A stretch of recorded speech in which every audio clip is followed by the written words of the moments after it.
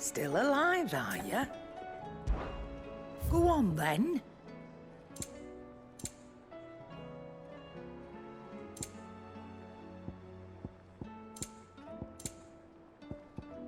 Come again. Or don't. I'm not much bothered either way. So what do I owe the honour?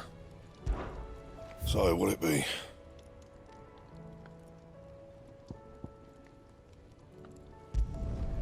Not bad, if I do say so myself.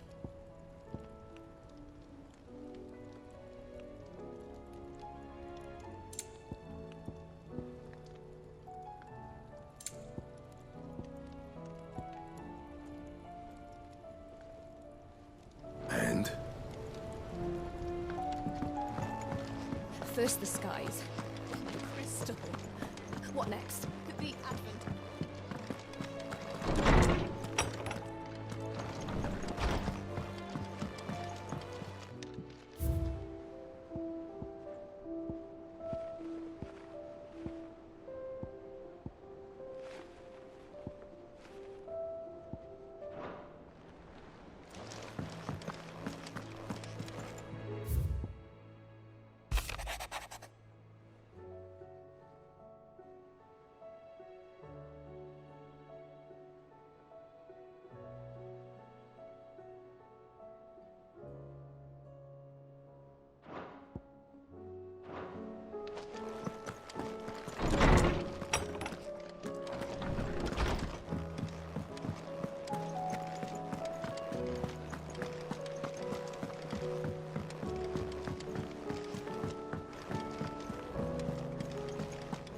Origin, he called it. But the origin of what? Did you know that it was I who convinced His Imperial Highness to join you in stone here? All right, it may be that he was of a mind to do so already, but it was I who told him where you'd be. There's something about it.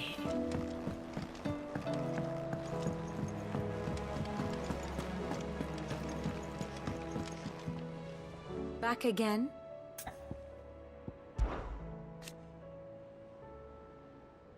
And how could it not?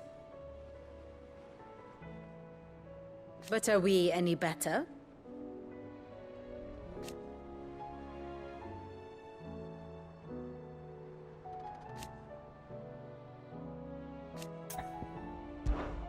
Allow me to educate you. Here's the latest information I have.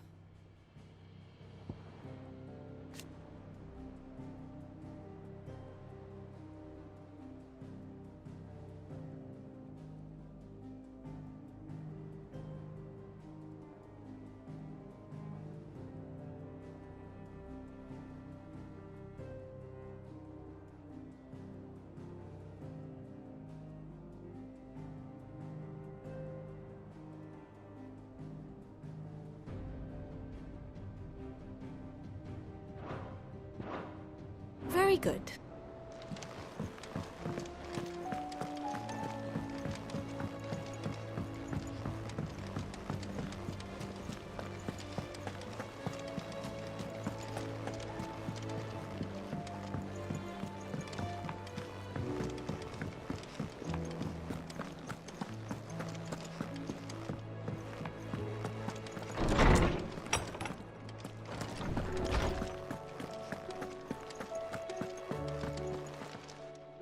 Knowledge hoarded is knowledge lost. If I may observe,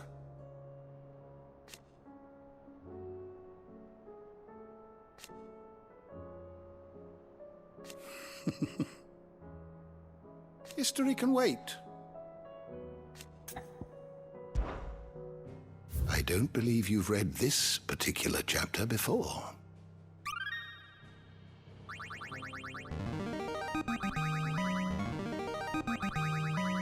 This, I believe you will find most interesting.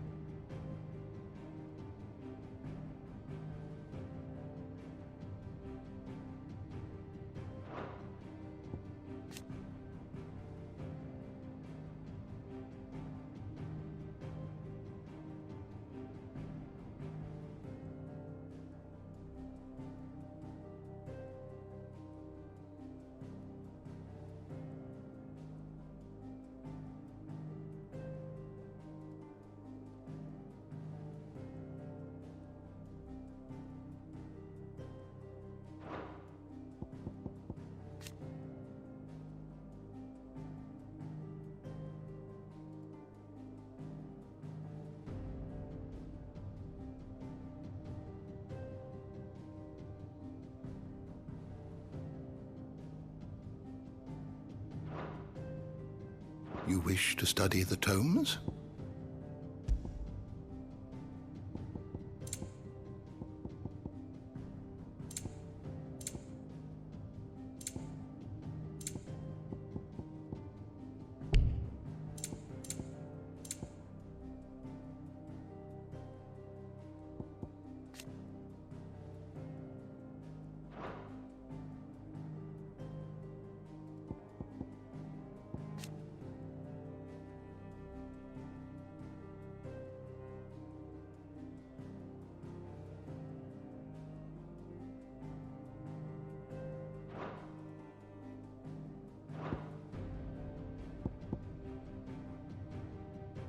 You are always welcome, Clive.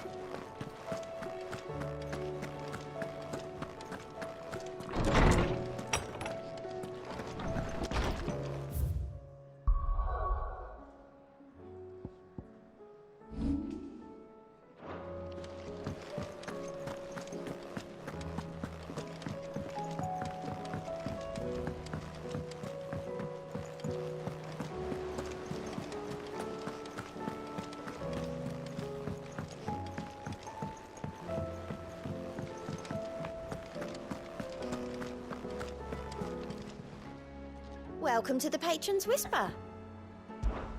Come to claim your just desserts? Come again. I may have more for you. Clive. Here you go. Always something in there. Still alive, I see. Something tells me that eyesore on the horizon is your doing. How'd you manage that? It's a long story. One that I'd rather only tell once. Right. All hands on deck, then.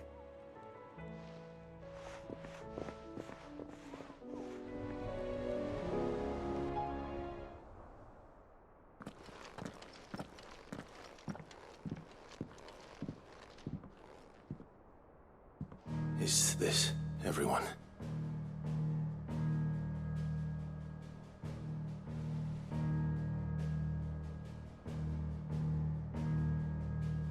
As I'm sure you've all guessed, the crystal which now commands the eastern skies was summoned by Ultima. He called it Origin. Though the significance of that name is as yet unclear. What does it matter what it's called? Its emergence tore Twinside asunder and wiped my homeland from the map.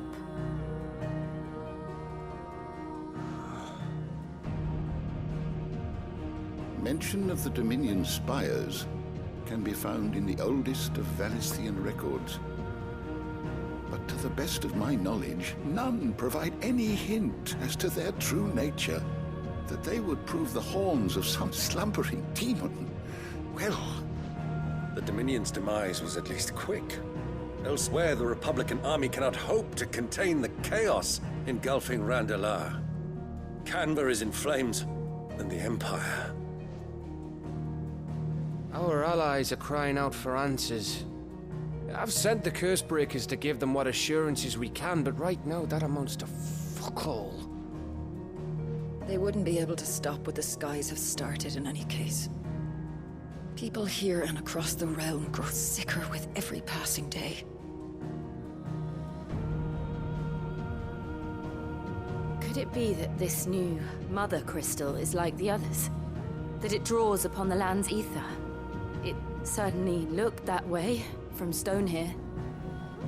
If that were true, it would explain the hastening spread of the Blight since the crystal's appearance. Would it not? And as the land's ether slowly rises to the surface, it pools, corrupting all who cannot channel its energies. Archay above, ether floods below, and in the middle, here we languish, hopelessly entrapped.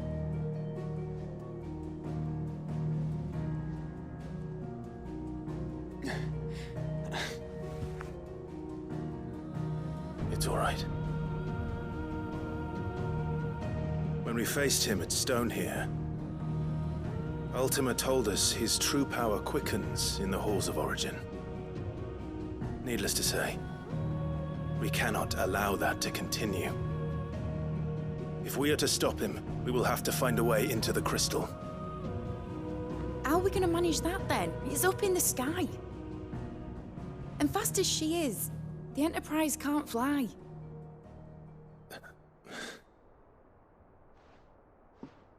It's a lot to take in, and I reckon we'd all benefit from some time to clear our heads.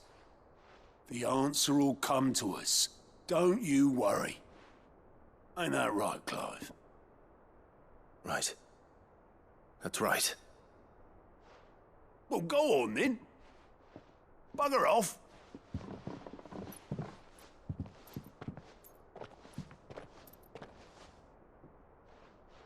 Same goes for you, Clive. You won't solve anything like this. Trust me. Go and get some fresh air, eh? Thank you.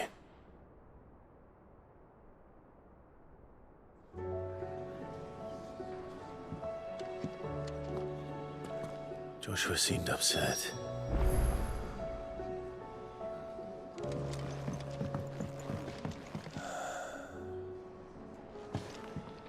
There is much to consider.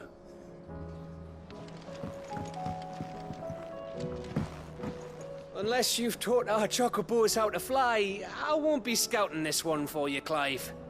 You're on your own, but not alone.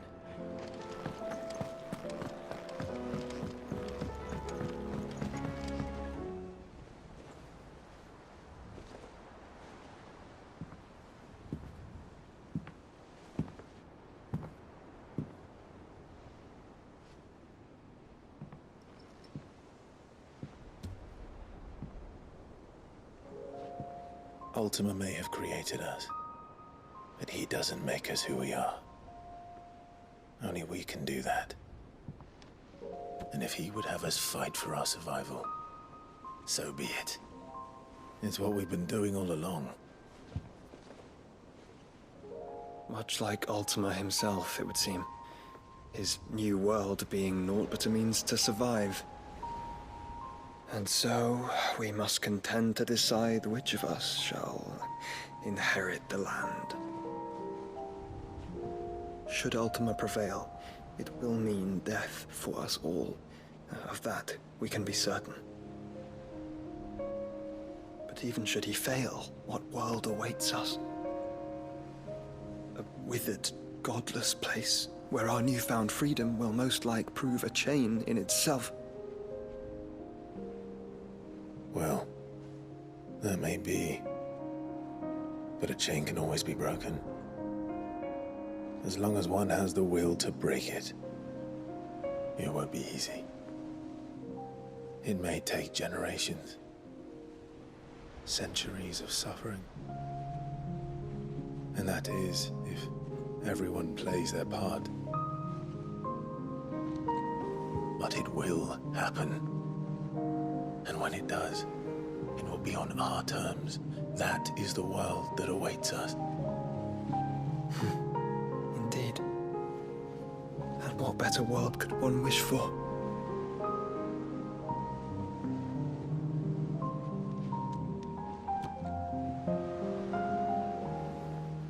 But first, we have to reach that crystal. Then it's a good thing I have wings. You can barely stand, let alone fly. And only the Founder knows what horrors await in those skies. Are you certain about this? Am I certain? I am the Phoenix. I will do what I must. This is our fight. Remember?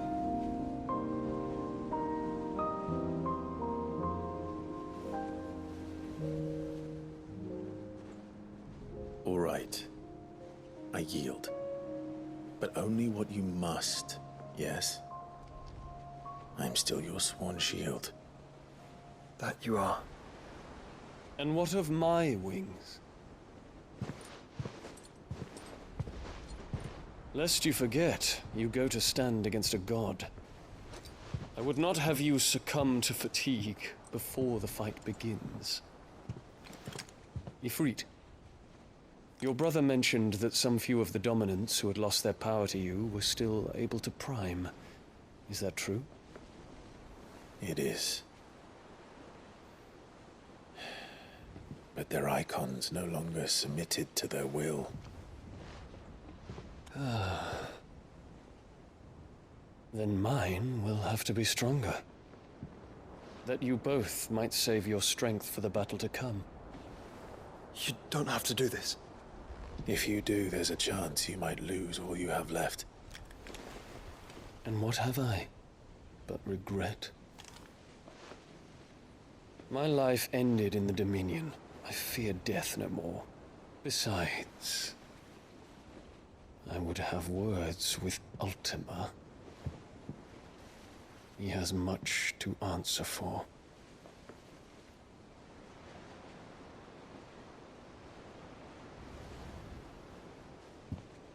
We are in your debt, Dion.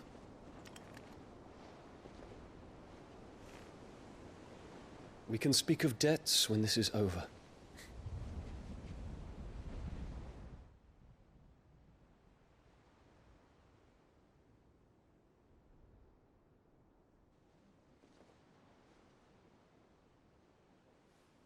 He speaks like a man who knows he's not coming back. And has come to terms with that. That doesn't mean that we have to, does it, Clive? Time to talk to Jill. I only hope she understands.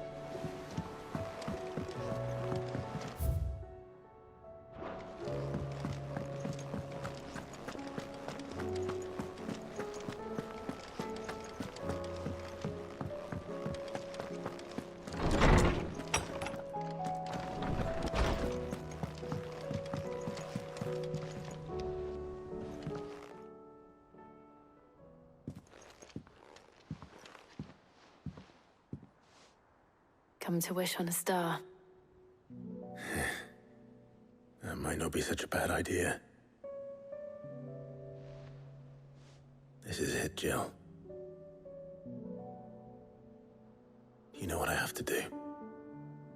Why I have to do it. There's no turning back now. This is where our journey was leading us. Where it will end, for better or worse.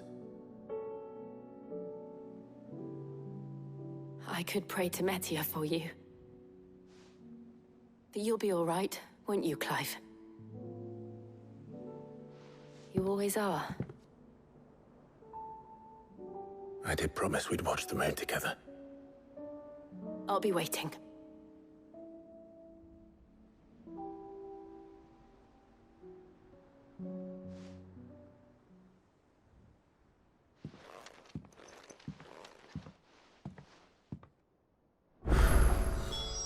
It's almost time. Better make sure I haven't forgotten anything.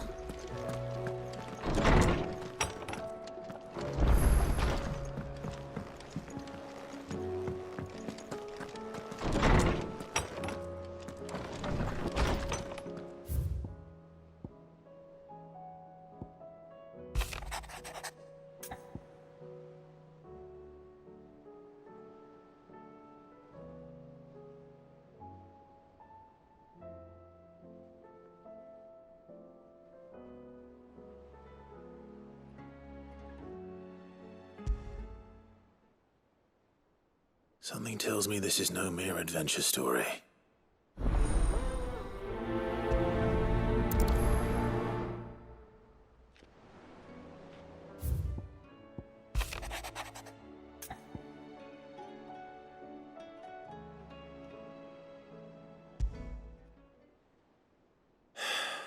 What is it this time, Torgal?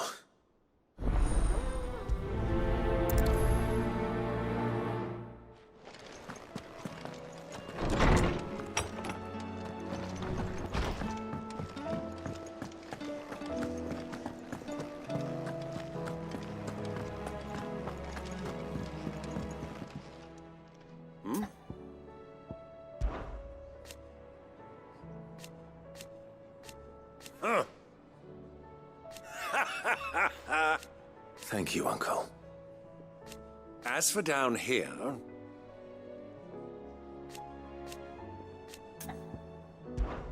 Clive, my boy! Rutherford informs me that we owe you our thanks. Hadn't intended for you to get involved, but such are the times we live in, huh? I would have done the same for anyone else. You're far too modest, Clive. You'd make a terrible nobleman. But tell me, is the realm truly in as dire a state as Rutherford suggests? From what little I saw, you were right to be worried. I suppose I should have expected the worst. But I was rather hoping the great and good of the realm might have things a little more under control. Alas, it seems that firm leadership is in short supply these days, and without it, the people are bound to lose their way. We must move quickly. But where do we start? True, the challenges that face us are many. But in my estimation, there are two key areas to be addressed before any other. The realm's armies and her larders. As you've seen firsthand, it's every man and woman for themselves out there. Certain cities have banded together to try and maintain some semblance of order, yes? But such cases are few and far between. And yet, the only remedy for the chaos that faces us is unity. A unity that transcends even the borders laid down by our ancestors. In short, if Storm does not stand together, she will fall apart. But how would one even begin to unite the realm? The armies, my boy. As I told you already, we begin by restoring order among the ranks of those sworn to maintain it. Sadly, I doubt I could convince even the lowliest gaggle of privates to dig a latrine together. But I do know someone the High Commanders have been known to listen to on occasion. Field Marshal Eugen Havel. I thought he was retired. He was, until an Akashic army tore through Randalar and killed most of the rank and file. There is no man alive more capable. Literally. And as luck would have it, I've already spoken with him on the matter. Of course you have. And he's agreed to help. On one condition. That he first speaks with you personally. Havel has always been a man of frustratingly rigid principle, and he has certain qualms about clasping arms with, well, with an outlaw. I extolled your many virtues as best I could, of course, but the old goat was adamant that he be allowed to appraise you in person. You don't mind, do you, my boy? Of course not. As long as chaos reigns, we will never build a better world. I'll do whatever it takes. And if the Field Marshal wishes to speak with me in person, then so be it. That's the spirit. I'll leave for Randalar at once. Would you send a Stolas? Of course. Rutherford is already in the Dalmekian capital. I'll have him tell Havel to expect you forthwith. Excellent. Thank you, Uncle. No, thank you, Clive.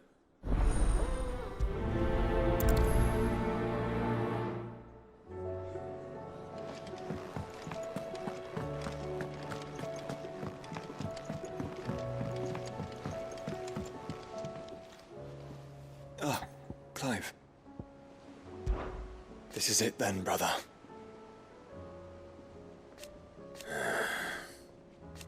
Indeed.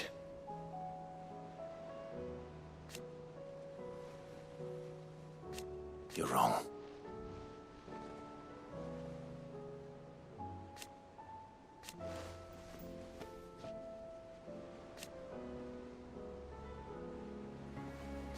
Of course. Joshua, what's wrong? And don't say nothing. It's not nothing. I've received word from Cyril. The Undying have found Father's will, or something akin to it. His will? How and where? In the crypt beneath Rosalith Castle. After Kupka was kind enough to drive out the Imperials, the Undying took the opportunity to recover what relics of the Duchy yet remained. And in the process of doing so, they found a letter from Father. I'm surprised anything survived down there. Cyril asked that I join him in Tabor at my convenience. I have been meaning to go, but... would you join me? Of course. I want to know what's in that letter as much as you do. Very well. I am ready to leave when you are.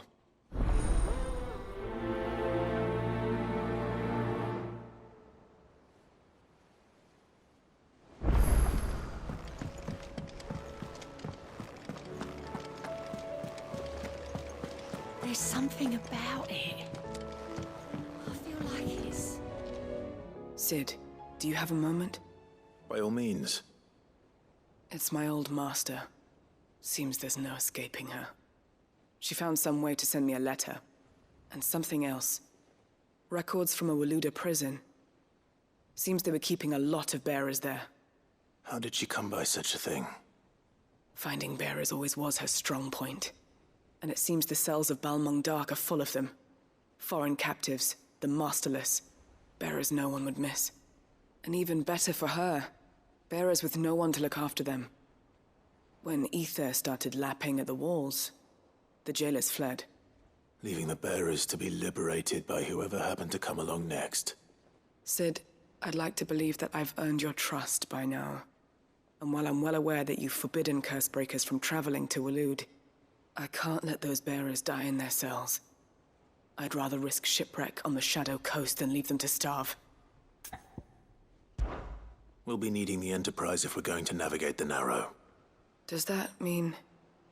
I'm making an exception, but we travel together. And we stay no longer than we have to. Ash is an inhospitable place at the best of times. We save as many as we can, and we leave. Thank you, Sid. There was a name in the prison register.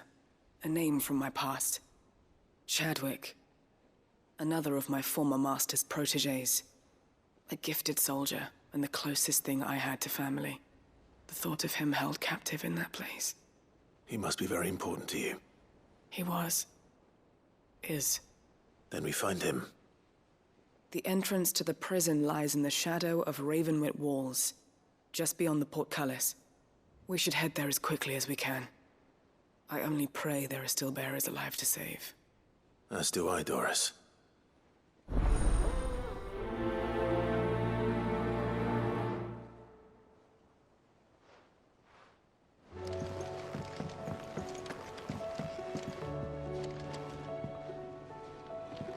Sid, I was wondering if you could help me. It depends what with. A bearer, but recently freed from his bonds, is keen to join the Cursebreakers. As you know, the work we do is not easy, which is why we test every volunteer's suitability. I was hoping you could oversee this one's evaluation. I don't mind, but why this one?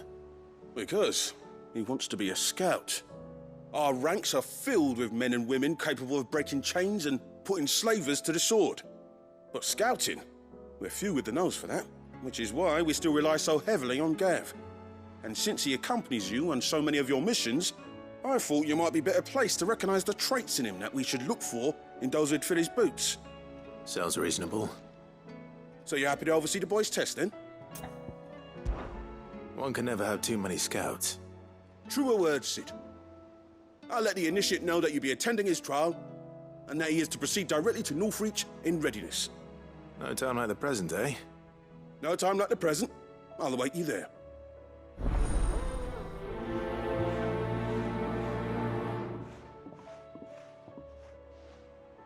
Northreach.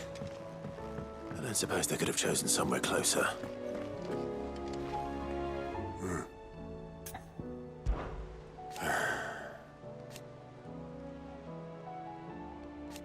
No.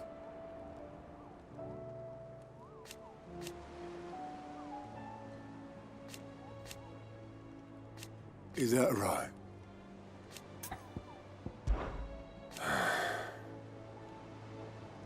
Might be time to take a step back.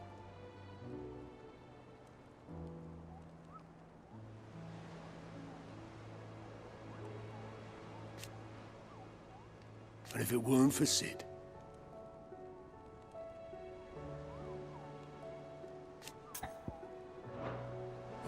if you need me. How may I help you today, Clive? Your benefactors are a generous lot. Come again. I may have more for you. How are you doing? Here you go.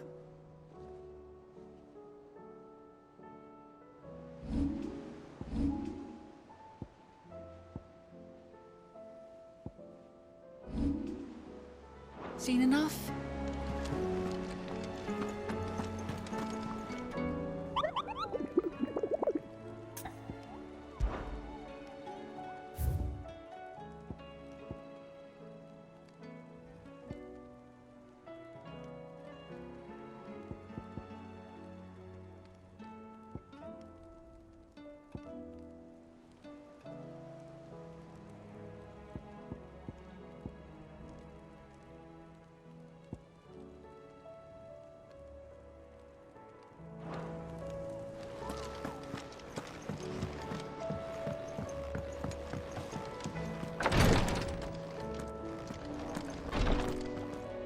Clive, and no sooner have your wounds mended.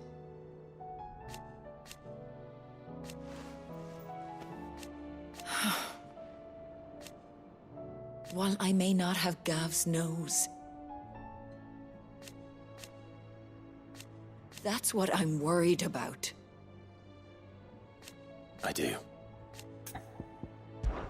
What I truly like. But teach her medicine.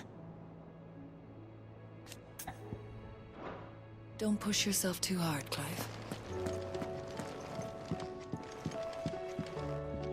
Greetings, Lord Marquis. His Grace and I. At first,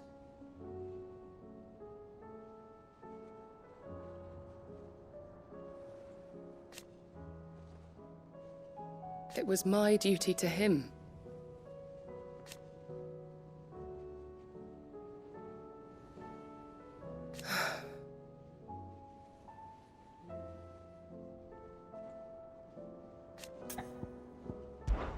My lord.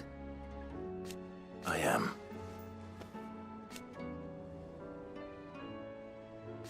I do not doubt it.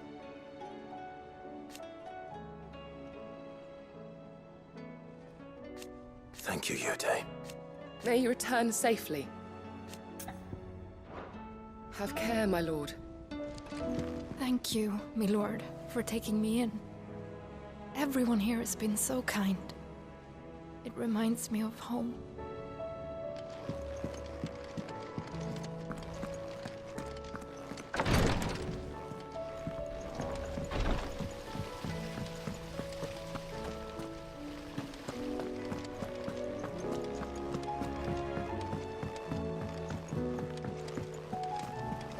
What do you think happened to Miss...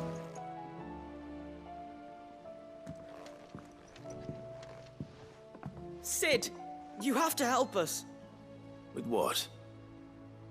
You didn't take apart another of Mid's contraptions, did you? No. Well, yes, but that's not what we want to talk to you about. It's Miss Mididol. She's been acting strange. Very strange.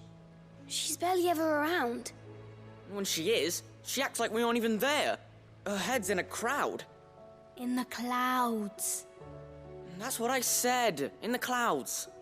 Well, she does have a lot on her mind. When did you last see her? Not long ago.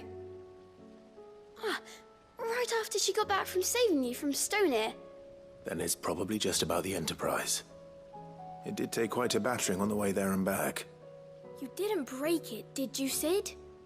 You really should be more careful around Miss Mididol's inventions. Don't listen to her. Even if you did break the Enterprise, you could put it back together, couldn't you? But who's gonna put Miss Mididol back together? She seems really sad. Why don't I go and see if I can cheer her up? You do that? For us? She's in her dungeon. Don't scare him. It's not a real dungeon. Thanks for the warning.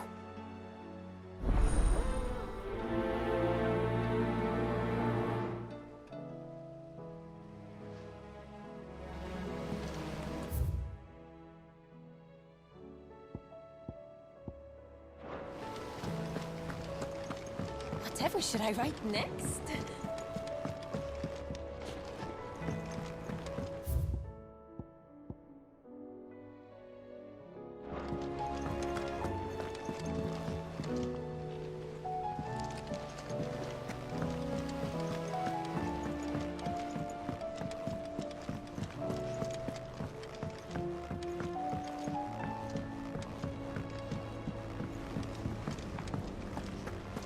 I will not let them be forgotten.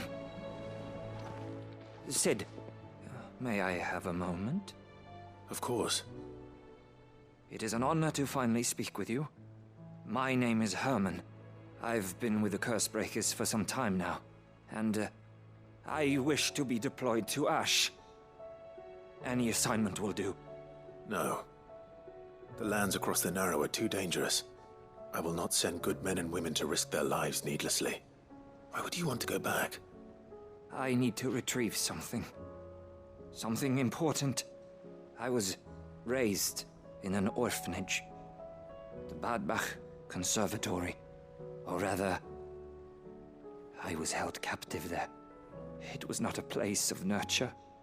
It existed solely to turn bearer children into mindless weapons.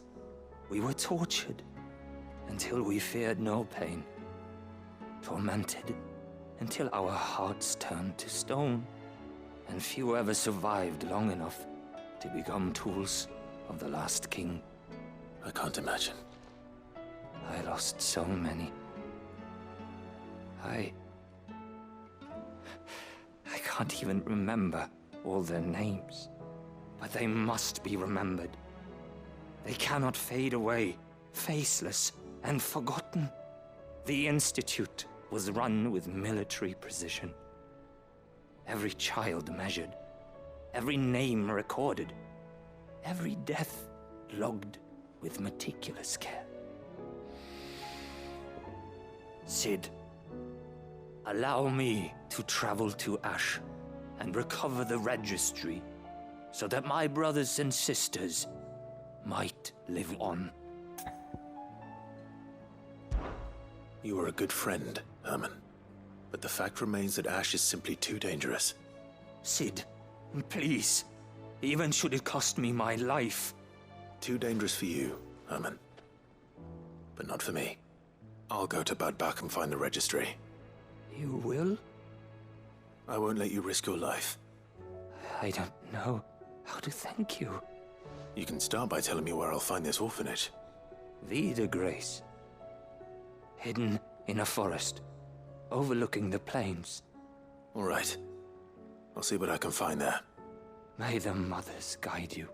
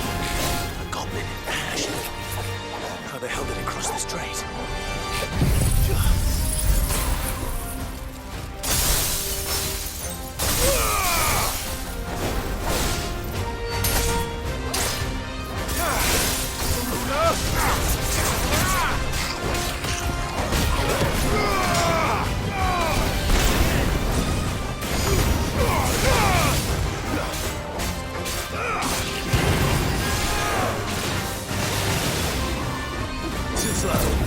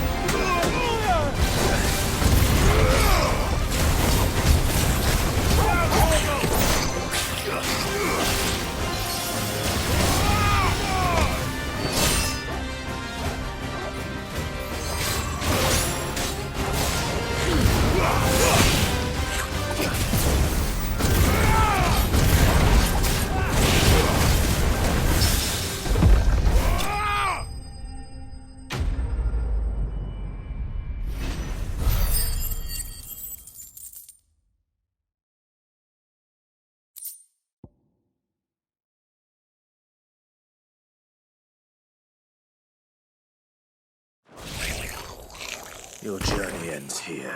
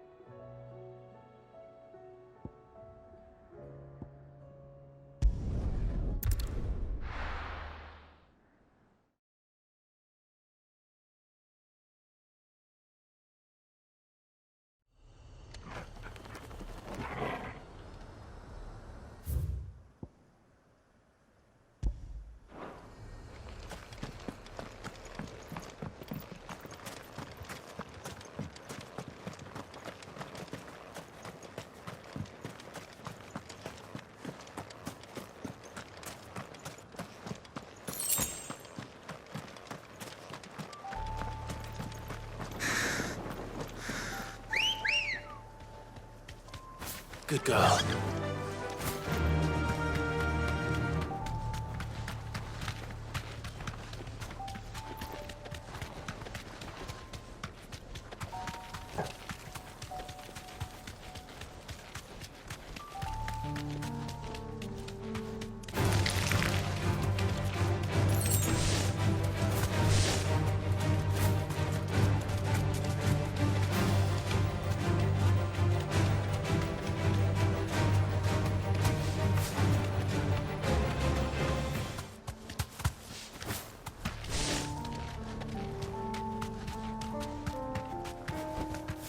You deserve a rest.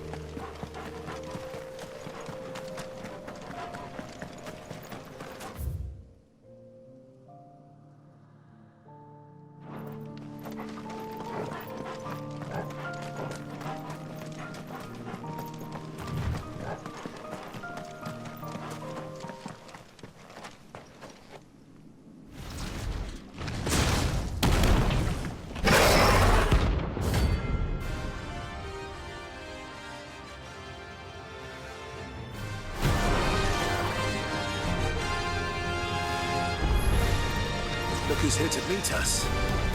Pity they don't see far.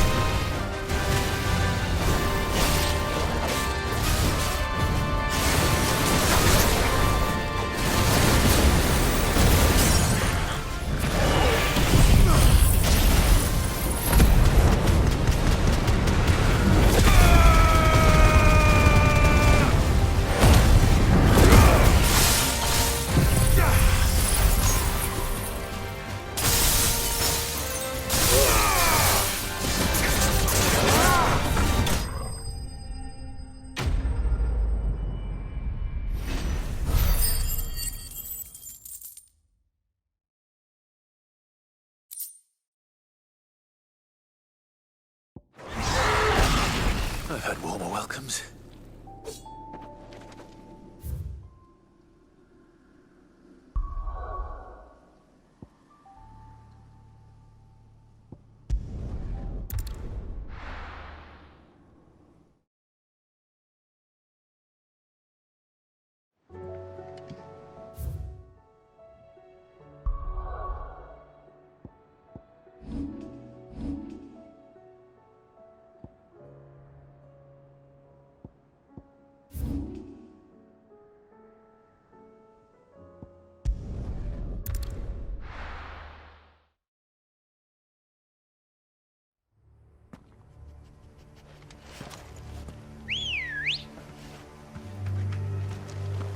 Good girl. Doris is waiting for me near Belmont Dock.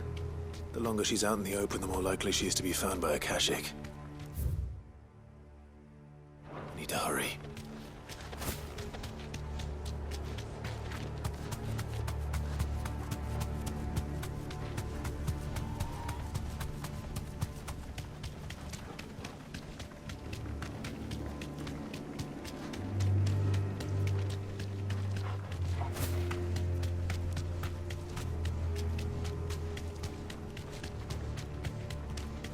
Caution, brother. Time to fight.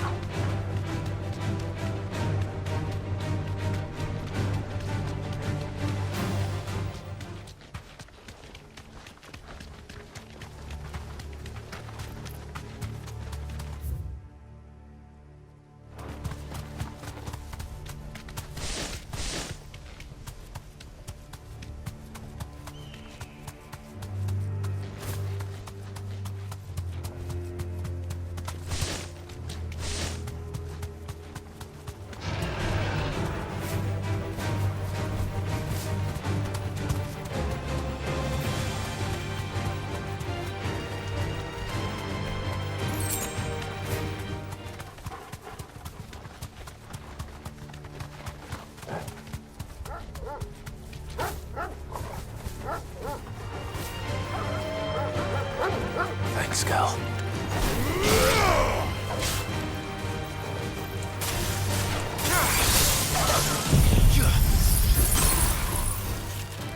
It's over.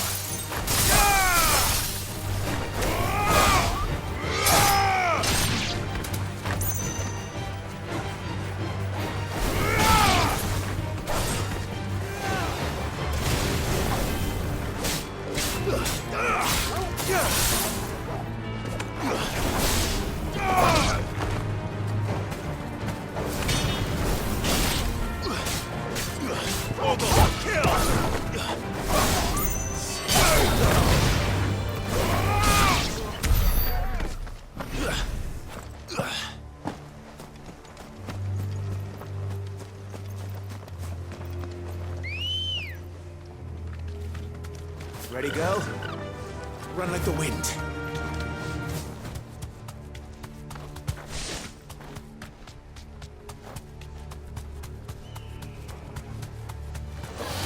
No holding back.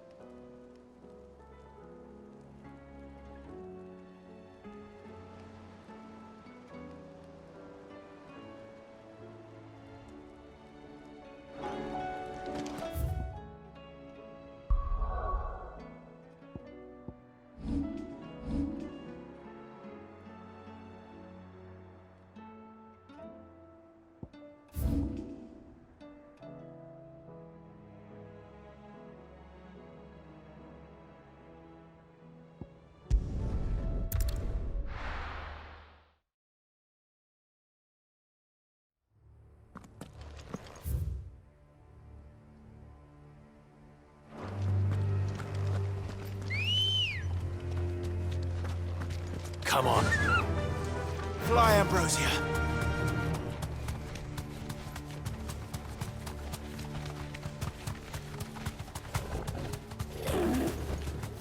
Thanks, Gal.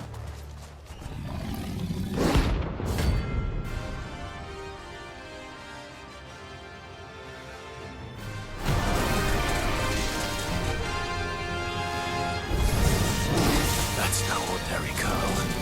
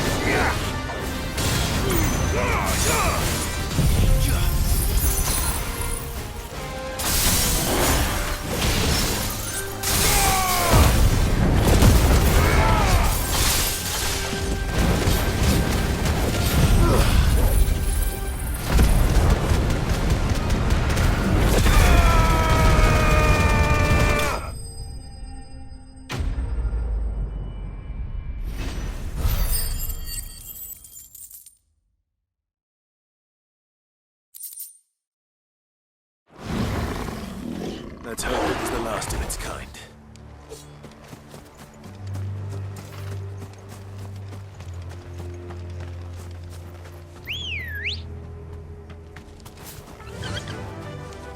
Faster!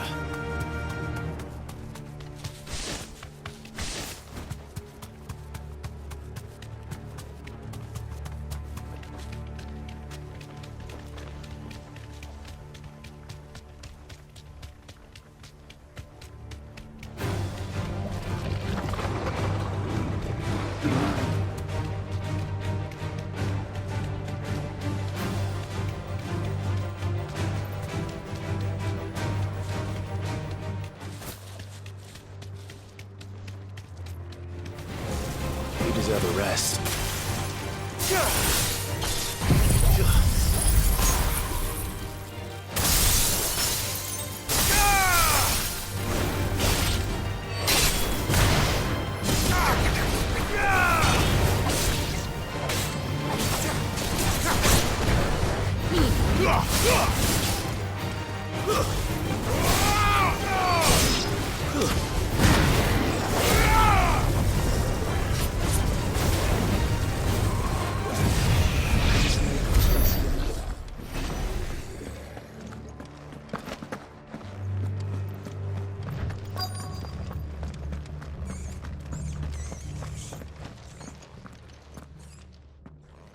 There were no guards, I take it?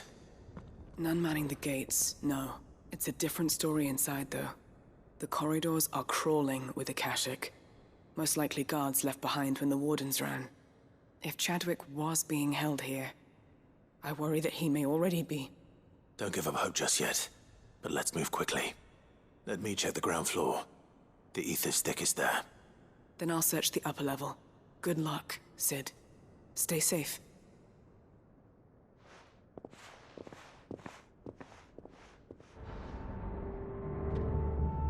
Just how bad are the floods inside the walls? Bad enough to turn a bearer? I hope not.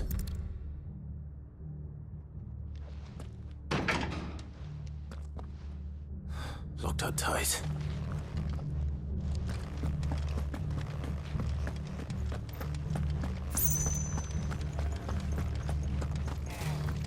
Quiet.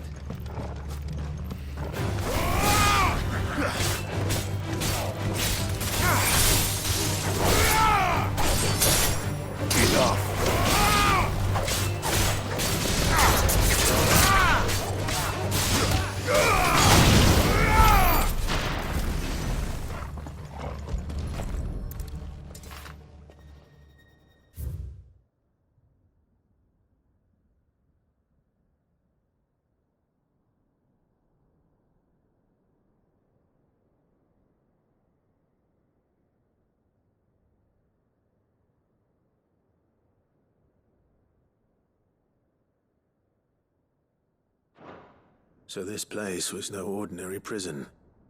And I doubt they'll have taken the creature with them when they fled.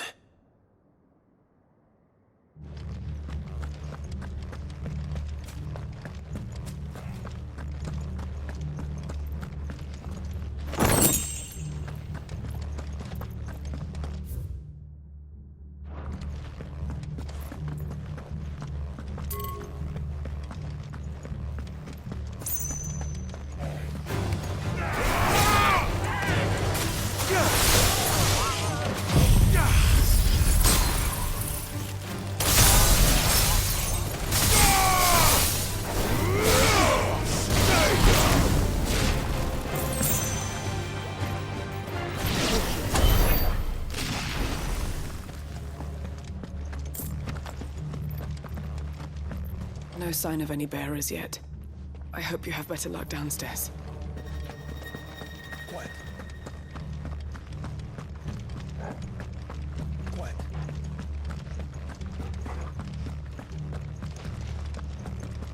Caution, brother. All right. Wake up!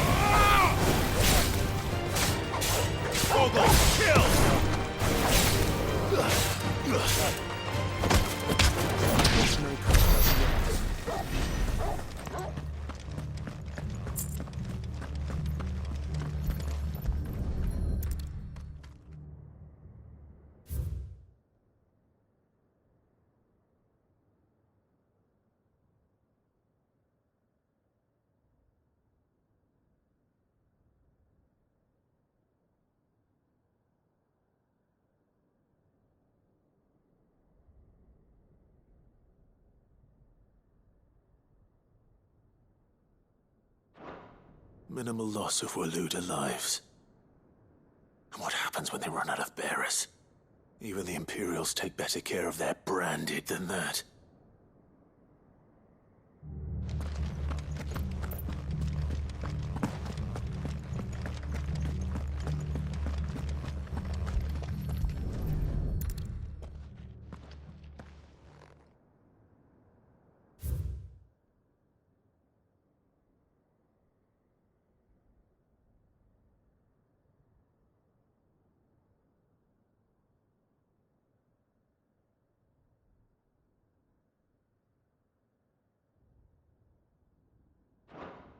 They were feeding bearers to it.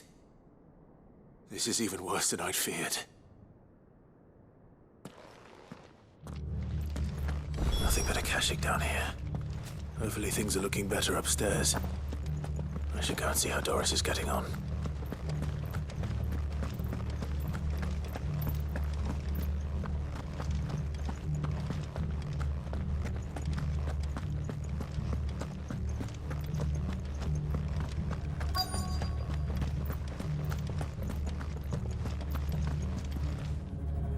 No luck downstairs.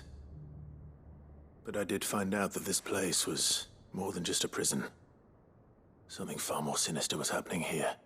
I know. I've been reading some of these documents and... it can't be true, can it? Bearers die every day in service of their masters, but this is so much worse. Pitting bearers against a wild beast armed with nothing but their wits? And all in order to bring about more death. And not just those who could fight, but the elderly, children even.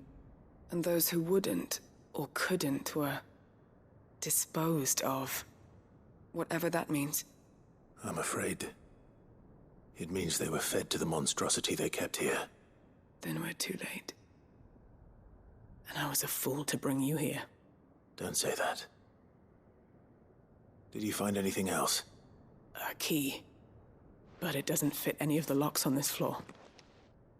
Perhaps it will fit one of the doors downstairs. There's a corridor I haven't searched yet. Finish up here, then come and find me when you're ready. All right. I'll be there in a moment.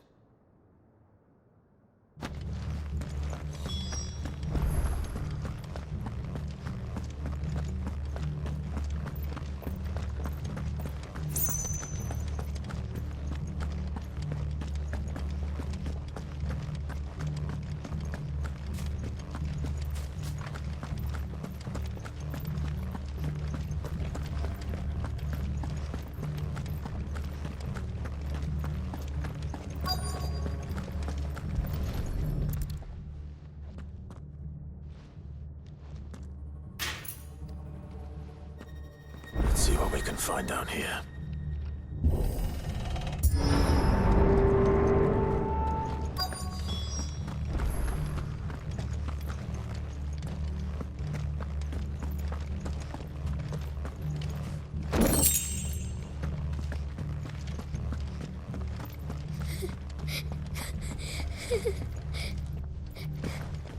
A survivor. And she sounds close.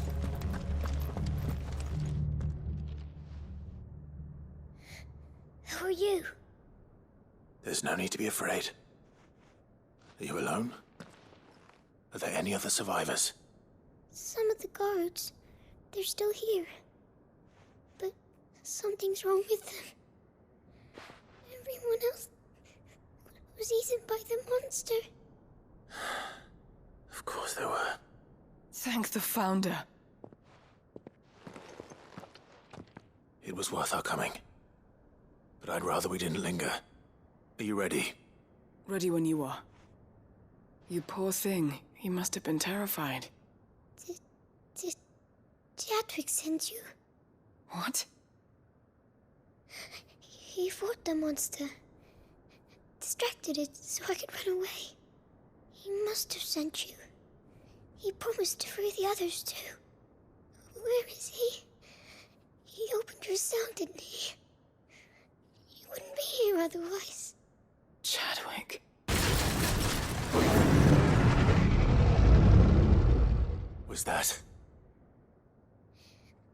monster's back! Chadwick, help! We have to get out of here. Doris, keep the girl safe. All right. You put that bearer-eating bastard in the ground.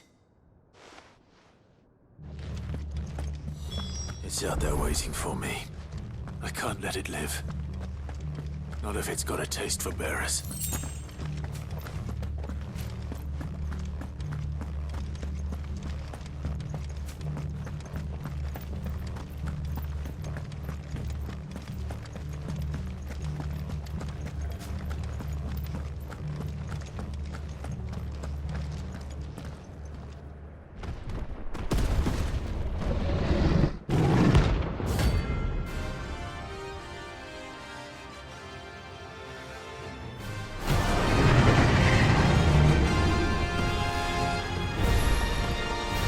Will wreak havoc if it ever leaves the prison. I can't let that happen.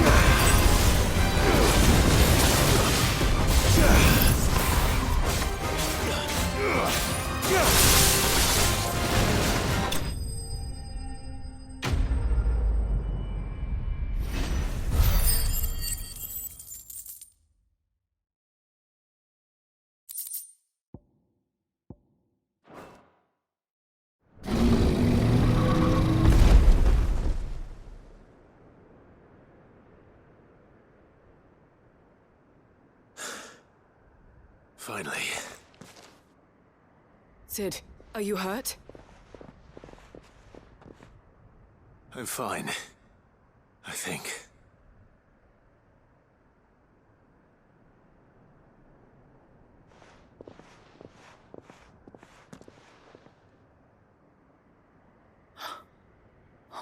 No. What is it?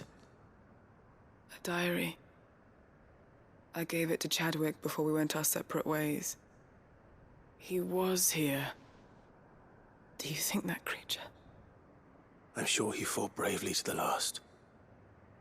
The girl is safe thanks to him. Chadwick. You fool. Come on. We have to get her back to the hideaway. We don't want his sacrifice to have been in vain. No, of course not.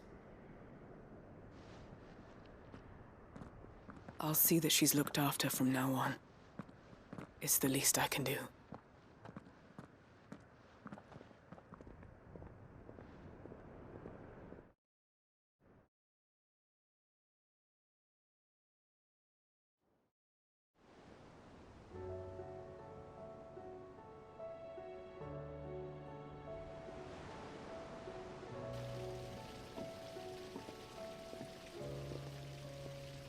From what I hear, you've barely left the girl's side in days. I hope she's recovering from her ordeal. She is. Slowly but surely. She's far tougher than she looks. I thank the flames we found her. If we hadn't... I know. But we did. I'm sorry we weren't able to save Chadwick. There's no need to apologize.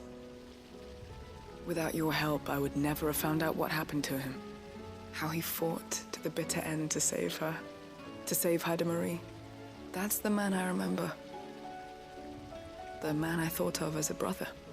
I wish I could have met him. I'd like to hear more about your past. If you don't mind, that is. Of course. You already met my former master. She trained Chadwick and I to do two things. Kill and obey. We were supposed to be sold to the highest bidder when the time came. But no bid was ever high enough to convince her to part with us. For years, we were her daggers in the shadows. But we could never quite shake our doubts about the things she made us do. And then, one day, we just couldn't do them anymore. So we escaped. But staying together was out of the question. They would have found us too easily. After so many years of training, the pull to serve was always strong. It scared me to think he might have taken another master, become a dagger in someone else's hand. But even in captivity, the battles he fought were his own. And he died not as someone's tool, but as a hero. Haida Marie is proof of that. Bearers can cast off their shackles. And the Cursebreakers will show them how. I'll fight until my dying breath to see it done. For Chadwick, and for all of us. Thank you, Doris. We'll be counting on you.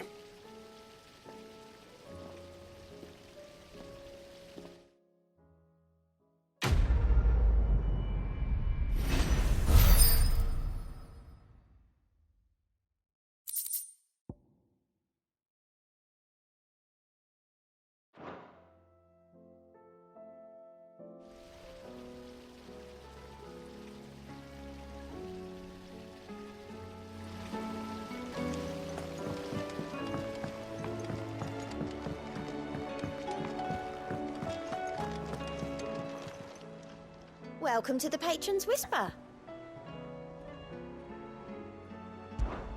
Is everything we've received and everything promised? Come again. I may have more for you.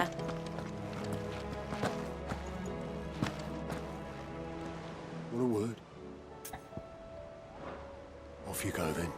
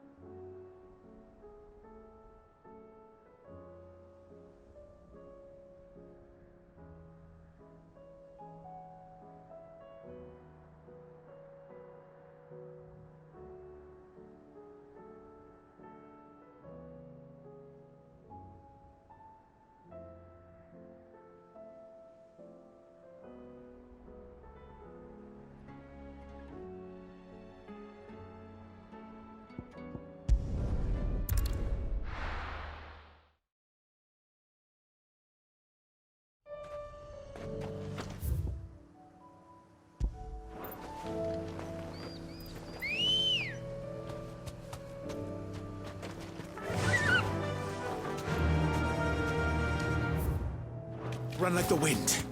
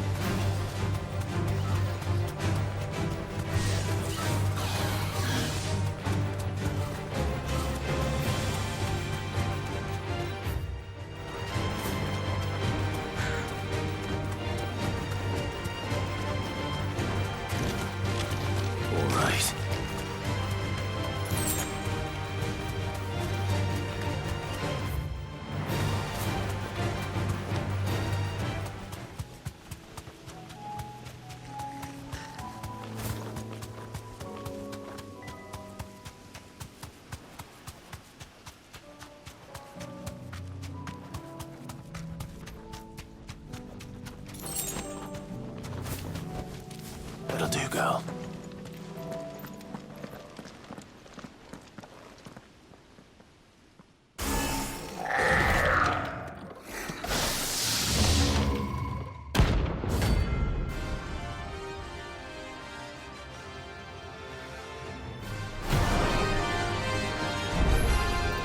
Looks like I'm working something up.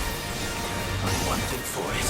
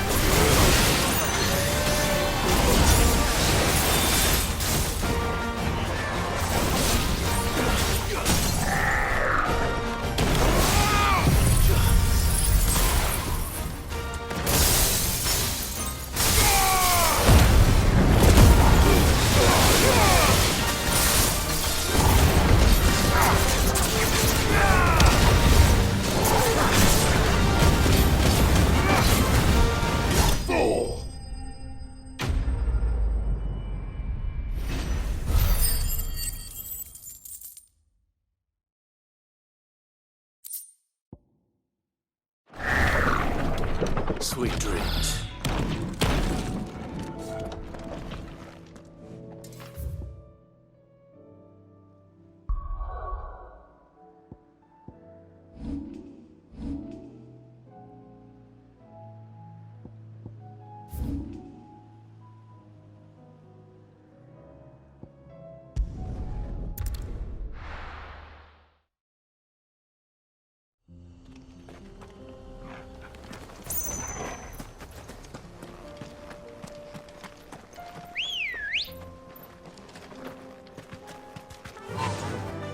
Fly, Ambrosia.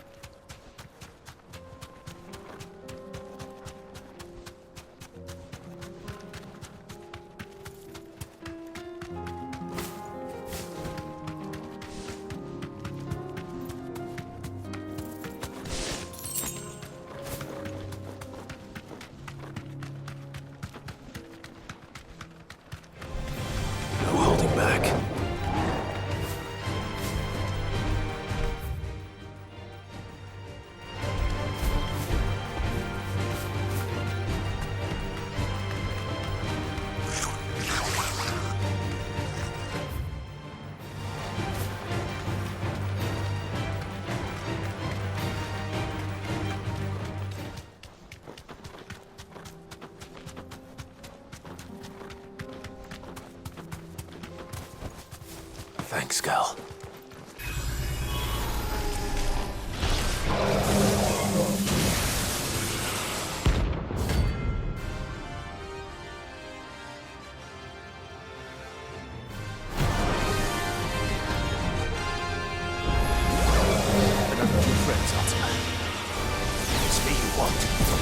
Here.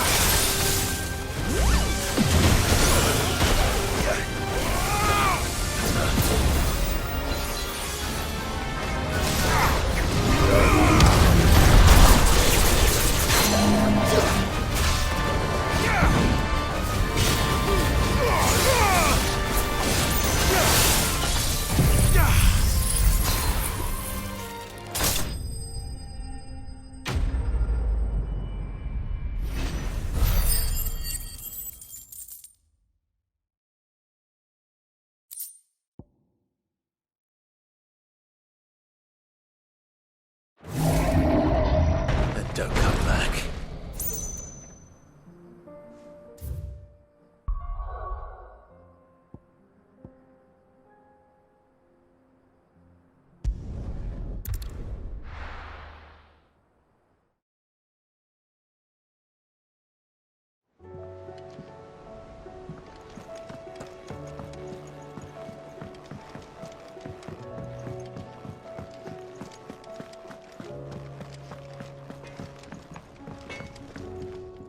Trouble with your gear, or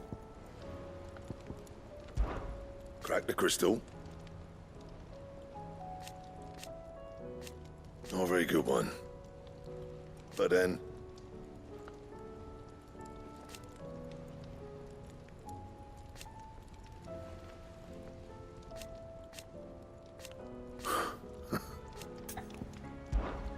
What do you want?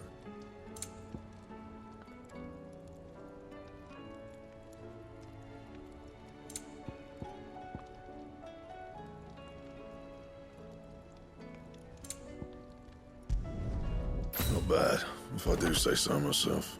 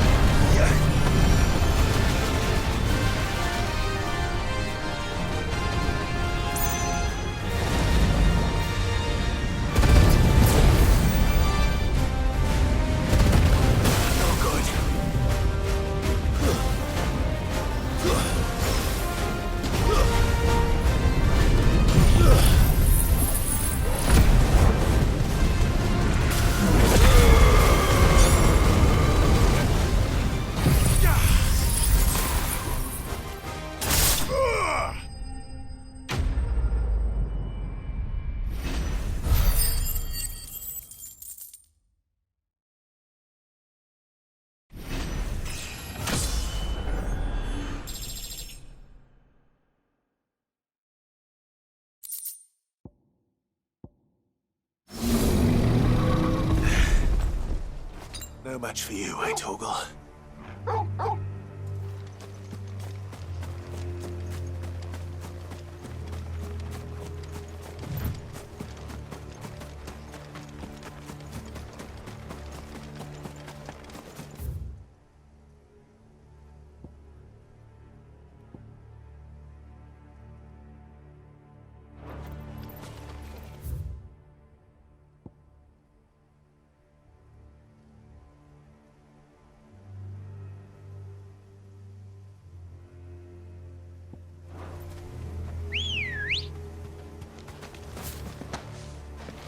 Come on.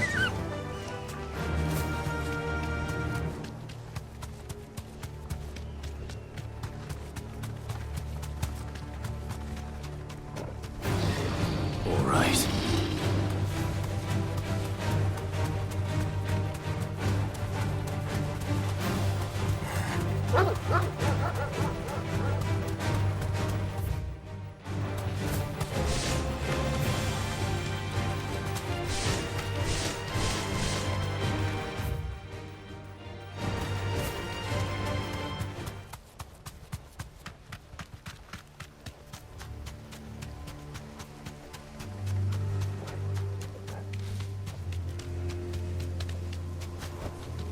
That'll do, girl. This must be the orphanage. Hopefully the registry's still here.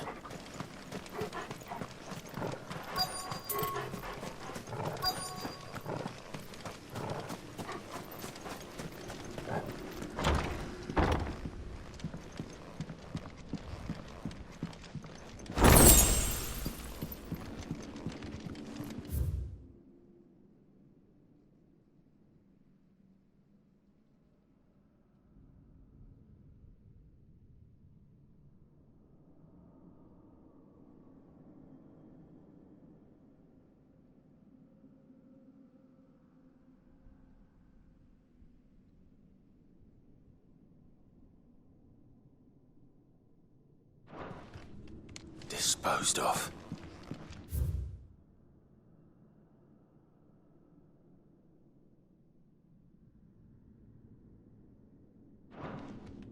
Conditioning. This is nothing short of torture. Herman wasn't exaggerating. It's a wonder he survived this place. I need to find that registry.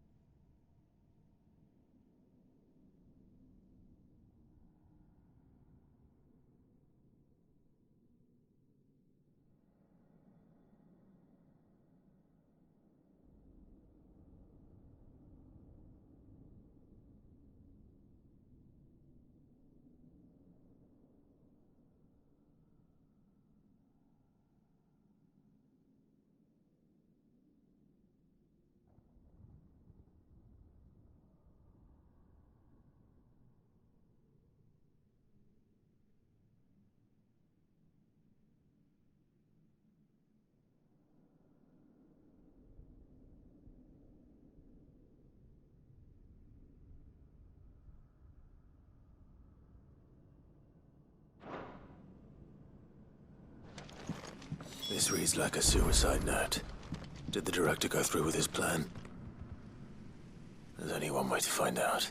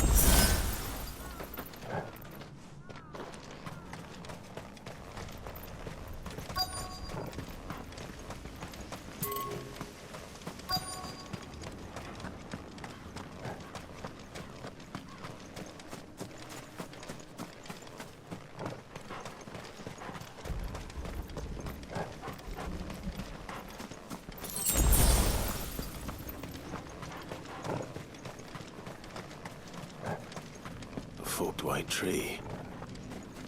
This must be the place.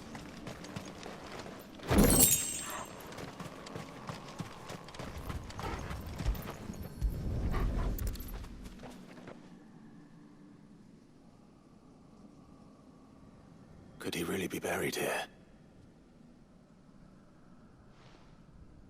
There's something hidden among the roots. Let's see.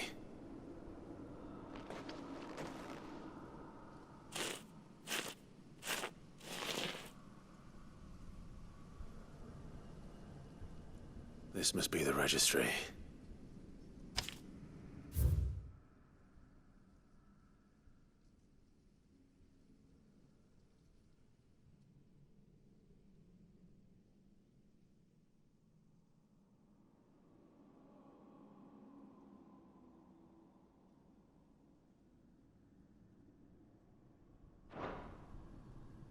So many names. This place was a slaughterhouse. But where is the architect of all this misery?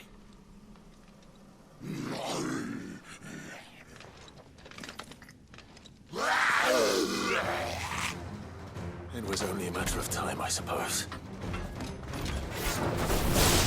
This place is cursed.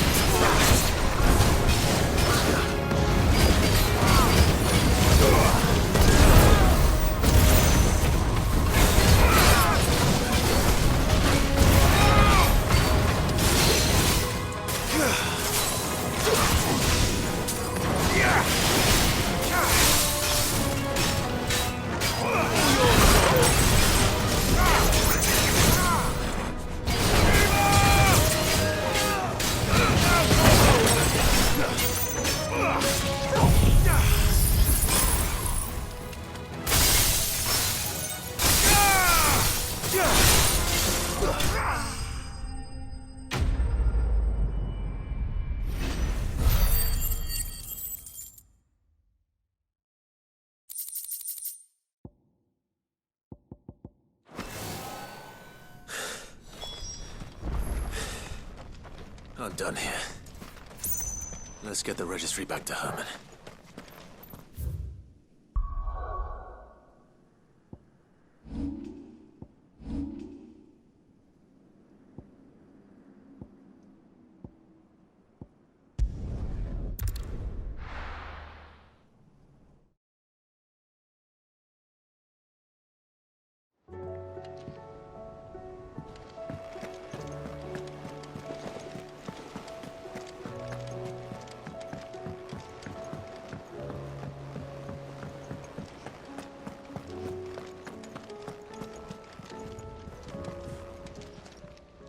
Welcome to the Patron's Whisper. Is everything we've received and everything promised?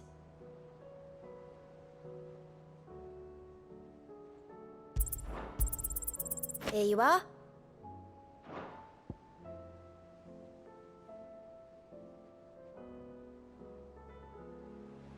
Best of luck out there, Sid.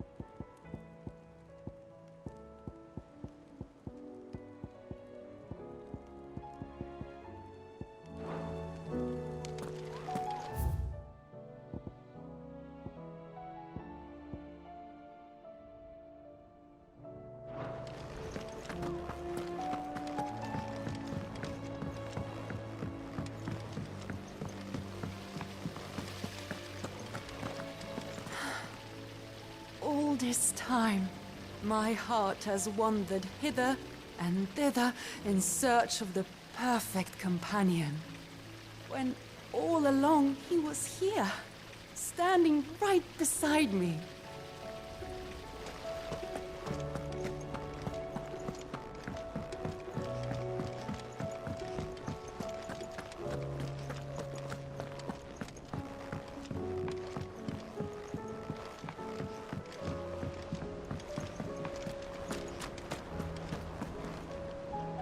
I hear that you traveled to Ash, Cid.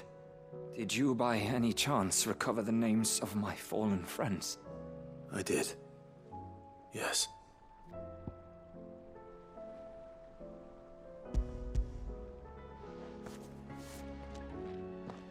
If I may, the bearer registry.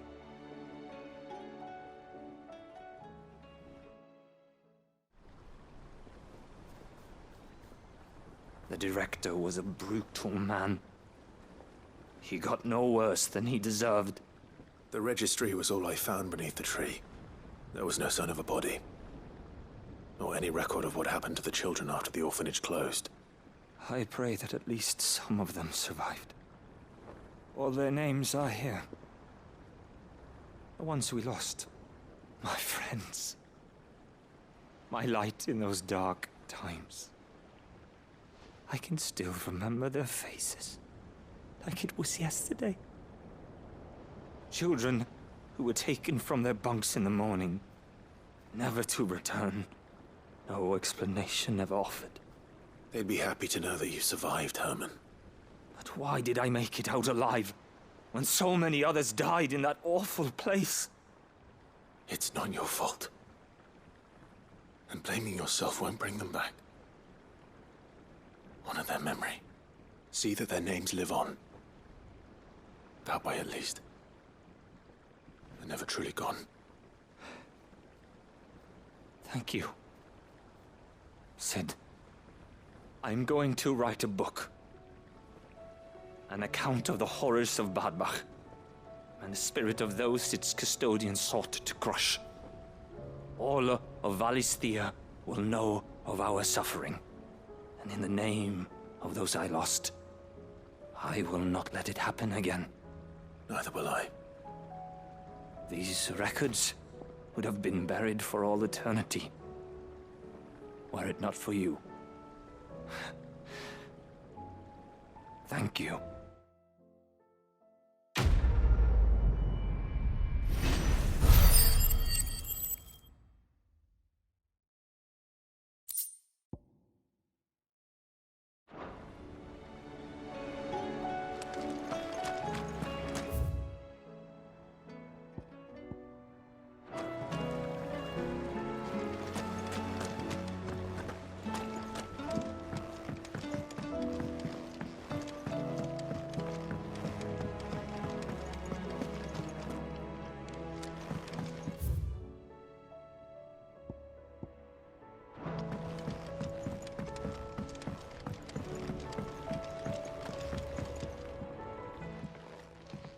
Nid, if you have a... That's it! I knew it! The answer was right here under my arse all along! If this doesn't steer to the skies, nothing will! To the skies? You aren't trying to give the Enterprise wings, are you? What else would I be doing? The children seem to think you're avoiding them. They're worried about you. Is this really so important that you need to shut yourself away from everyone? The Enterprise is already the fastest ship in the realm, and that's with the sea beneath her. But what if she weren't bound to the waves? What if she weren't bound to anything at all? It's not fair. The gods get the skies all to themselves, so I'm gonna do something about it.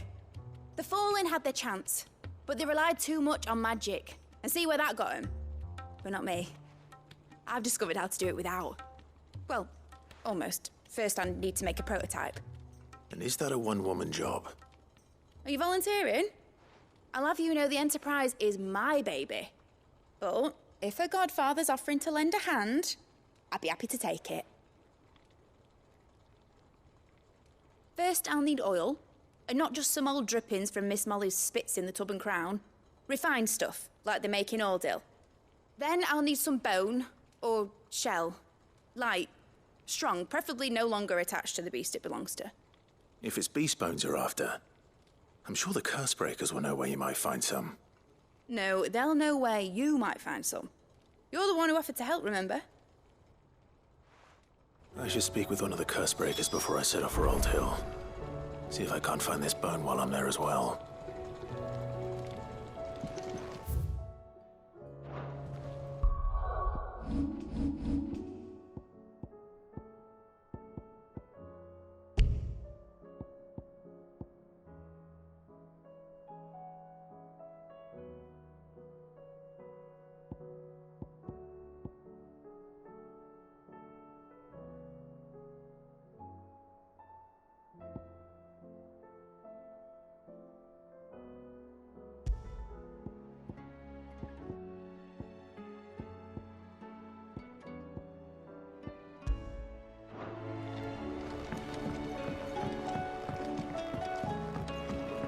Has Midadol mentioned a new project?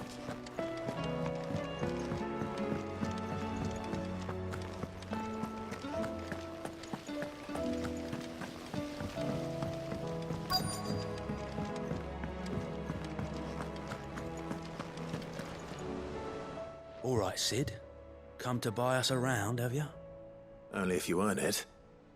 Mid needs a piece of light but durable bone for her next project. You've encountered your share of beasts on your travels across the realm. Any ideas? Most bones are the same. Whack 'em hard enough and they'll break. If it's durability you're looking for, shell will serve you better. You know what an adamantus is? I do. And I know to give them a wide berth. Will any old adamantus do? Well, with shells, the older the harder. There's a rumour of an ancient adamantus down in Carava, near Old Bidza. Or what's left of the village anyway. But don't expect to make quick work of the bastard. There's a reason it's lived as long as it has. I'll keep that in mind. Thank you.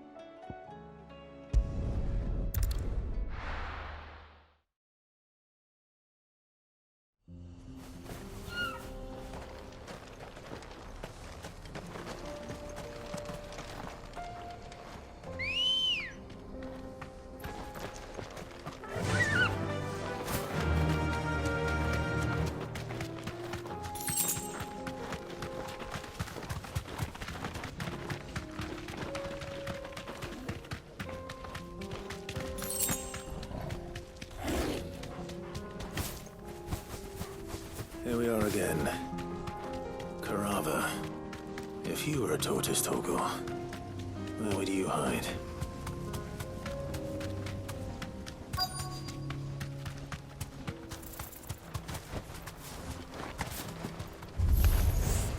It looks like we found him.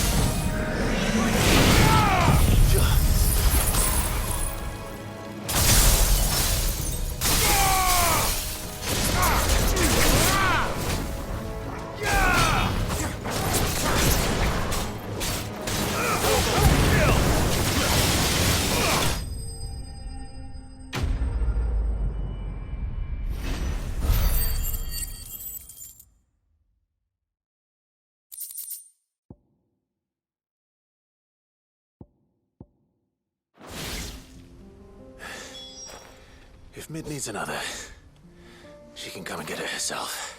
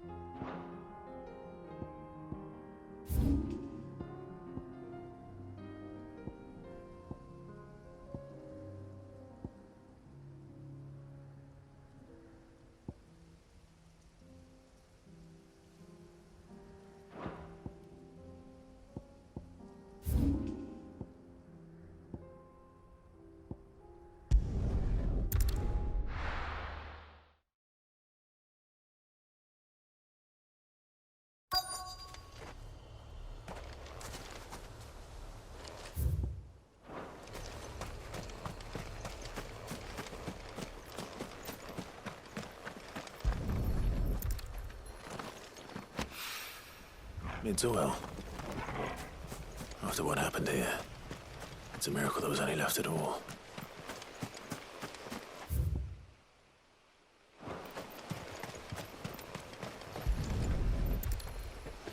I better get these materials to Mid so she can finish her prototype.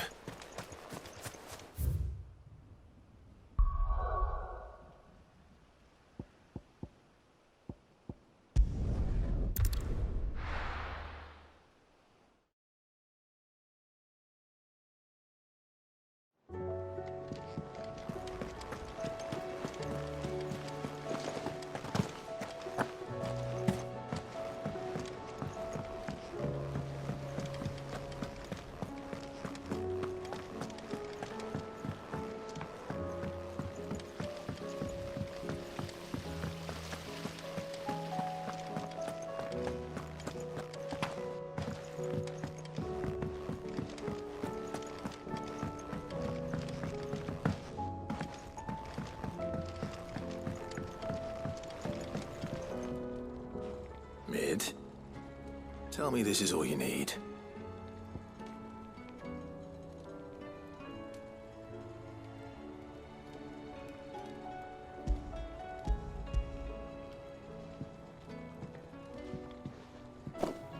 Aw, you make it sound like I asked you to save the world or something. Tell me this is all you need. It's most of what I need. After you left, I went over the figures again, and I realised I'd forgotten a 1 and a 0. And a cogwheel. Just a tiny one. Though, that's the problem. Gears that small are a bastard to make, and I may have lost the one Blackthorn spent a fortnight toiling over. wait. The children. When they took apart your scales, there was a tiny brass gear. Now that I think about it, they didn't use it when we put the scales back together. The young'uns? But why would the... You know what? I don't want to know. I'll keep working on the model. You go and find that cog.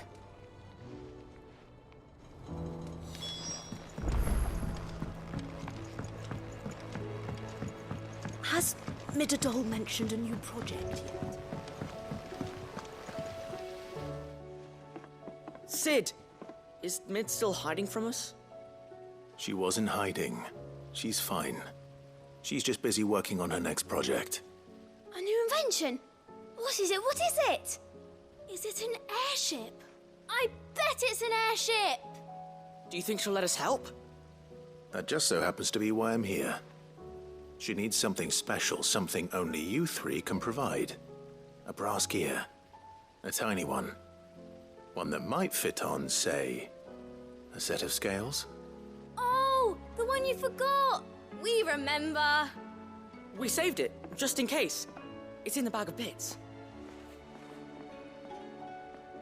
Since your lesson, we've been disassembling, then reassembling everything we can find. All the pieces that are left over, we keep under our beds, just in case. That's good to know. Look! I found it!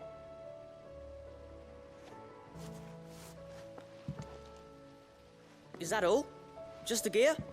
We have more parts if Mid needs them. That's all for now. But I'll let Mid know about your hoard. Just in case. Thanks, Sid.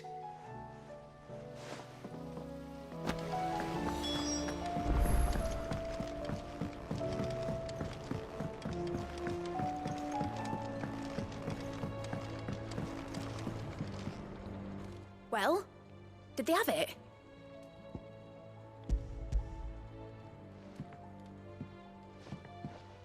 They did. And they kept it somewhere nice and safe. Will it work? Will it work? He's perfect! You're a genius, Clive. What exactly are you going to use it for? Only the most important job of all. The wings aren't going to move on their own. But with the right cog in the right place... well, you just wait and see.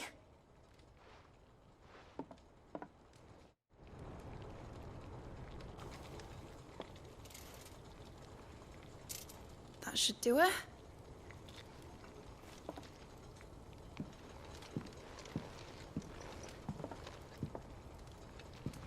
Here goes nothing.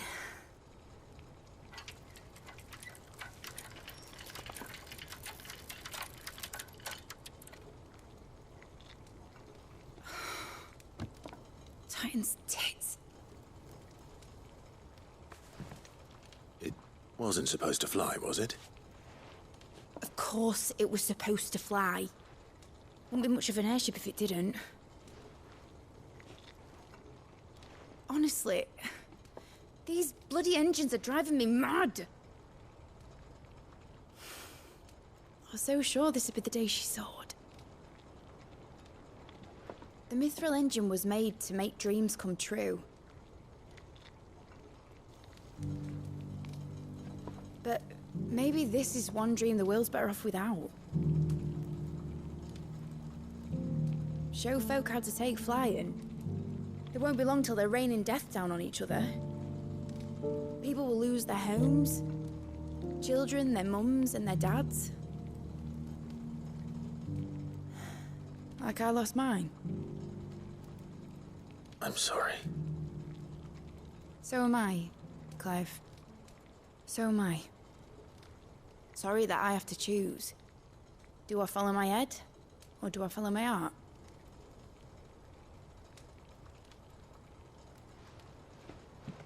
Good question.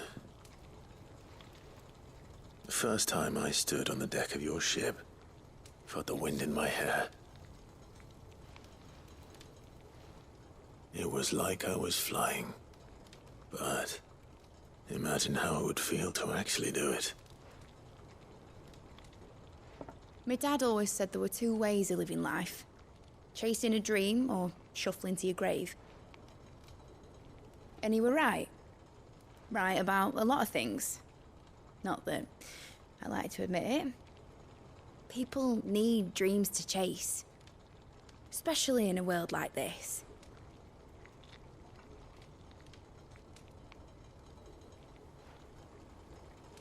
Right. When this is over, I'm gonna take all my mithril engines to Zemeckis and sling them over the edge. I won't have my dream end up turning into someone else's nightmare. But all that hard work... All that hard work will not be used for war, Jamie. But it ain't like it'll be gone. Tell me, Clive, have you ever been on a treasure hunt? Not since Joshua and I were boys. Why do you ask? Because I'm gonna bury the engine schematics and leave behind a little riddle telling people where to find them. A really hard one, so that only the most dedicated dreamers will ever be able to work it out.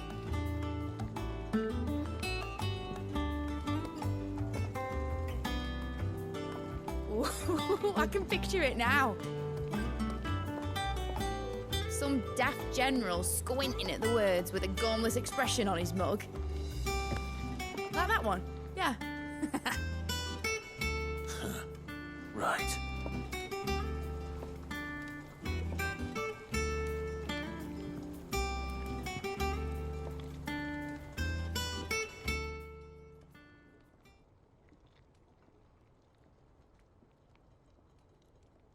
Of course, if I'm putting this engine at the end of a treasure hunt, I'll still need to make it a treasure worth hunting for. Won't be much of a prize if it couldn't even make a toy boat fly after all. My dad always said, dream big. But it ain't the size of a dream that's important, is it, Clive? Only that it's a good one. And I reckon I've got a fair few good uns left in me. I'm sure you do.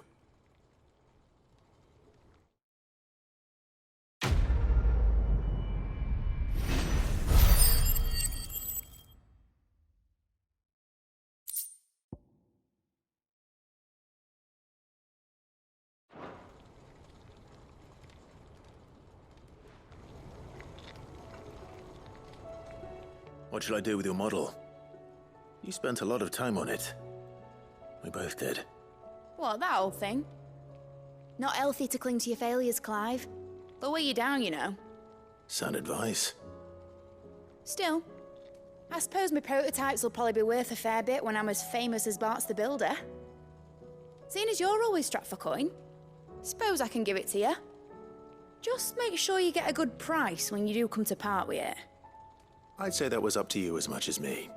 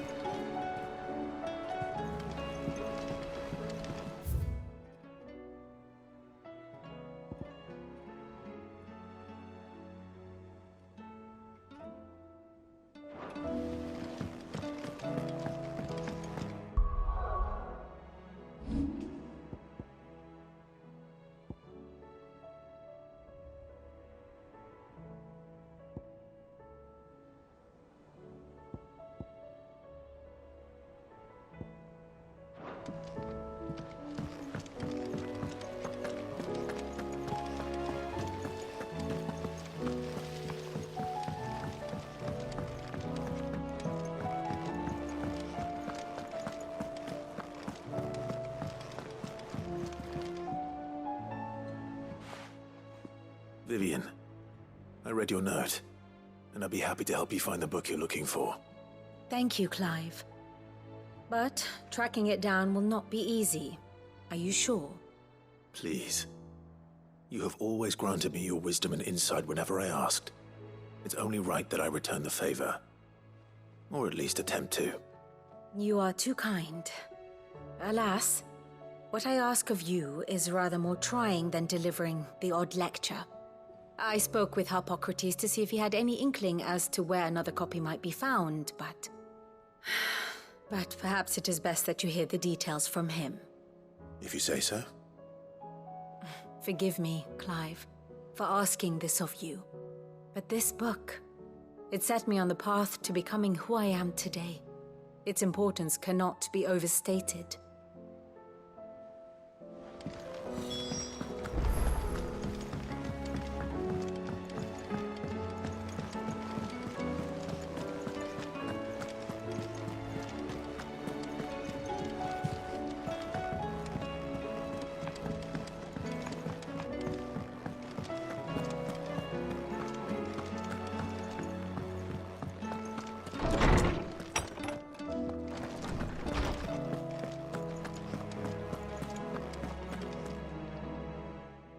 Ah, Clive, my boy. What a pleasure it is to see you. Harpocrates. There's something I need to ask you. I've been charged with locating a book called From a Distance. Then you seek a rare gem indeed. One whose name I had not thought to hear from your lips. You've been talking to Vivian. Right as always. But she didn't seem keen to tell me very much.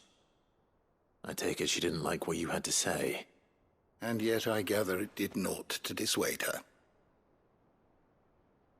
Clive, if the young professor has tasked you with obtaining a copy, I fear she asks the impossible. The executors would not allow it. The executors? Coveters of Secrets.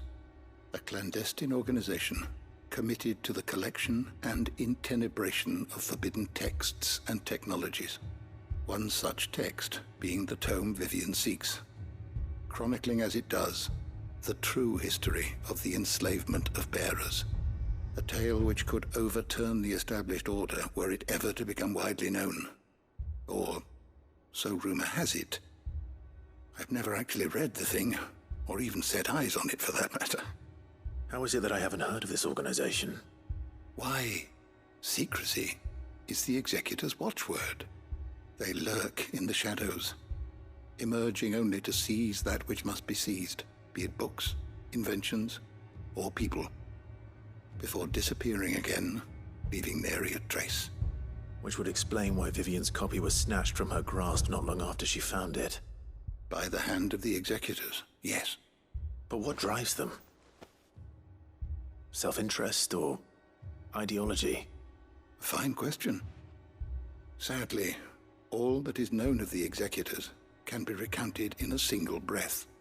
You may just as soon ask me of their origins, numbers, or the identities of their leaders. Any answer I give would be pure speculation. Then my hunt was doomed from the first. What was Vivian expecting? That I'd pluck it from thin air? Not from thin air, no. From ash. Rumors of the executors are rife among the scholars of Storm, but rather less so across the strait. I have a friend. Well, I had a friend in the village of Garnick, a collector of rare tomes, upon which subject we would oft correspond. Alas, I have heard naught from him since the skies fell dark. And no doubt he too has turned. But though he did not mention it by name, it is possible that a surviving copy of From a Distance yet rests upon one of his many shelves, quietly awaiting discovery. If you were, by some chance, able to save even a single book from the poor man's library, I know his soul would rest easier.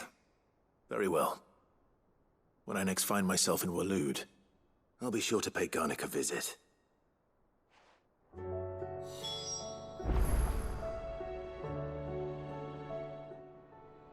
Good morrow to you, my friend. Ah, yes. Indeed.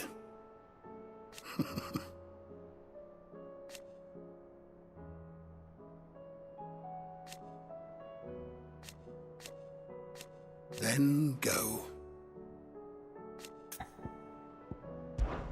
Having never visited, I cannot tell you exactly where in Garnick my friend's lodgings lie, but he did mention they were some distance from the road.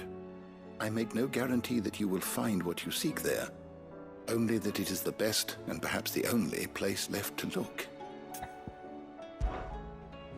I don't believe you've read this particular chapter before.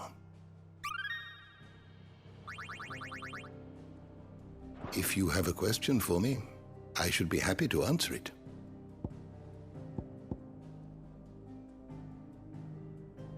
The door to the shelves shall ever be open.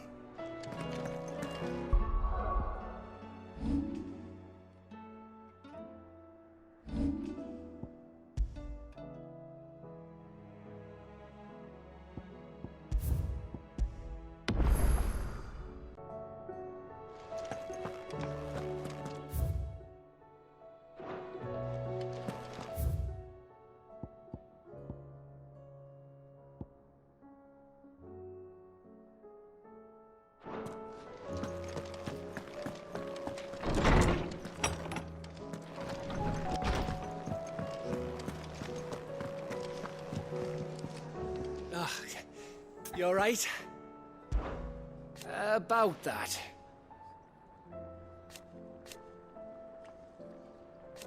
Oi!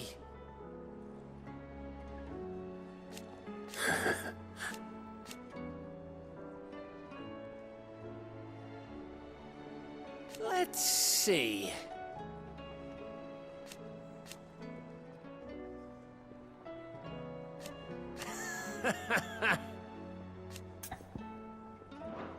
You off then?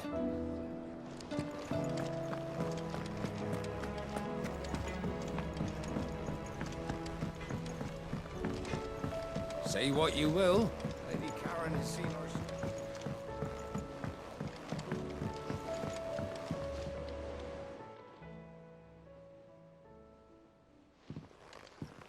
Pining for something, boy. What is it? What do you see out there?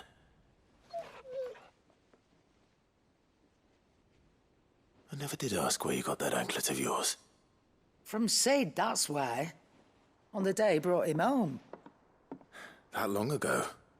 And you're only thinking to ask this now? Sid saw that the pup had a habit of gnawing on his leg, since you ask. Clap that there iron on him to keep him from doing it. What was wrong, boy? I'll take like as not. Must have been hard on the poor whelp losing his loving masters at such a young age. Doubly hard in being a frost wolf, torn away from his icons and all. Sid would always tell him, you want that iron gone, you find what it is you're looking for. I reckon what he was looking for was you. I'm sorry, Torgal. Sorry for making you wait so long. Let's get that thing off you.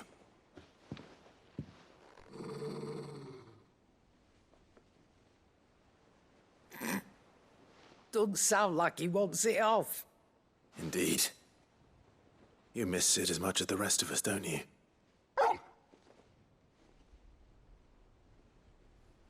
You want me to go with you somewhere?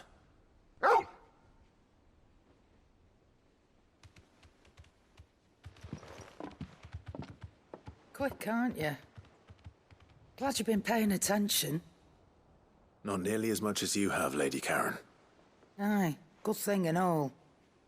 It's not like Gav would have kept him in nuts and rubbed his belly these past 10 summers. Your kindness is appreciated. You've been a good friend to him. Only because he doesn't talk back like the rest of you. Go on now.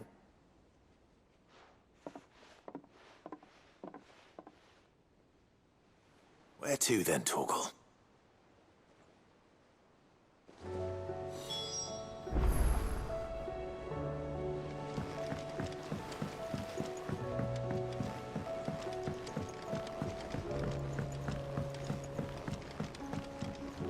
Oh! There's no one like our Nan.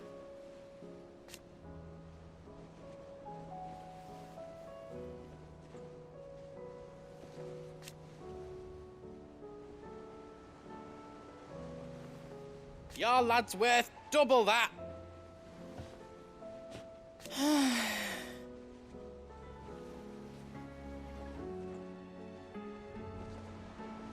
And I've never looked back.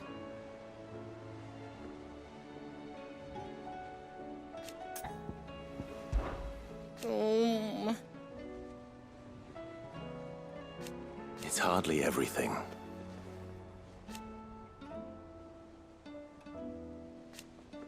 And I will. I promise. You can count on me. Be careful out there. I did it, Sid. I made friends with all the animals in the hideaway. But you know what I'd really like? My own goblin. Or maybe a morble or a bomb. Only if it was a big one. That or a bander curl, but not a cactuar. They're too prickly.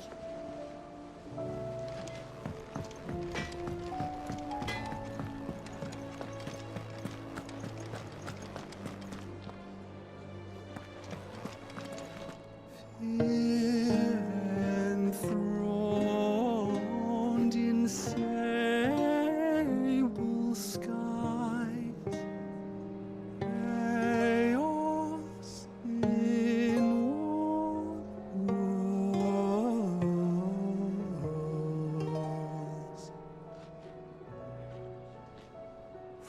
diverse hands a dawn is spun in crimson sin unfurls.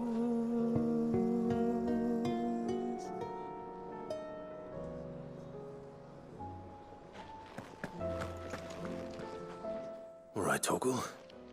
Where are you taking me? I'm going to need a little bit more than that, boy.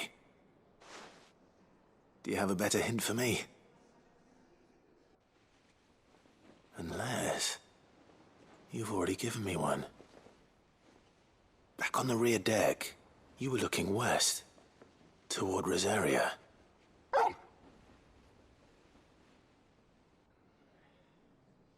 Why don't we try the rookery?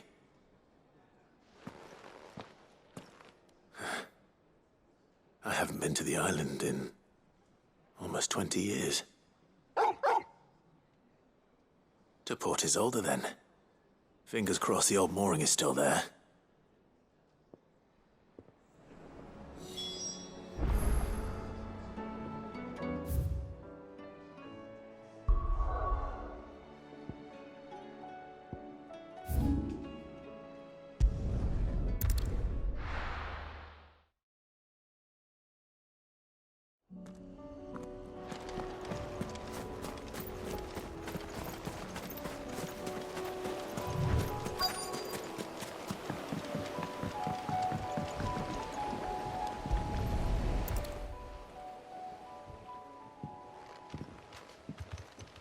It's still here.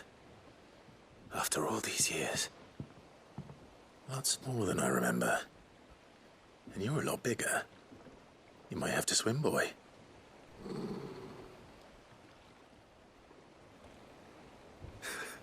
I wasn't being serious. You two go on without me. I doubt that boat will hold a third. If you're sure, we won't be long. Hop in, boy.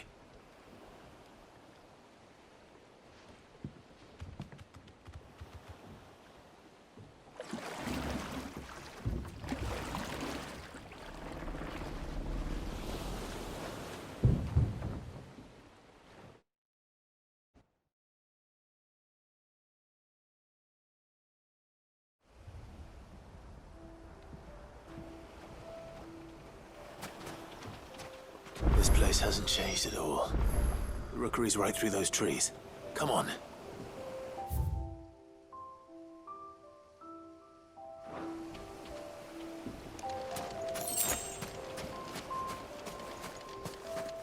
Race you there? I bet I could still beat you.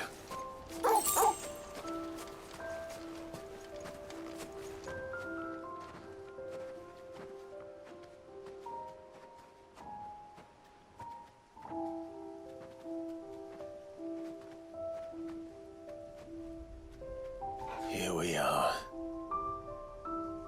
This was our hideaway. Wasn't it, Torgal?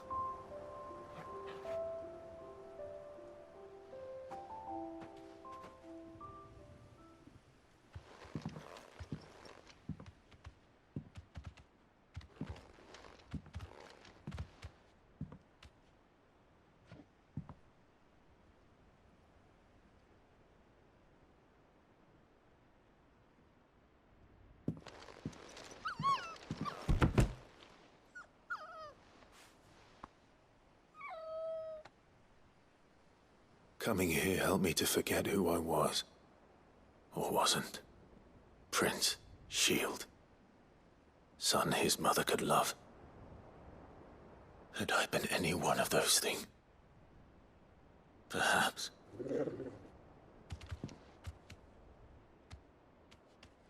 What is it, boy?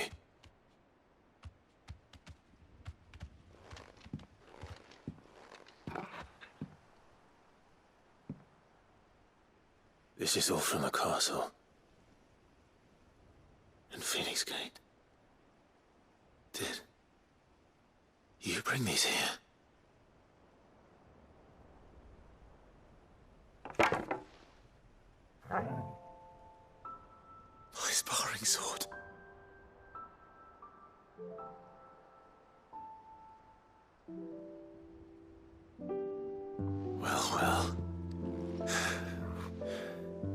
stop looking for me. Did you, boy?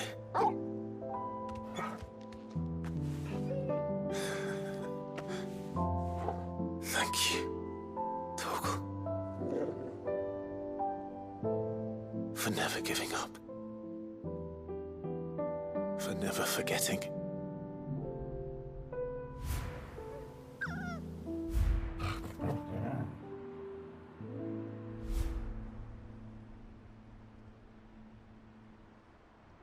Let's take this with us, shall we? So I don't forget either.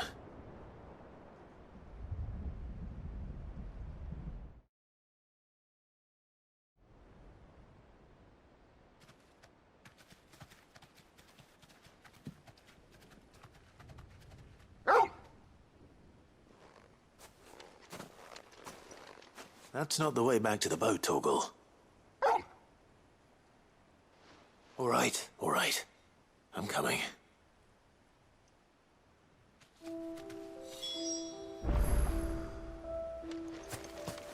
I think I know where we're going.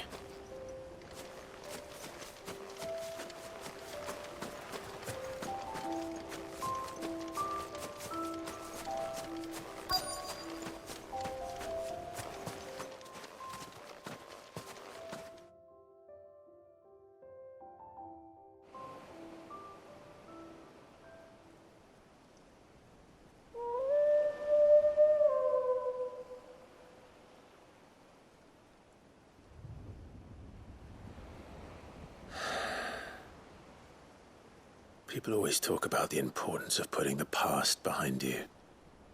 But without it, we wouldn't be who we are today.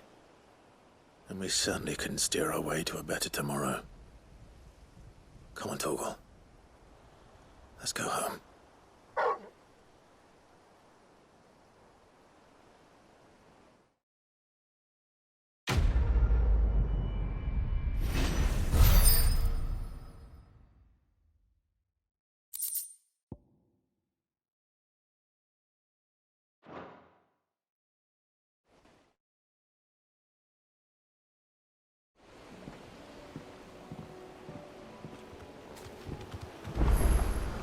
Sorry for the wait.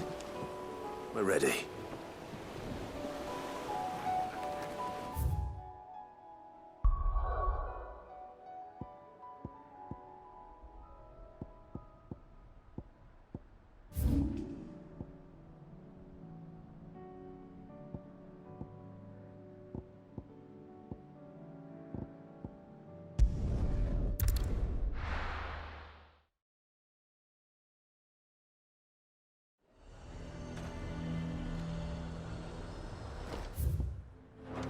Lazare might at least have mentioned where in Northreach he'd be testing this recruit.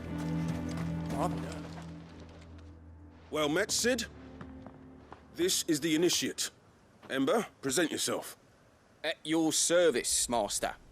Please, just Sid. There are no masters here. Your life is your own. Oh, of course. Thank you, Sid.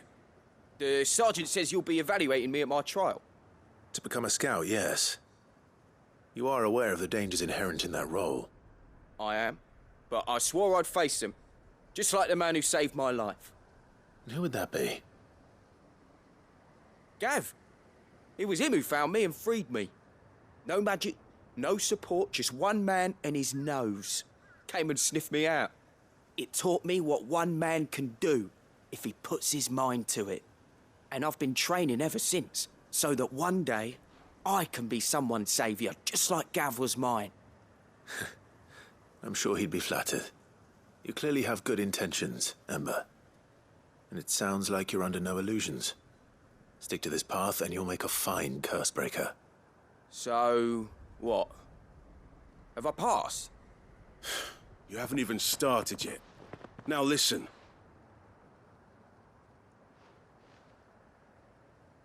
Not far from here is an Imperial lookout, Eastwatch. The guards there record all their sightings in a logbook. You are to find it and bring it here. And bring it here, right. Anything else? No. Sneaking into a heavily guarded Imperial outpost and stealing the logbook would be quite sufficient. You'll need to assess the situation, determine a point of entry, create a distraction and effect an escape, all without being discovered and thrown into an Imperial oubliette. Ember, Gav isn't our best scout because he can do everything. It's essential that you know your limits. Know my limits, right. I won't let you down.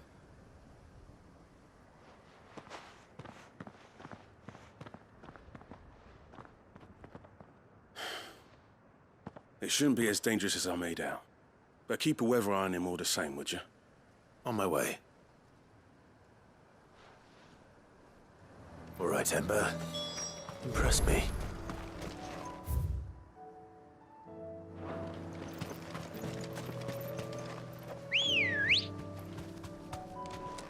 Let's go. Run like the wind.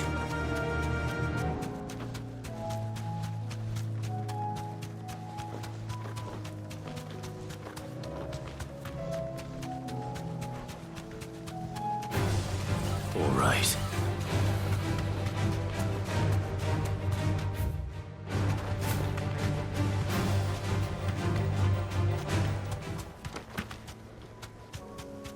These are clean kills.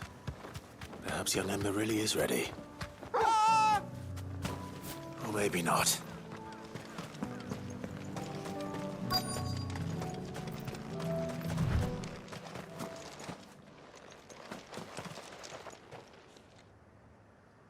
Damn it. Ember, draw your sword! I can't! Then run! If you want him, you'll have to go through me.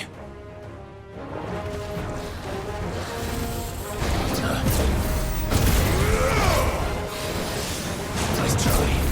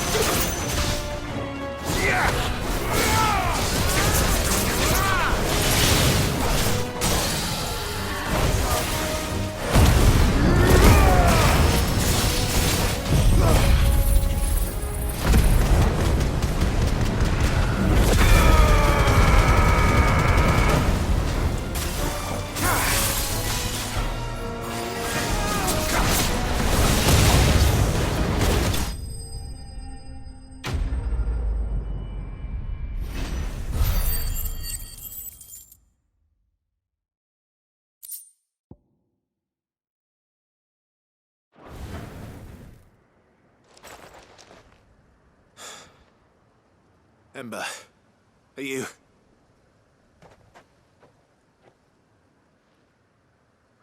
Gone. Of course. Scouts really are a rare breed. Back to Northreach it is, then.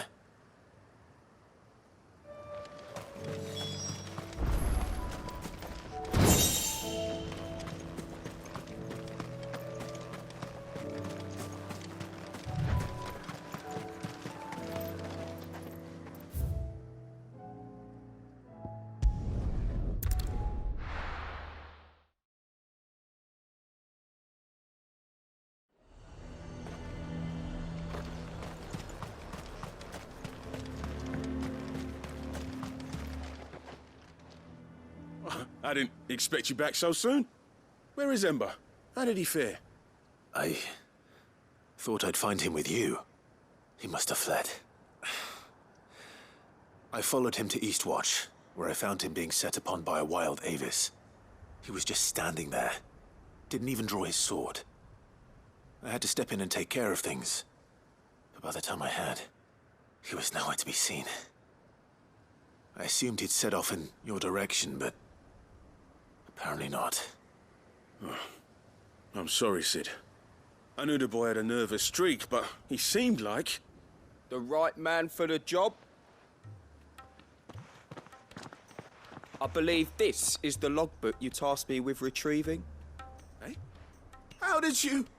Don't you tell me you breached the tower while Sid was busy saving your skin. What? Wasn't that what you asked me to do? To bring the thing back without getting caught? He has you there in his air. And he did it all on his own. But Sid, he did what he thought was best. And now I have to decide whether I agree. Of course. We'll await your evaluation back at the hideaway. Don't you leave my sight. Yes, Sergeant.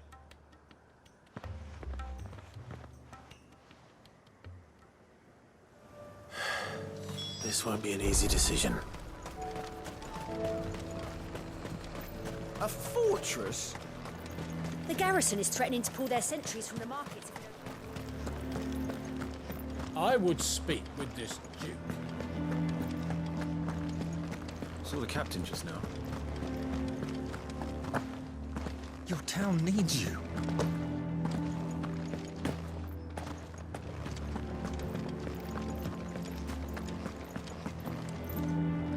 Do you have a moment, Clive? What is it? It's the Duke, unsurprisingly. His Eminence has assumed full control of the garrison and put every able-bodied man to work on the fortifications. The town was left all but unguarded, so Philippe was compelled to form a citizens' watch to fill the void. And though my dear boys have been characteristically willing to assist him in this, they want for bodies. So I was wondering if you would lend them your strength, that the people of Northreach might sleep easier, if only for a few nights. Of course. Whatever you need. Thank you, Clive. What would I do without you? Philippe told me he had men stationed at... Where can I find the mistress of this establishment? Here, my lady.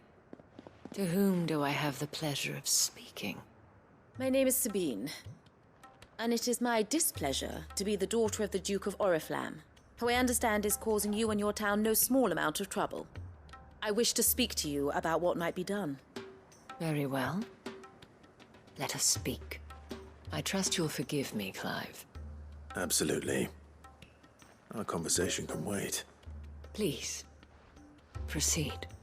As you know, my father is a most overbearing and supercilious man, and I join you in objecting to his every action.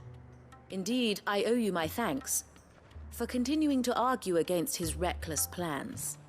Yet I fear he is not one to be swayed by reason. No. He must be made to face the consequences of his actions. And who would make him do this? I would. Myself and several other like-minded individuals. Were you to join us, we would surely have the strength to drive him from Northreach for good. Does that not seem a trifle... drastic? Drastic action is precisely what is called for. Unless you are content to see your people downtrodden and dispossessed. My father would have it that citizens exist only to serve the Empire. That they should be forced to make every sacrifice to ensure her revival. But he is wrong. It is not the people who must serve the Empire, but the Empire who must serve her people. He's always been like this. Scornful of the opinions of anyone he judged beneath him. But he cannot be allowed to ride roughshod over the common folk any longer.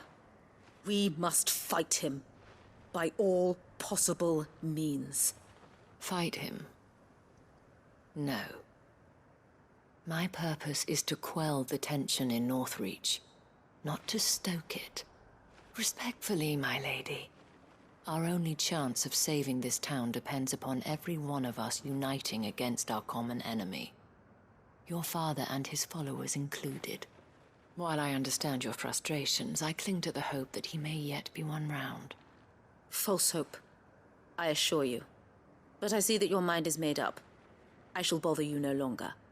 If you will extend me the same courtesy, I bid you good day. She certainly has spirit. Indeed. But unfortunately for us, that spirit is only likely to harden the Duke's resolve, which may be enough to seal the fate of this town. Not that she cares. This is all about her and her father.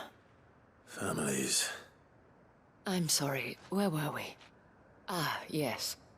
I was about to tell you of Philippe's plans for the town watch, but perhaps it's better that you heard them from him.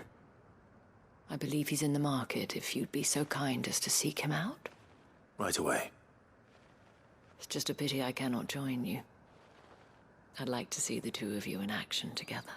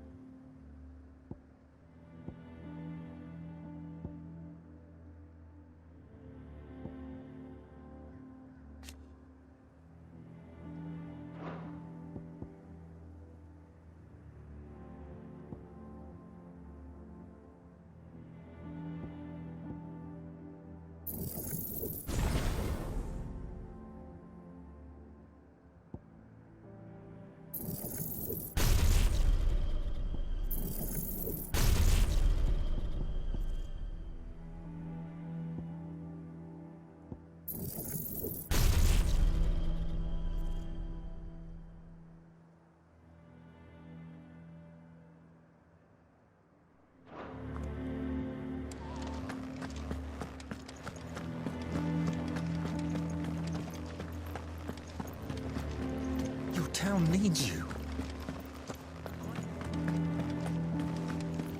Saw the captain just now.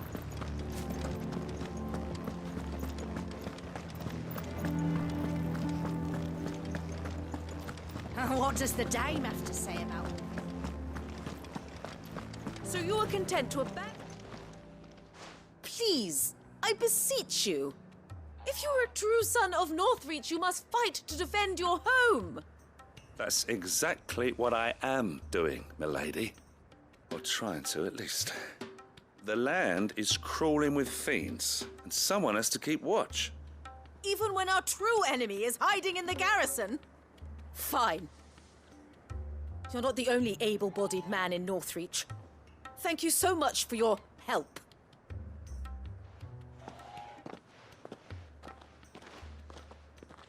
She cornered you too, then? Could hardly get a word in edgeways. Like father, like daughter, eh? She made an uninvited appearance at the Vale earlier, hoping to convince the Dame to join her in fomenting rebellion. I bet that went well. Her ladyship seems to have a way with people. Anyway, what brings you here? Our mutual friend thought you might welcome some help. Oh, she did she? Right as always. In fact, you're just the man. We've had some reports, you see. Sightings of, you know what. They're back. Seems that way. All over, too. We haven't been able to confirm anything yet, but if you're willing, you could go and see what's what. Right. Where should I look? You know Grieger's Weep? One of the sightings places them somewhere on its shores. I'm on my way. Thank you, Clive. I'll look into one of the other sightings. Let's rendezvous back here later.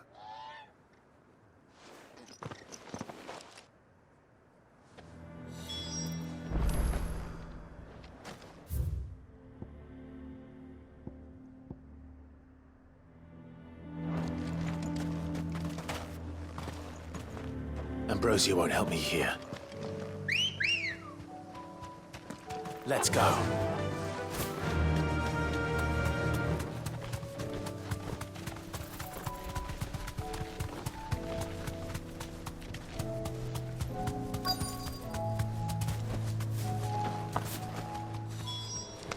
Damn it.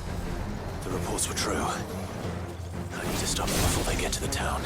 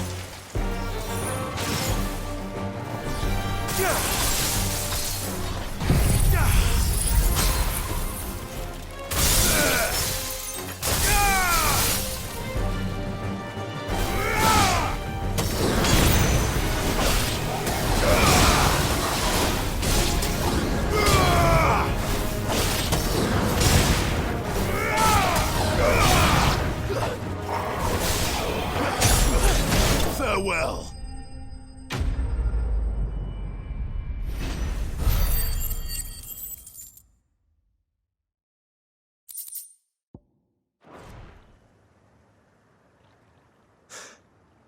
Call that a test, Ultima? Clive, it's me. You all right? I am. But it seems the reports were true. The thralls have returned. I dispatched the few that I found, though. Well, that's something, I suppose. But what were they doing south of town?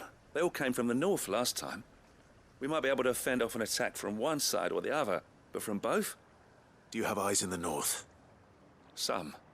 I should probably go and have a look, though, just to be sure. You head back to Northreach. I want you there just in case war breaks out while I'm away. What do you mean? Her ladyship's been busy working her magic on the townspeople, stirring up ill feeling towards her father. But she'll have her marching on the barracks if we're not careful. What? This is exactly what the Dane was afraid of. I'll do what I can to calm things down. Be careful out there, all right? Don't worry, I'm not like you. One sniff of those things and I'm running back to town screaming blue murder.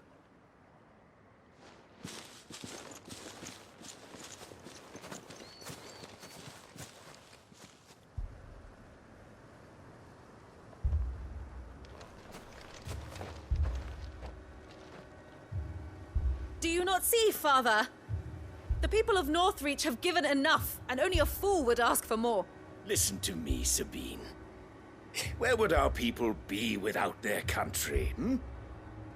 The Empire is their sword and their shield. It is she that ensures they can live without fear. And now she teeters on the brink. Without their sword, how will the people fight? Without their shield, how will they protect their kin? Can the unarmed stand against the advancing hordes? No. But there is yet hope. A new shield, a new sword.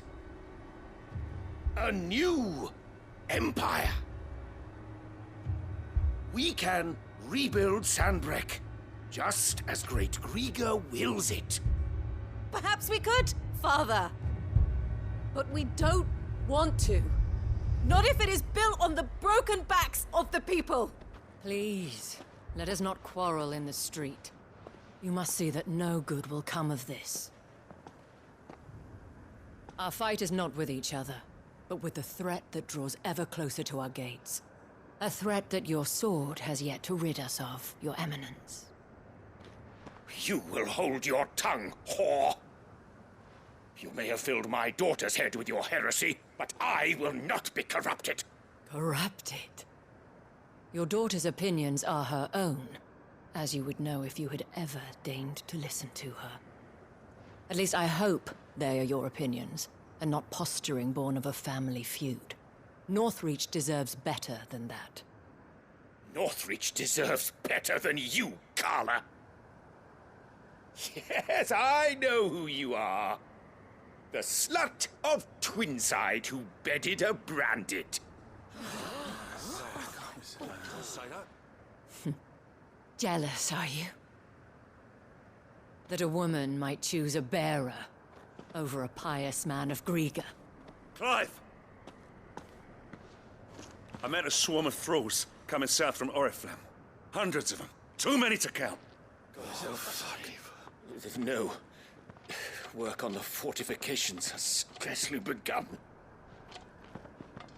We will retreat to Caer Norvent and there make our stand. Did you hear me? That was an order!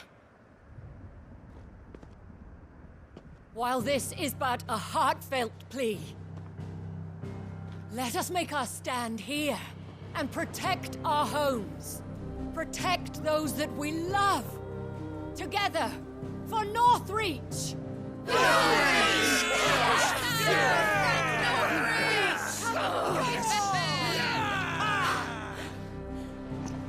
You heard the dame. What are we waiting for? Pikemen to the gates. Archers to the roofs. Quickly, come on!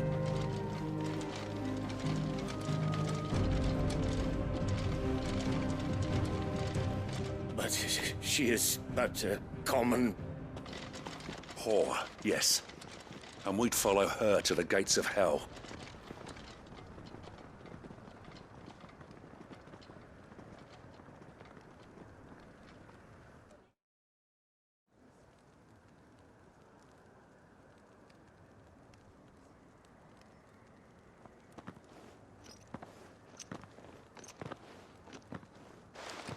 The men have their orders, and they look like following them. I got them spaced out at regular intervals. Whichever direction the thralls strike from, there'll be someone there to meet them. Thank you, Philippe. Rest assured the people will play their part. The herbalist has donated her stock of medicines to me. Should any of your men be injured, take them to the Vale. We'll see to them there. Thank you, milady. I will. I'll play my part too. You still want for numbers. Unlike the enemy. I only hope I can go some way to evening the odds. Philippe, can I leave the south in your hands? I doubt the thralls by the lake were the last of their number. Of course. I'll lead a party down that way so we don't get taken by surprise. What about you? I'll make my way up the road to Oriflamme. I fought a few of these things. And while I can't promise to hold them all back, I should be able to thin the herd. All right. But take care. Thank you. Both of you. You can thank us when it's over. Till then, madame.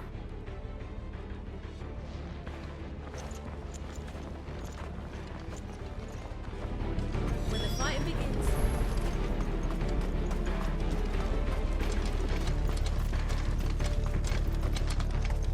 I want steel in the hands of every man.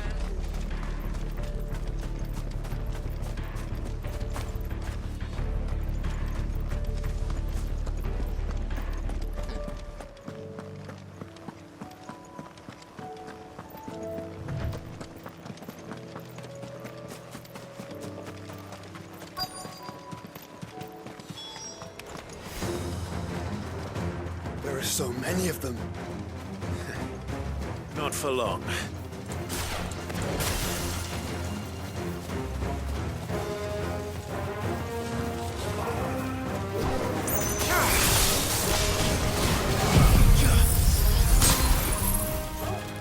It's over.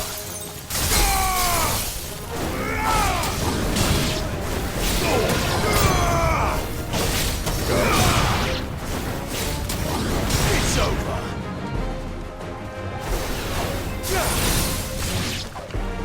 Is it over? No. It's only just begun.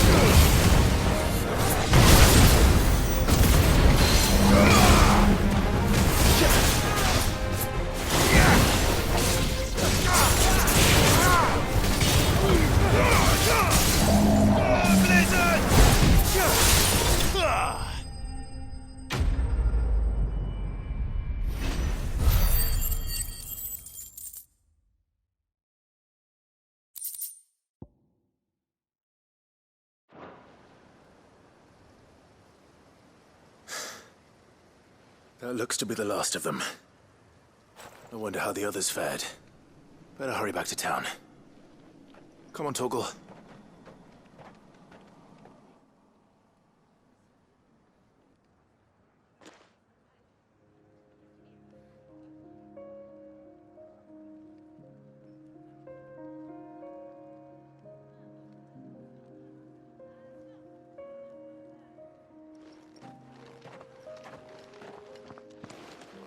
Clive, it's good to see you.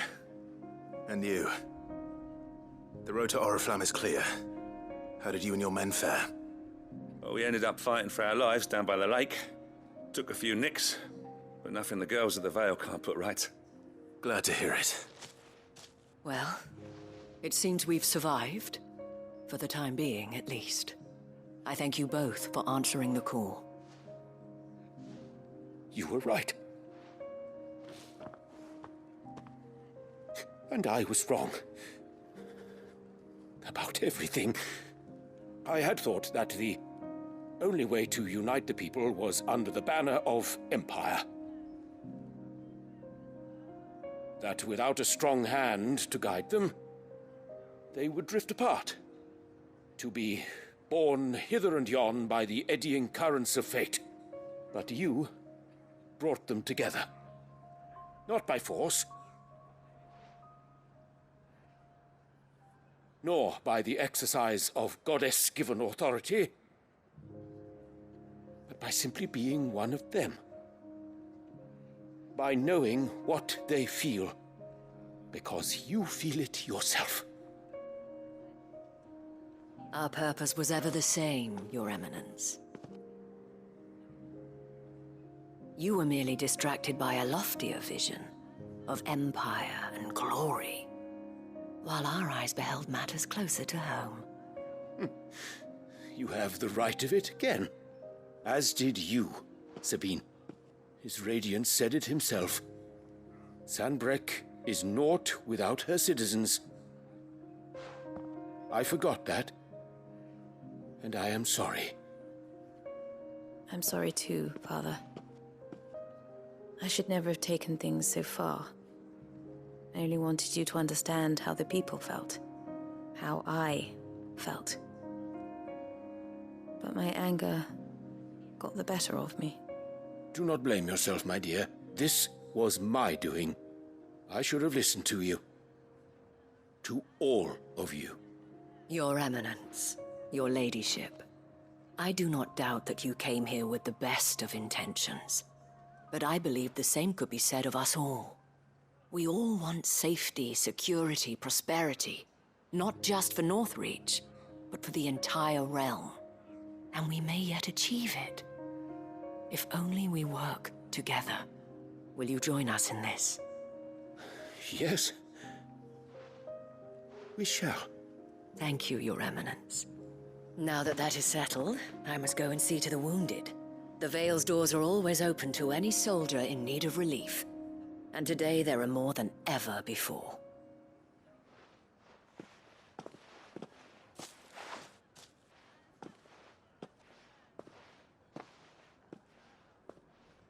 Madame Isabel is a rare soul indeed. In these dark times, I see that it is not men like me who should lead the realm, but women like her. You're right. If only I'd listened to her when I had the chance. Forgive me for saying so, my lady, but you still do. The dame said it herself. We can turn things around. We just have to work together. And that goes for you, too. You're one of us now. One of you? Well said, Captain. Let this be a new beginning. Not only for Sanbreque, but for us. Well, since there's nothing more to be done here, I should see if Isabel needs any help moving the wounded.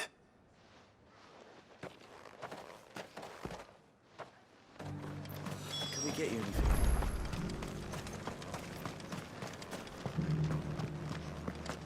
There's no need to worry any longer.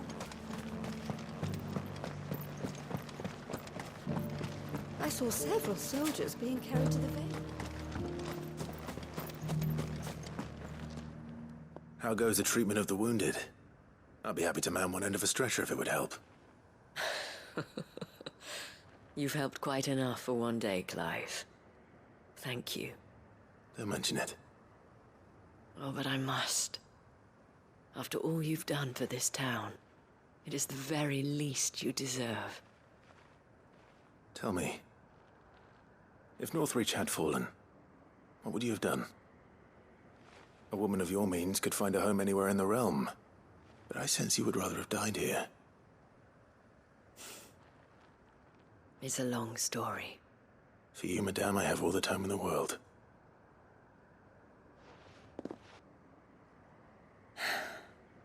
Very well. Long ago, I had a life in the crystalline dominion. I was Carla then, courtesan to the nobility. So sought after was I that it was only they who could afford my time. Alas, those halcyon days were not to last. For naive as I was, I fell in love with a bearer. He was my master's guard, the gentlest man I have ever known.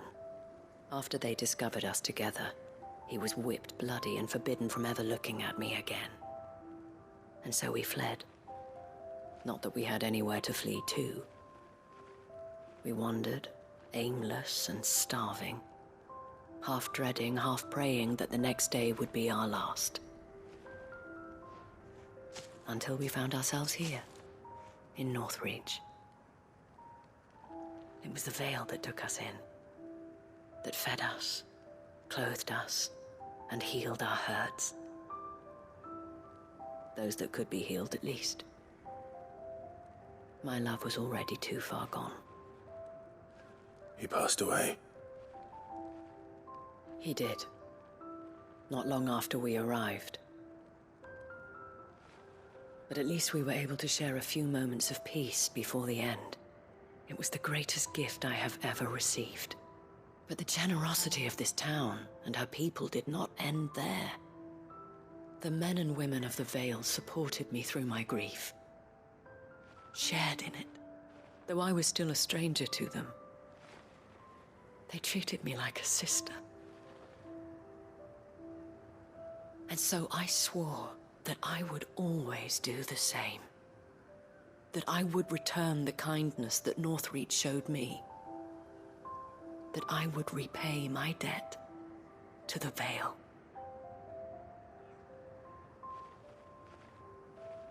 Thank you, Isabel, for sharing this with me.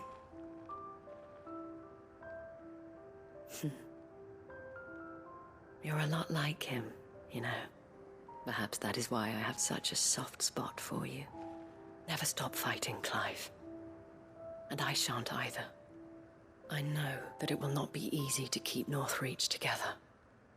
But our efforts will be rewarded. Just look at us now. The people, the soldiers, even the Duke of Oriflamme and his daughter, all united in defense of this town that we have come to call our home. And what of you? Can we count on your support too? Always.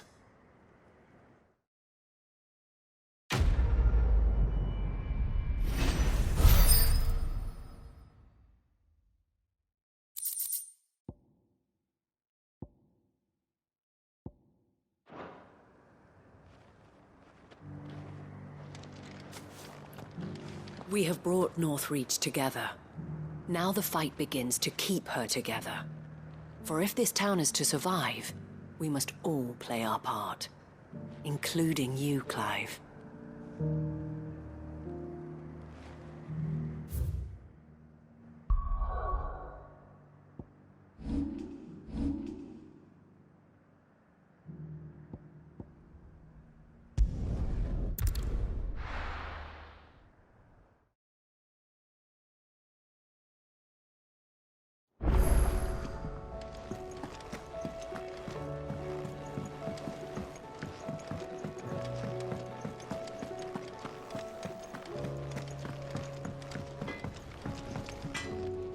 Trouble with your gear, or something falling, do you?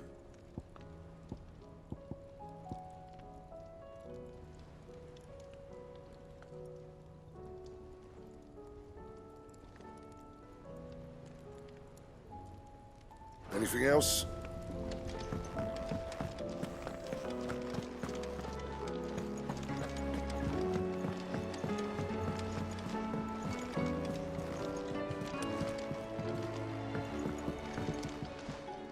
Must we away? My decision is made.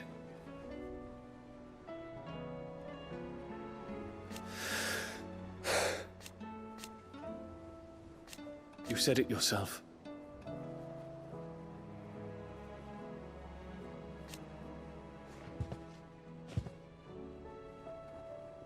He must be stopped. He must.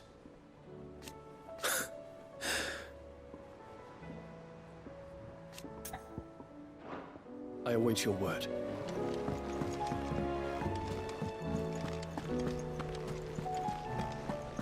There's something about him.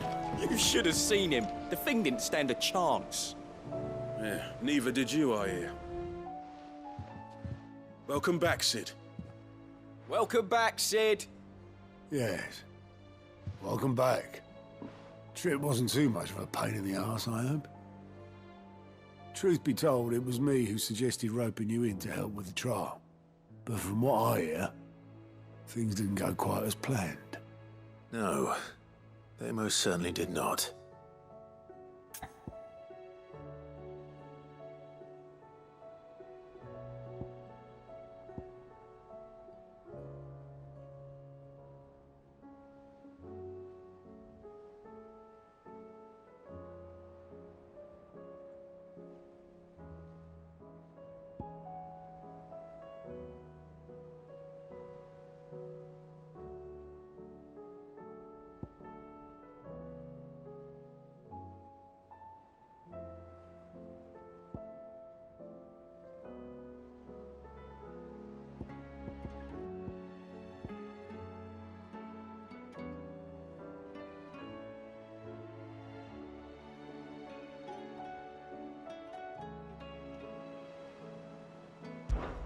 Ember lost his nerve in the face of a beast of prey, but he didn't lose heart.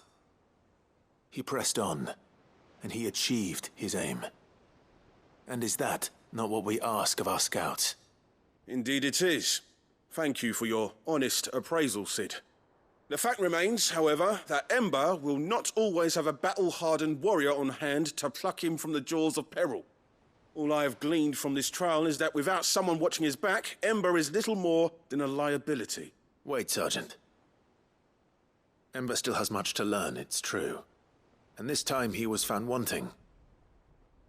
But I'd say he's due a second chance, nonetheless. After all, he did do as you asked. With a bit of hard work, any hand can be made to hold a blade, and any mind can conquer its fears. But a scout's nose is different. You've either got one, or you ain't. And by sniffing out that log, young Ember here has shown he has a conch and a half. Wouldn't do to waste it now, would it? Fine. One more chance. I'll do whatever you ask.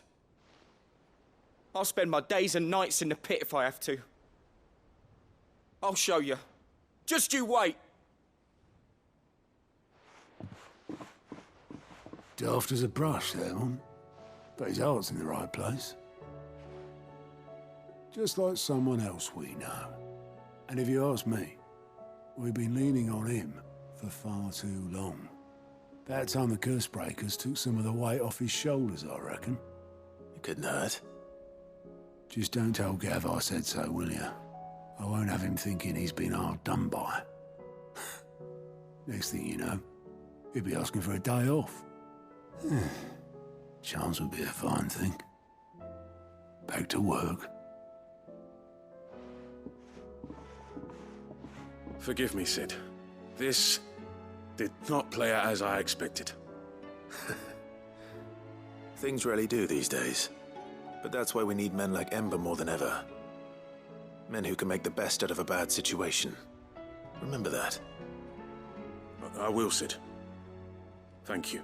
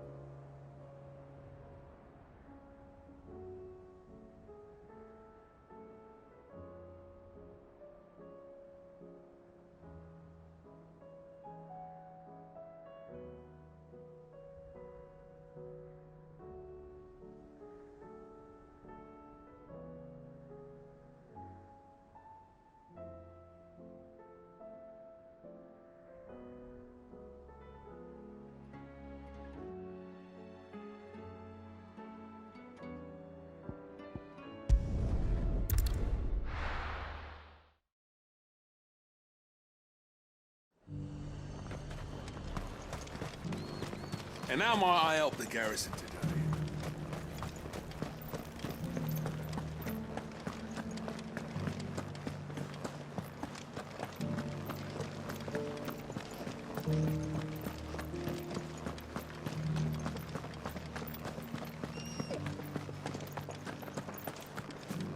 Haven't seen any of those beastly blue-eyed...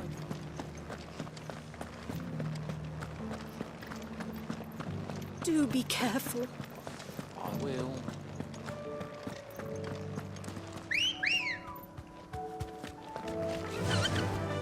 Run like the wind.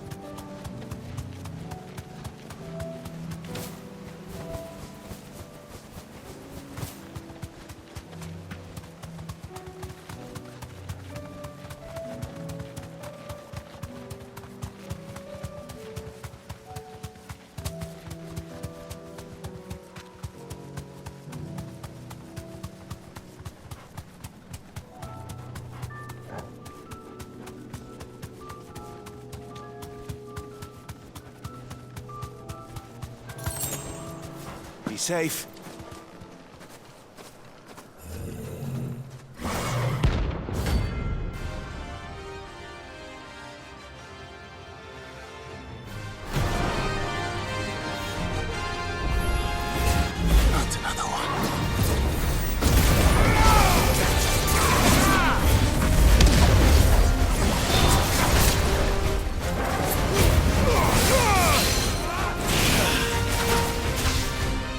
Yeah!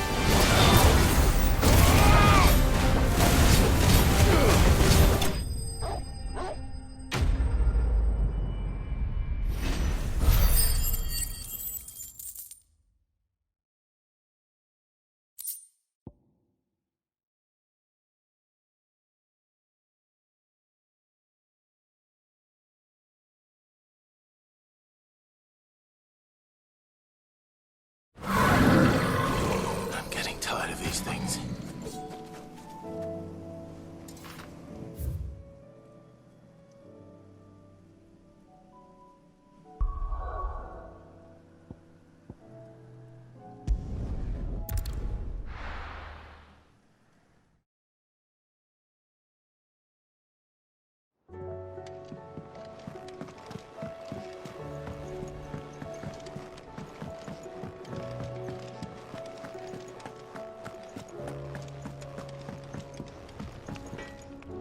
What do I owe the honor?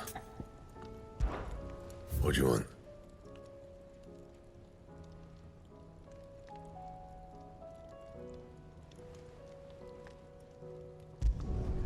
Not bad, if I do say so myself. That it? Fine.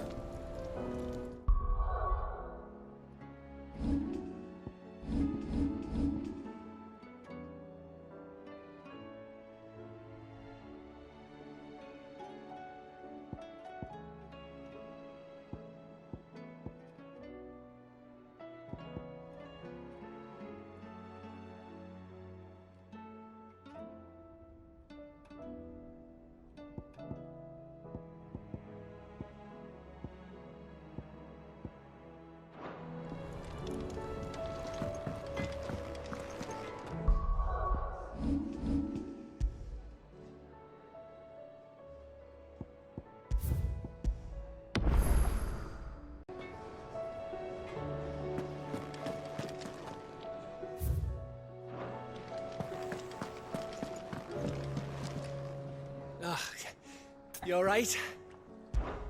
Something troubling you? No more than usual. It's just...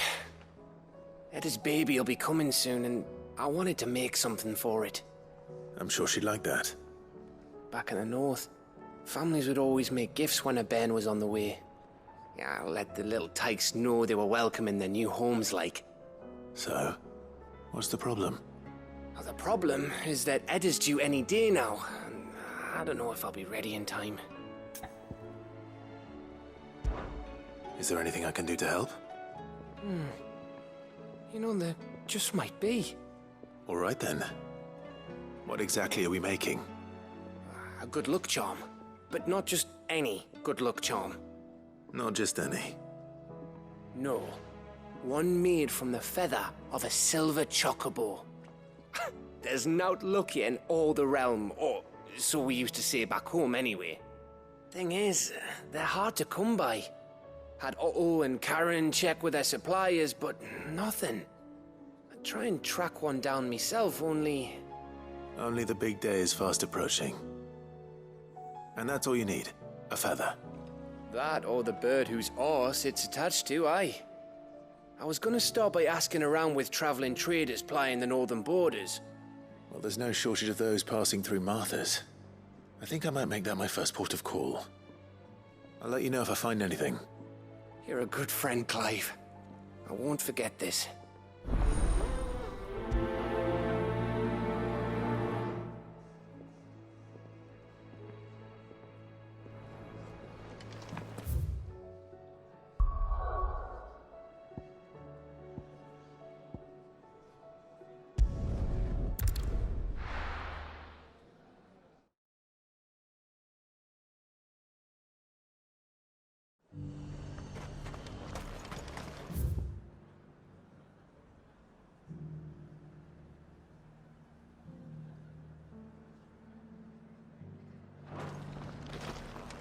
And how might I help the garrison today?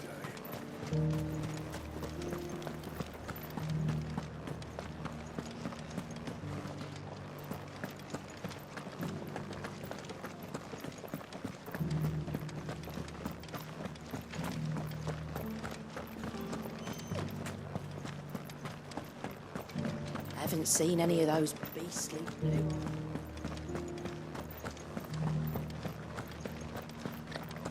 Do be careful. I will.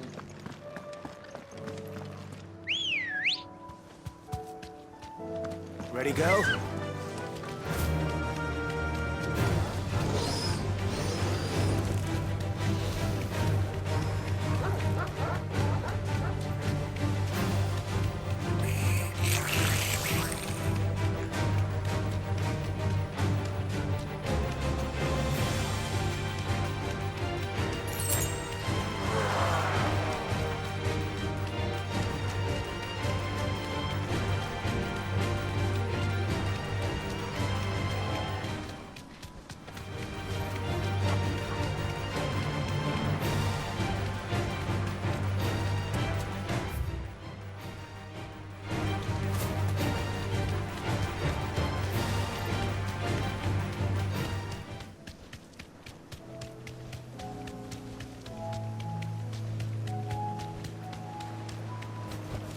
Thanks, girl.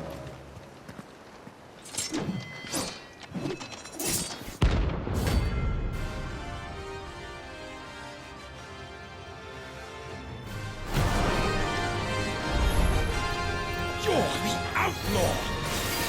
The one who drove His Highness to madness! On your knees! He hasn't heard. He doesn't look like he's willing to listen. Only your death will serve!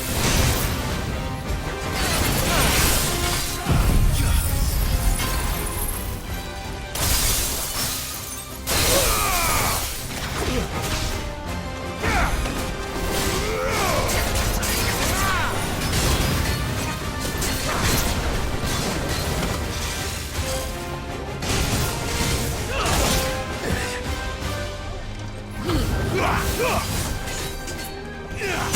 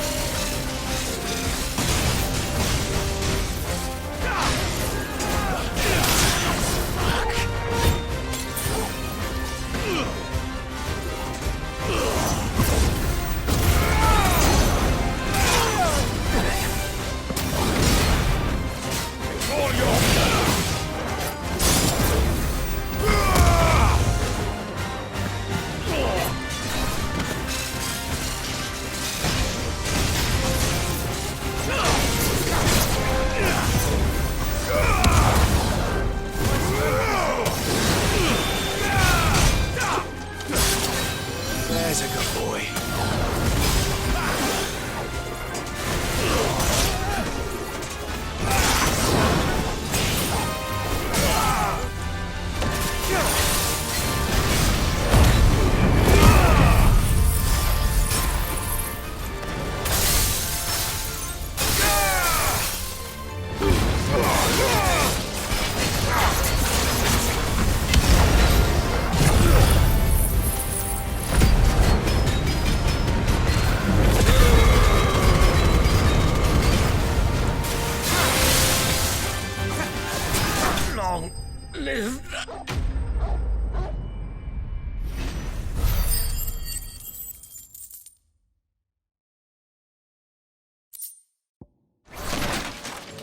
Damn it. Dion would have been glad to have you back at his side.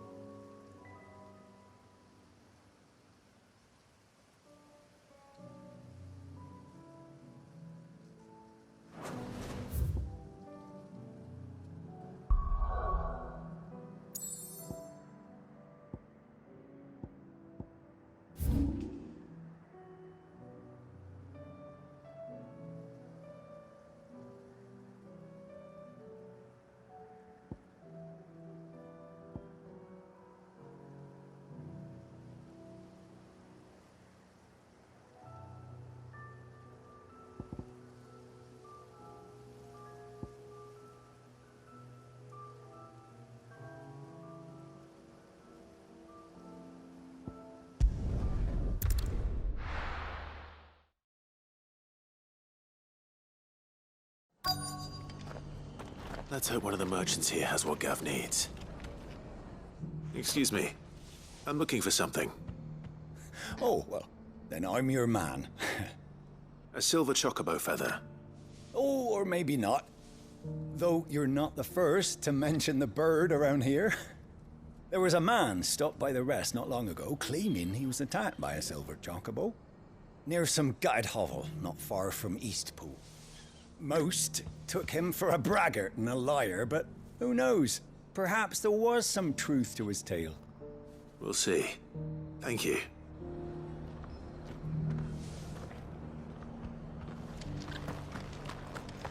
We've got a few rooms going spare now. You want a bed for the night? You speak to Martha.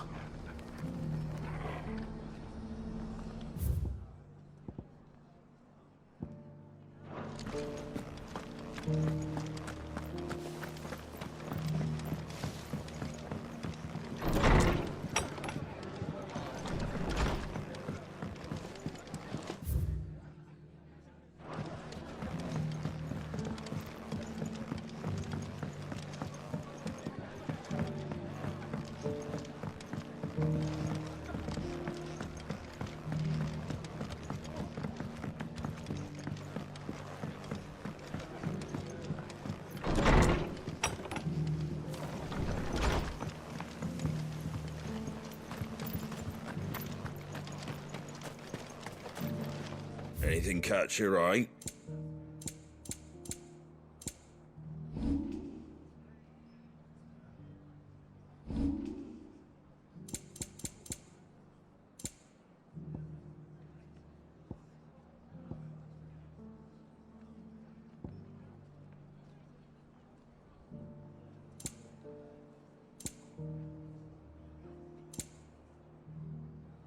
That all, is it?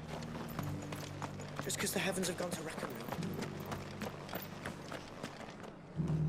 How do, traveller? You've the look of a man who could do with a new whetstone.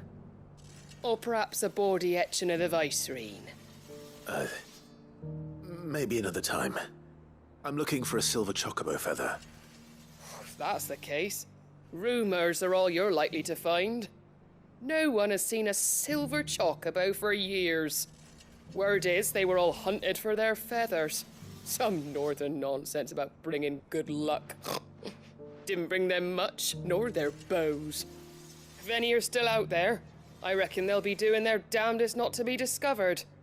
You're probably right. Thank you anyway.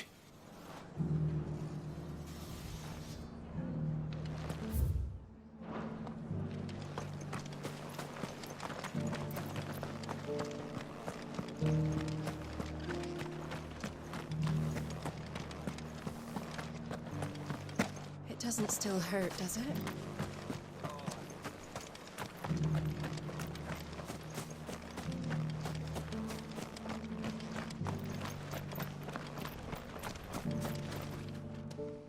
Can I help you with something?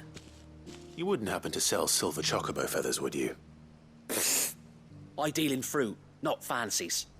But if it's fancies you're after, I suggest you try Rhiannon's ride. Was a silver chocobo seen there? Oh, yes. If you believe the ravings of a madman. It wouldn't be the first time. A silver chocobo sighted in the hills near Rhiannon's ride. It sounds almost too good to be true. But I'm already here.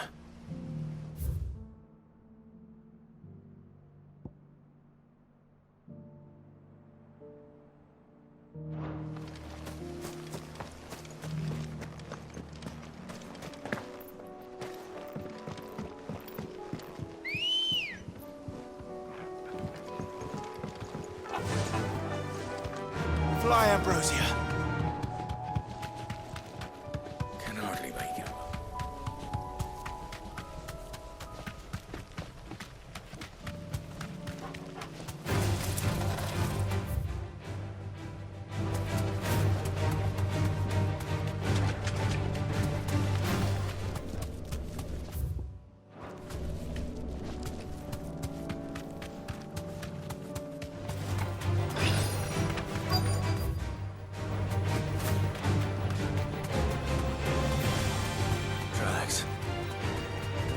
Bandits for a change.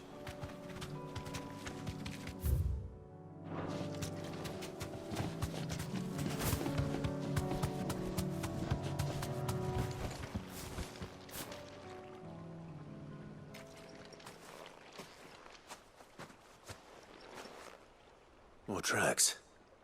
And these look fresh. The chocobo was here. And recently. Perhaps it still is.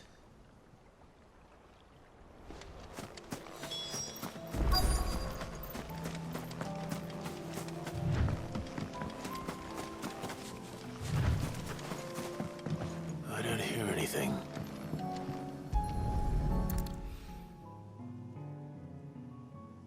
Well, I'll be damned.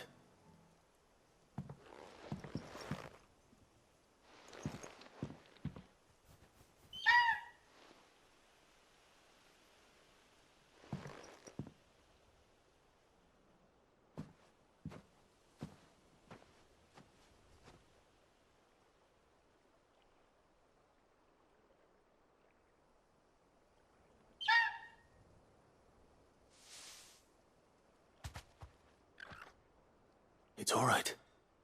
I'm not going to hurt you. Just borrowing a feather for my friend.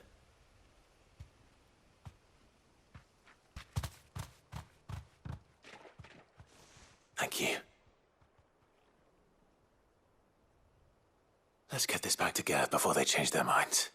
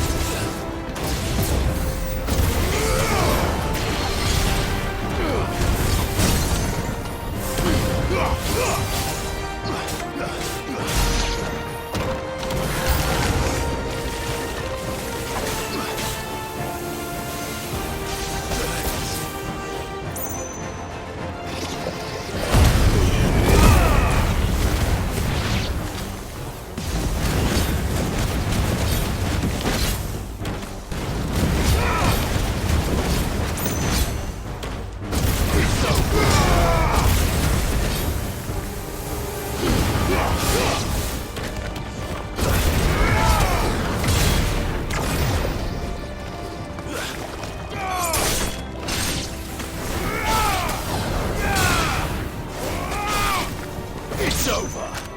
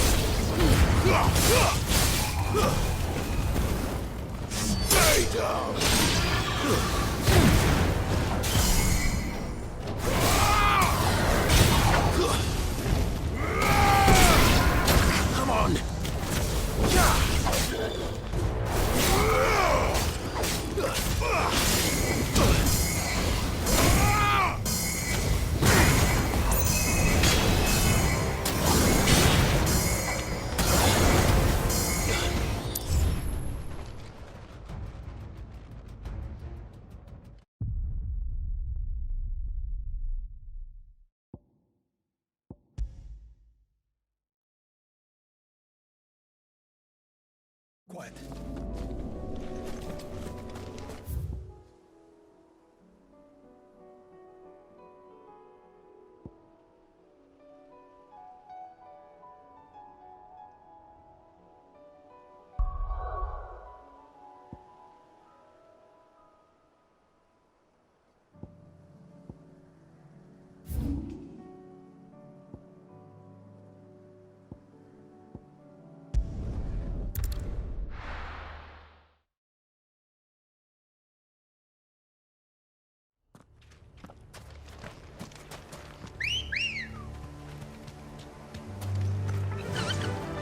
Fly, Ambrosia.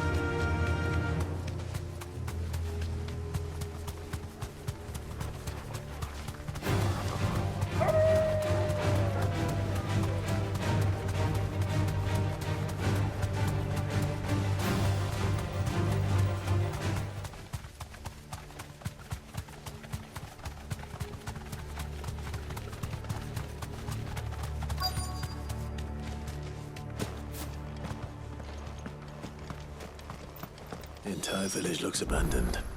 Now, which house would a bookworm live in?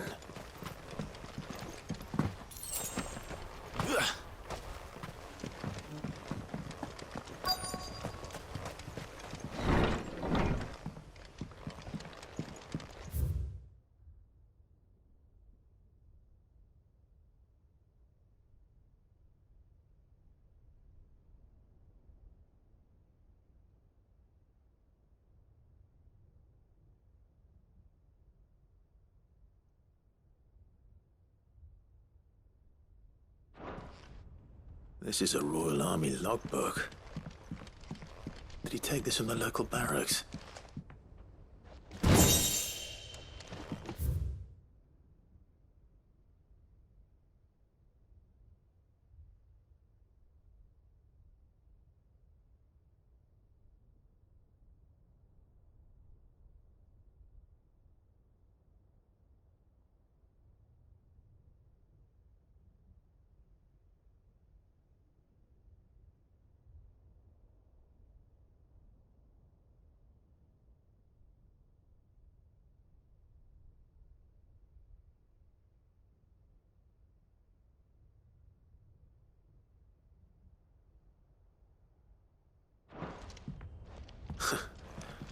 His interests were certainly varied.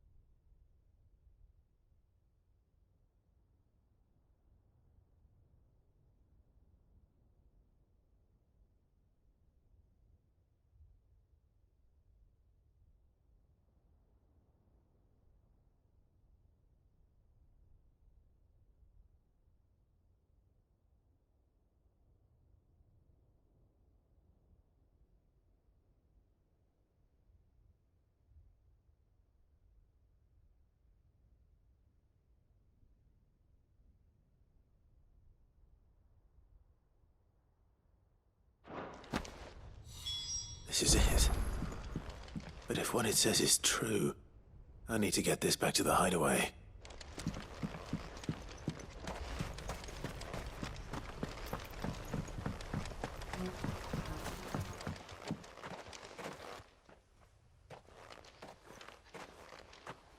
Leaving so soon, stranger? We've been watching you. From a distance, so to speak. Subtle. I know who you are. Then we need not waste time on introductions. Hand me the book. Leave it in our care and return to your life. Your care? Do you mean to burn it or bury it? That is not my decision to make. But by one means or another, its contents shall be removed from the common record. Then I'll have to politely refuse. I won't let you erase our history.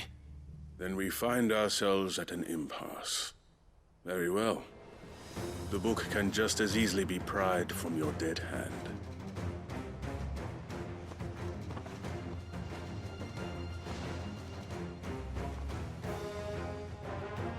Let's see, shall we?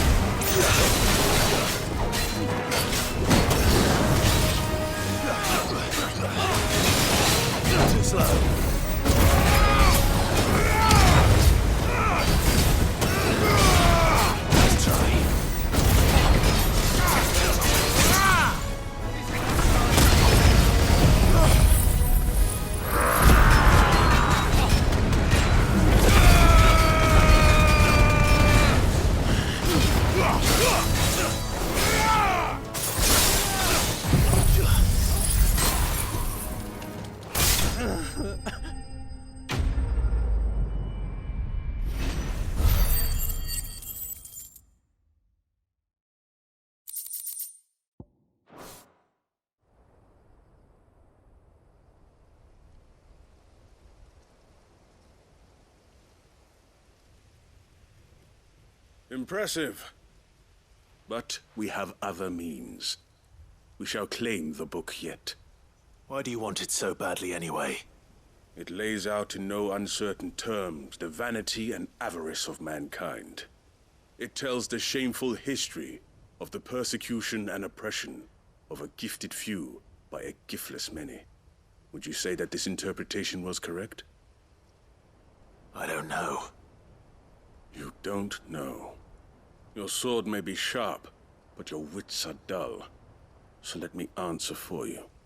There is no correct interpretation of history. That a series of events took place may be proved beyond a doubt. But there can be no single, immutable explanation as to why they came to pass. It is a question of numbers and of belief. If enough people believe that a set of events occurred for a reason, that belief becomes the truth. So you're trying to control the truth? We are trying to protect people from themselves, from knowledge that would bring them naught but pain. That is all.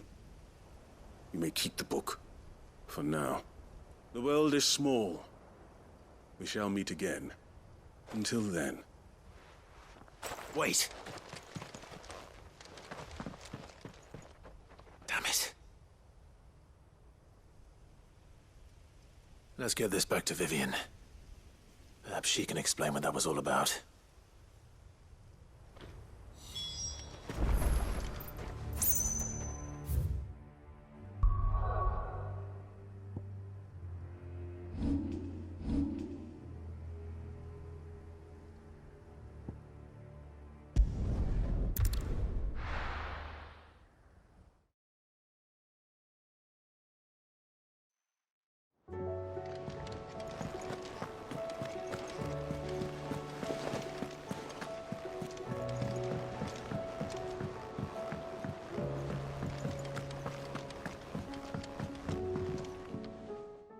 Vivian.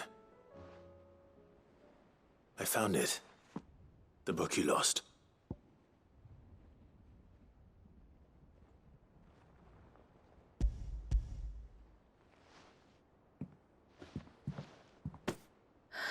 You found it. Thank you, Clive. Even though I asked this of you, I was not entirely sure it would be possible. I feared the executors had seized every copy. I met with one of these executors, and I convinced him to let me keep it. He told me something. That the truth is just a matter of collective belief. And that if enough people believe a lie, that lie becomes the truth. It does. But it also means that the truth is not immutable. That it can be changed. Provided that those who wish to change it can convince enough people that their perspective is the correct one. As the sad history of the bearers proves. You said that the book inspired you to become a scholar. It did. Or its author, rather. She was a heretic, you see. A firebrand and a dissenter. A gallows stood ready for her in every corner of the realm. And by shunning society, or perhaps being shunned by it, she stumbled upon a truth so potent that an entire realm trembled at the prospect of its utterance. I, too, have always felt somehow set apart from the world of men. A stranger to my own species. She taught me that my solitude was not a curse, but a gift. And that, though my journey to the truth might be a lonely one, what I found at my destination would be more than worth the cost. Do you still feel that way? That you're not one of us? Honestly, I'm not entirely sure anymore. Since coming to the hideaway, I find my thinking somewhat clouded. Perhaps the result of studying mankind from a rather closer perspective than I had intended. But the more I study, the more I find value in this perspective. In looking not from the outside, but from within. So if you'll permit me, I'd like to continue my work here. Remember, Clive, when enough people believe, belief begets truth. Give the men and women of this benighted world the gift of truth. Make them believe in you, as I do. I'll try, Vivian. I'll try.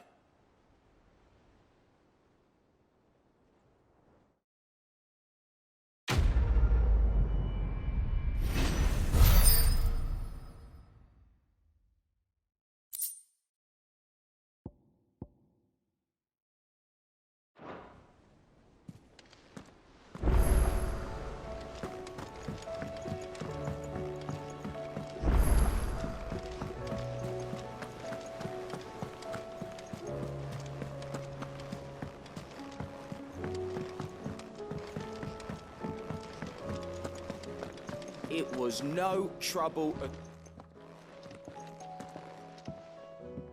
Clive, you're back.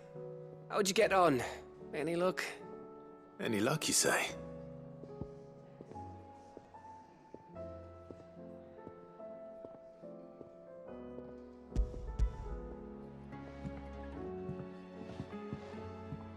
Crystals crack. Is this what I think it is? Where in the hell did you find it? It's a long story.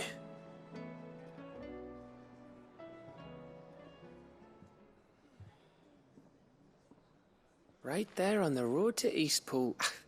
Who'd have thought it? Everything up there's been abandoned for years. The empty cabin made for the perfect shelter. Though I fear my presence may have forced the poor creatures to look elsewhere. Don't blame yourself, Clive.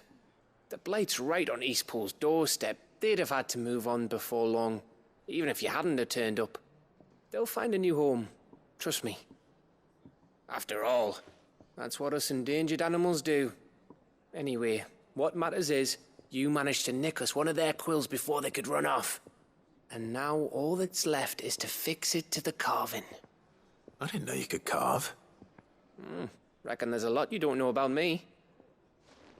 Like the fact I'm as good with a whittling knife as I am with a sword. And that bone Ember gave me's a dream to work with. What did you say it was from again? An Avis? But it weren't your Avis, Sid. I slew one of my own at last. So all those long nights in the pit finally bore fruit. I'm proud of you, Ember. Don't speak too soon. I ain't done my trial yet. There we go.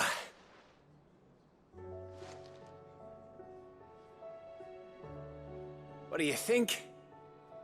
I think if you ever hang up your scouting cap, you'll be able to make an honest living. Oh, will I? I should go and see if Ed is awake. Give it my best. You can give it to yourself. Come on.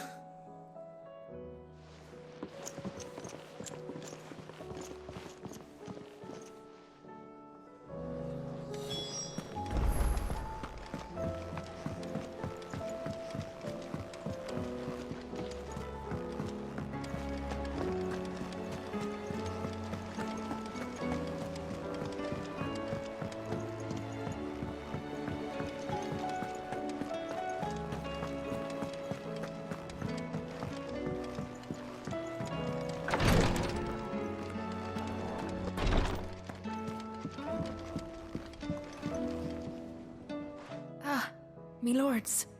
How are you feeling? Well, thank you. Is something wrong? Wrong? No, nothing like that. What it is, Go on, please.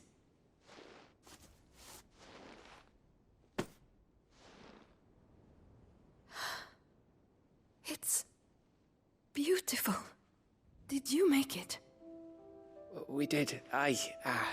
It's from all of us here at the Hideaway. Your new family, like. It's a good luck charm. We may come up north when a band's on the way. I mean a baby. To let him know that they're part of the family too. Oh, I hope you like it. I don't know what to say.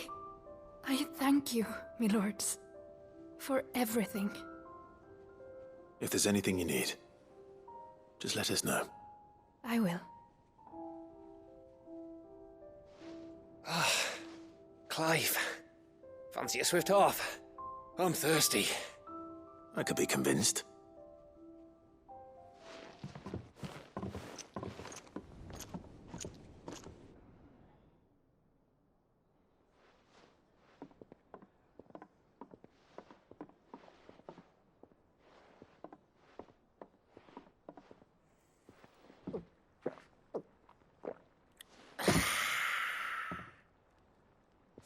Don't you think you've had enough? No, we're celebrating. I'm gonna be a father. I think Edda might have something to say about that. You know what I mean. Bit of light in these dark times.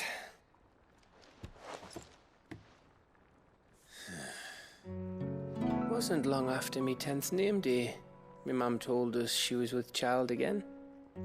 I was over the fucking moon. I was looking forward to having a little one to lord it over. What with me being the runt of the litter. Thought I'd finally have a chance to prove to the world that I could be a big brother. Imperials came the day she went into labour. Had myself a baby sister. And then I didn't. Me whole family gone in a blink, while I hid in the cellar like the spineless little arsehole I was. Great brother I turned out to be.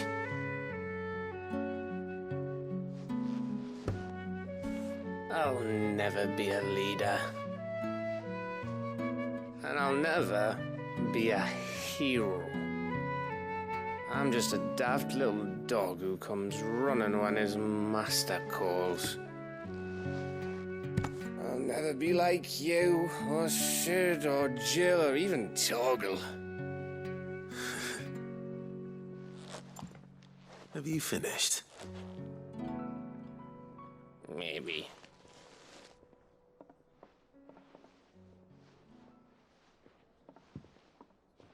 Do you know why you're our best scout? Yeah. Because you don't need anyone to hold your hand. Without your resourcefulness, your courage, your determination, I don't know where we'd be. Maybe hanging off a cliff like, That was only the once. Exactly. You learned from it. And here you are after Founder knows how many missions, stronger for everyone. And let's not forget Rosalith. Who was it who freed me from the dungeon? Who was it who ran to Jill's rescue? That would be me. Because you're our brother, Gav. My brother.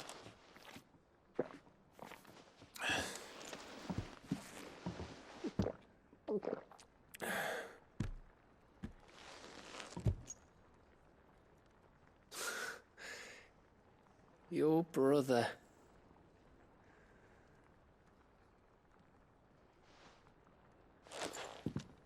Which means that when the time comes, I get your room. And your sword.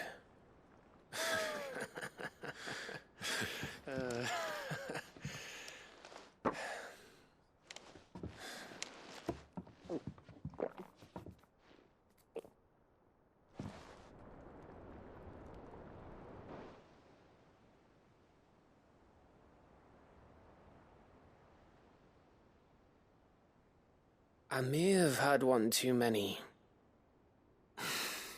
You may have had 10 too many. I said I was thirsty. Better get back to work anyway. After I walk this off. Clive? What is it?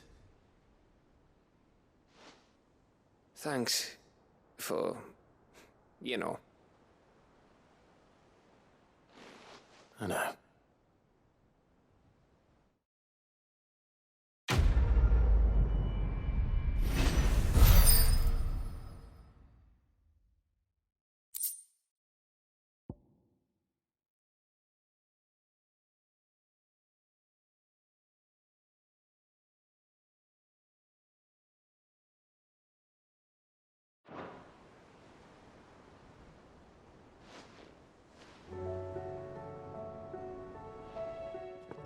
One of these days. One of these days, I swear, it's gonna be me who drinks you under the table. If by under the table you mean retching on my boots half the night, I reckon one of those days was yesterday. Ha ha, you think you're so funny. But just wait till we crack open the bottle I left in your chambers. That stuff's strong enough to burn the horns off a behemoth. Sounds like I'll be needing some new boots.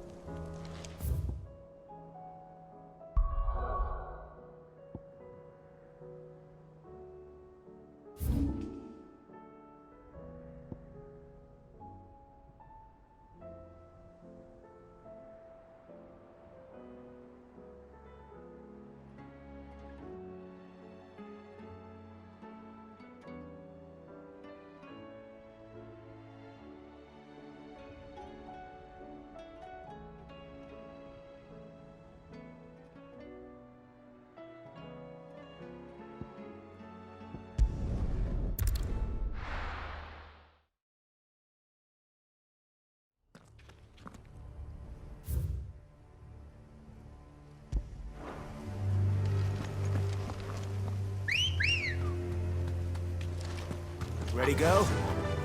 Yeah!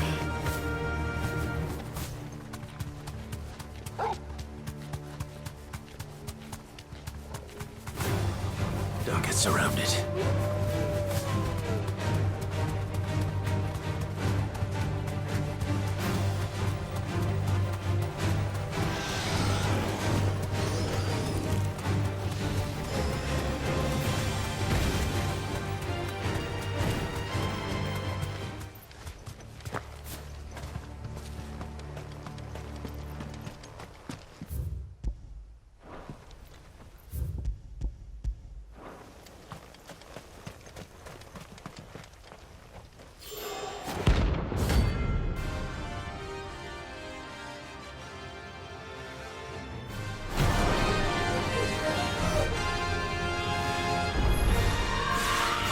Madness lives on.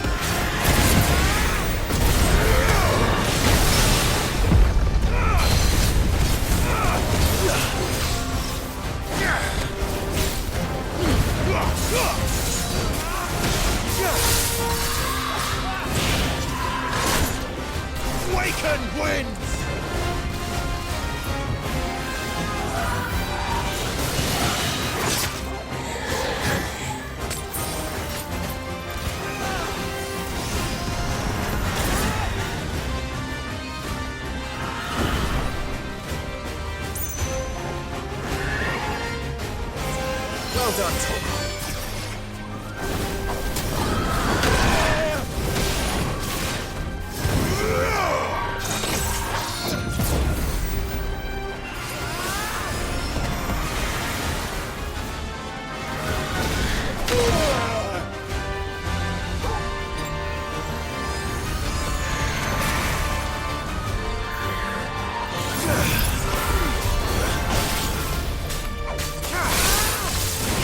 Ah!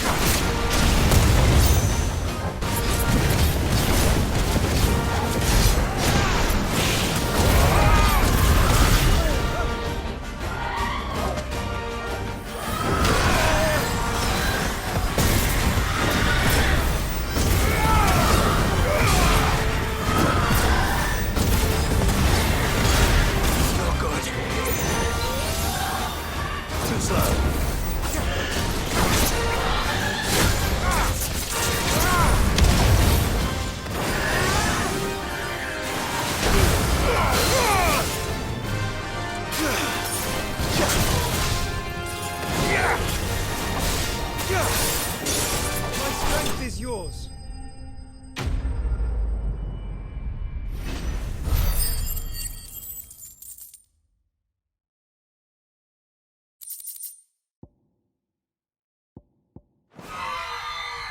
Rest in peace.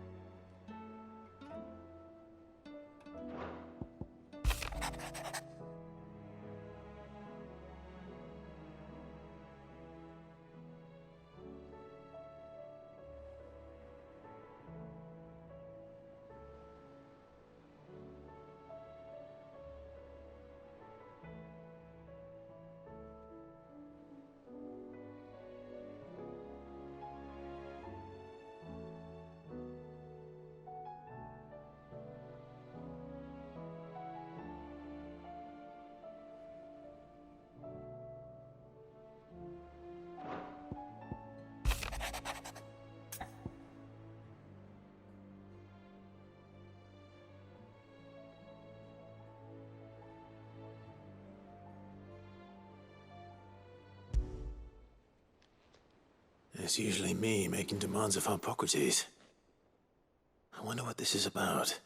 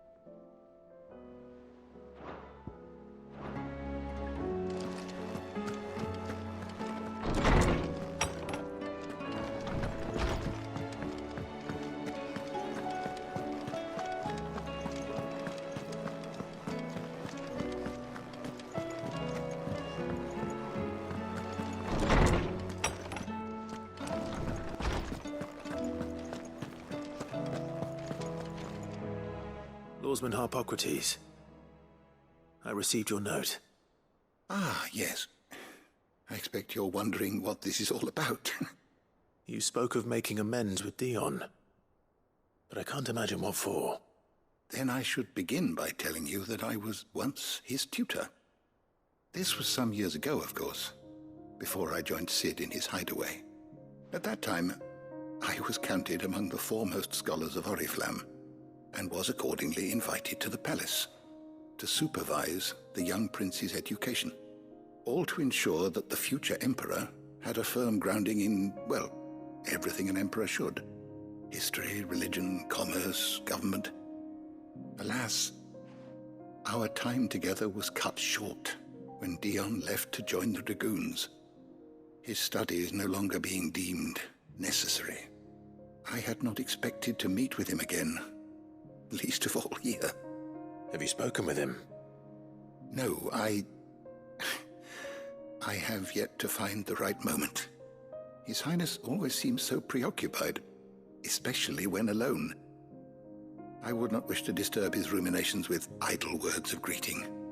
Not when I know he dwells upon the evil Ultima had him commit in the Dominion.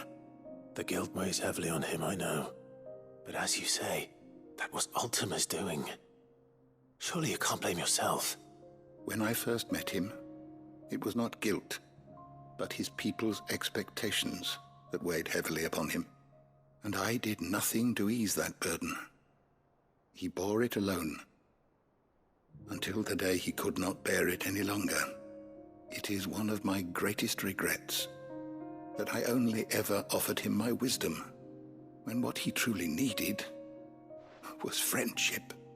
The blame for Dion's transgressions lies not only on his shoulders, but on mine. I see. I'm ready to help you in any way that I can. Then I beg that you bring me a wild wyvern tail. Apothecaries across the ages agree that even to glimpse such a flower is to be granted inner solace. Fabulists and fraudsters all, of course. But there is oft a seed of truth to be found where even the most outlandish opinions align. Well, it can't hurt to try. Where can I find this flower? And how will I know it? You have seen cultivated wyvern tails before, I trust. The lily-white blossoms from whose roots the poisonous ink for the brand is distilled. Well, those which grow in the wild differ only in their purple hue. The harsher the environment in which they are raised, the deeper the colour. There is a waterfall in Rickmal's roost across the strait, where the flowers once grew in abundance. Whether they still survive there, I know not. But try as I might, I can find no likelier location. It's all right. I'll find you a wyvern tail one way or another. Thank you, Clive. And please, be safe.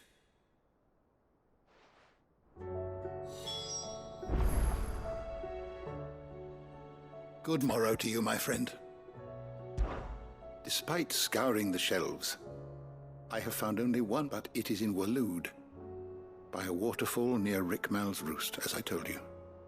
I dare not ask that you undertake such a long and perilous journey on my account, of course, but were you to find yourself in the area?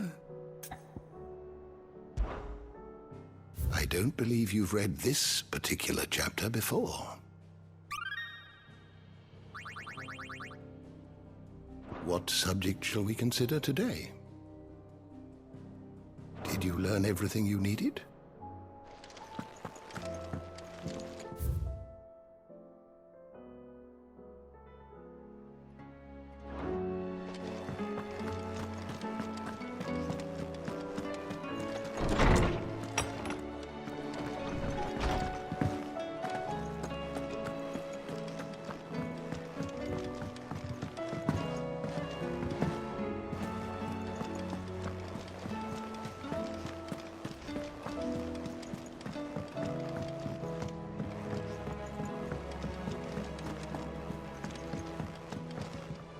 What will it be today?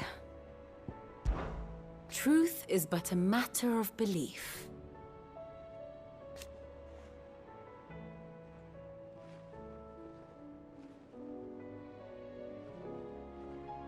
Alas.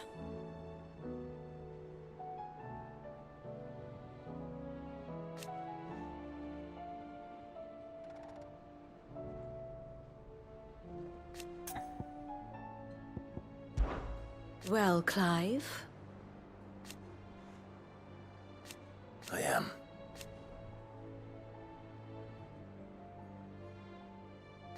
Naturally.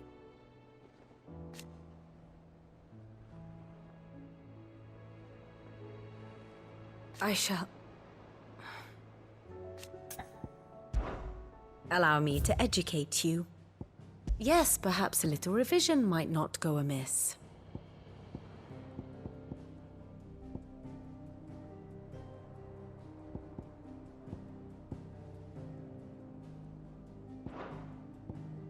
One must understand one's place in the world.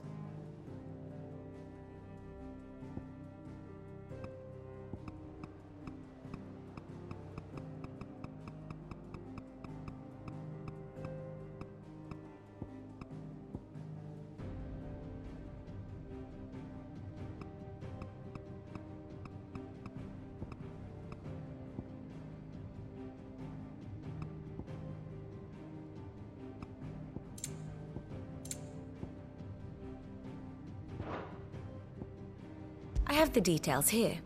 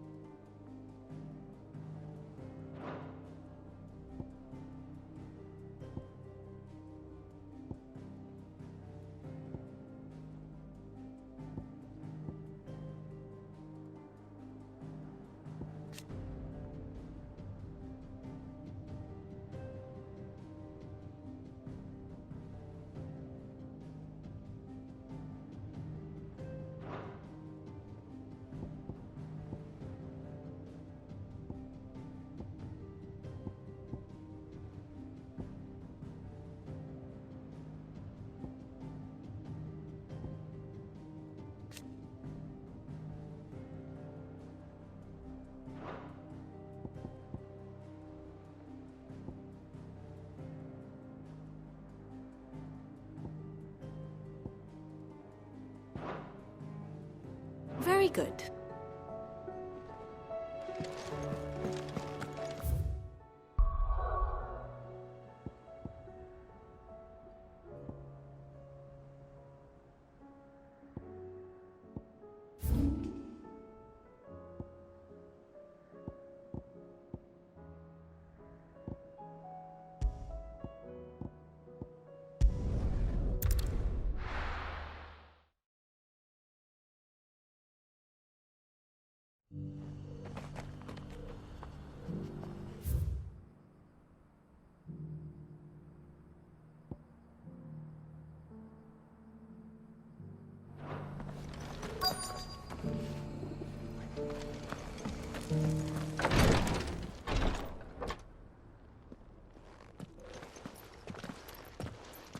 Your Grace, my lord, I trust your journey was not overly onerous.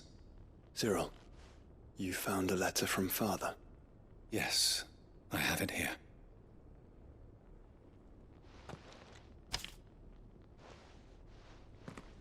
If you would do us the honor, my lord.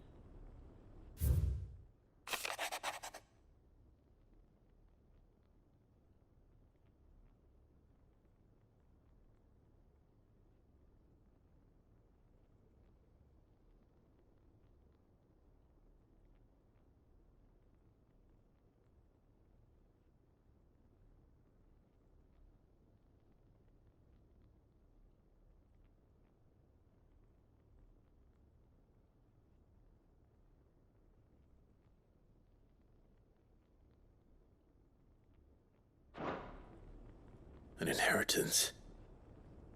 It would seem the late Archduke penned this missive shortly before his passing. The day before we left for Phoenix Gate. What are these plans he spoke of? His plans for the duchy, Your Grace. Your father entrusted them to my predecessor, the former bearer of the Burning Quill, who entrusted them in turn to me. The complete emancipation of bearers is their stated aim. But your father's dream did not end there. His Grace also spoke of building hospices to care for those stricken by the curse, and the founding of a new university to further the development of non-magical technologies. With the blight spreading ever more widely across the twins, Archduke Elwyn saw this as the only means of securing Rosaria's survival. He wished to see men and bearers treated as equals. To see centuries of common wisdom overturned. Small wonder he did not think it achievable within his lifetime. But he thought it achievable nonetheless. Had he not, he would never have written this message. Nor would he have entrusted his vision to his most faithful aides, those who would have stood with you, shielded you from the machinations of the less benevolent personages at court. It's a pity only they are still with us. 'Tis true that those most loyal to your father were the first to suffer the Duchess's wrath. But one at least remains, and she has come bearing gifts. What do you mean? Mayhap it is better that she explain, my lord. After all, the duties entrusted to me by my predecessor extended only to recovering His Grace's will and arranging a meeting with the one who might execute it, or a part of it, at least. And where is this woman? She awaits you in the archive, Your Grace. Thank you, Cyril. Shall we then?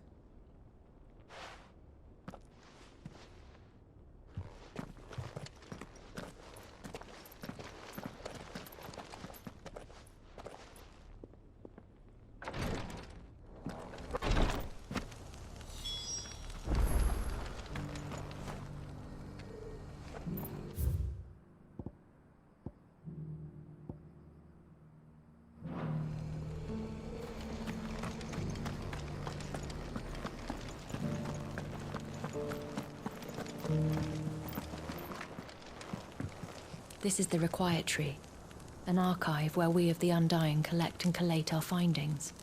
Fragments of Ultima's true nature surely lie buried within these pages. We have only to unearth them.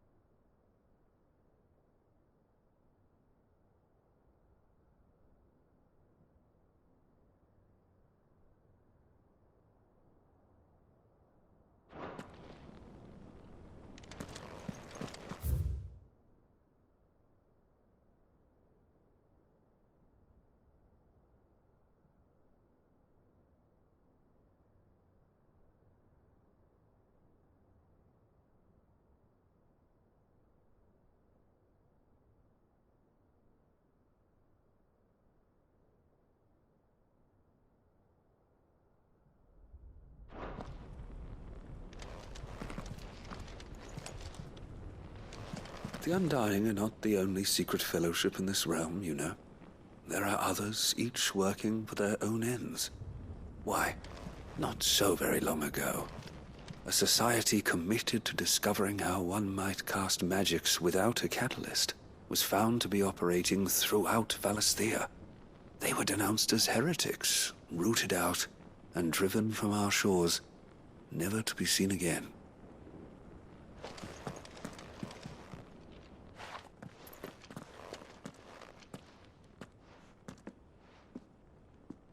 My lord, your grace. I hardly recognize you. I am Goditha, retainer of House Rosfield, loyal servant to the Phoenix and his shields.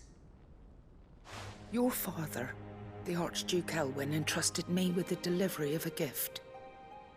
I only hope you can forgive my tardiness in bringing it to you. Lift up your head, Lady Goditha. You have our gratitude for your service to our house and to our father. I merely did my duty, as any proud Rosarian would. My lady, perhaps you could explain a little more? What exactly is the gift you bring? As I'm sure you know, it has long been the custom for the children of House Rosfield to be presented with certain keepsakes upon their coming of age. Indeed it has. Our father often spoke of the day when our turn would come. And had he lived to see it, he would have presented you with the treasures I bear. Matching armbands for you both. Alas, he did not live. Indeed, he was taken from us even before they could be completed.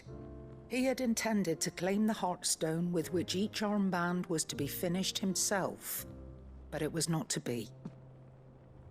And his gifts remain incomplete. I see.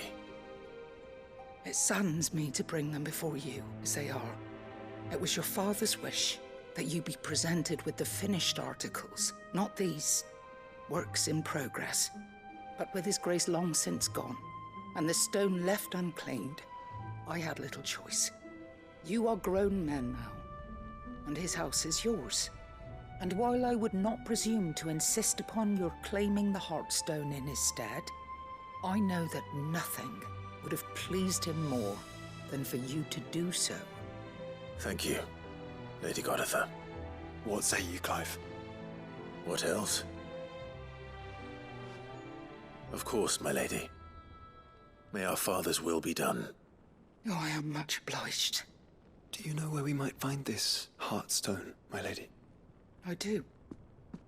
Though it may be a matter of a good deal more than simply happening upon it. It is found in the bellies of elder griffins, you see. We do at least know where to find one. A certain specimen has made its nest in Titan's Wake, not far from here. A certain specimen? You are most perceptive, Your Grace. In answer to your unspoken question, yes. In fact, this is the very same beast your father meant to slay. I have been tracking its movements since you were but a boy. Were you to slay it in his stead, as men of House Rosfield, it would surely make your father proud. What say you, Joshua? What else?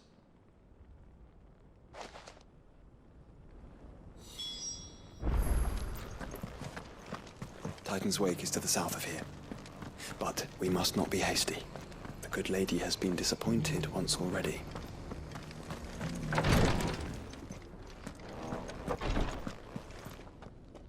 Lord Marquis, if you have a moment. What is it, Cyril? One of our brethren lately journeyed across the strait in order to pursue a new avenue of inquiry in our ongoing investigation. He sent an owl some while ago, but we have heard naught from him since. Was he surveying another fallen ruin? No. The object of his study was a savior cult that has arisen in Ash in recent years. We believe it may have some connection to the Circle of Malleus, an ancient religion that worshipped Ultima as its god. By gaining an understanding of this new faith, we hoped to learn more of the Circle's original beliefs. And so you sent one of your brothers to Ash? A continent teeming with orcs and Akashic? Fully cognizant of the risks, yes. I entrusted the mission to one of the most able of our order, the Third Chair, a master of the arts of combat and survival both. Though he has been silent for some days now, I have thus far refrained from sending any others in search of him, lest they be lost in turn. Yet, it seemed only right to inform you of the situation, given your unique experience of the perils of Ash. For as you so earnestly advised me, it would not do to abandon a man to his fate, when he might yet be saved. It would not. But Ash is a big place. Can you be any more specific? Perhaps. The last owl I received from him mentioned a village where he had heard the cult were wont to assemble. Mickleburg was its name. It lies in the southern reaches of Waloed. If aught ill befell him, I expect it did so there. All right. I'll see what I can do. You are much too kind, my lord. Go then, with my hopes, and may the firebird's flame ever burn in your heart.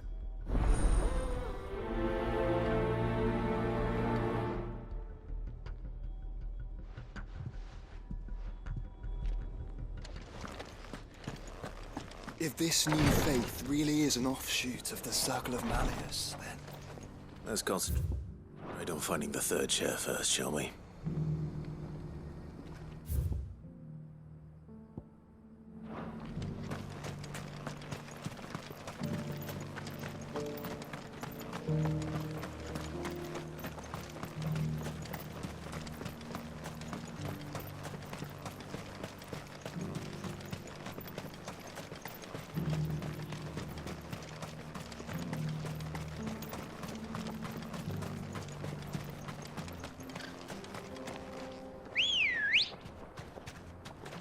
come on.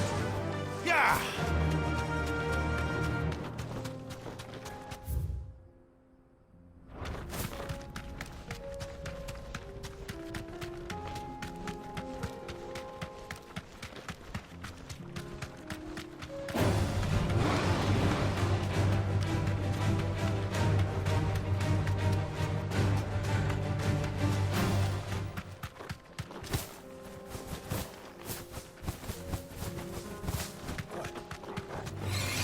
This might take a while.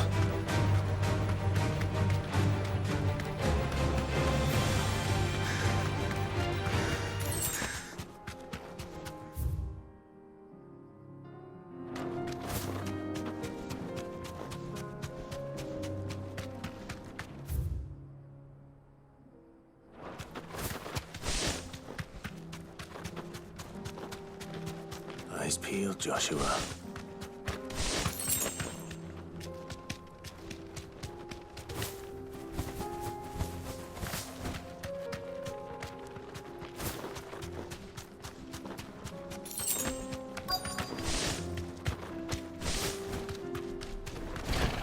There it is.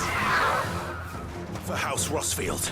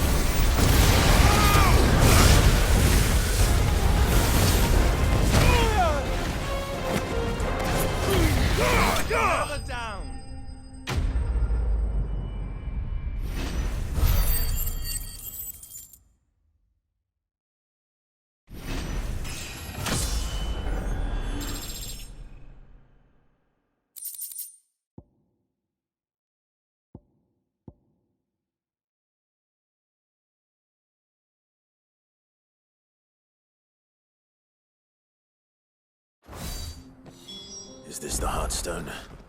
I expect Lady Goritha will know.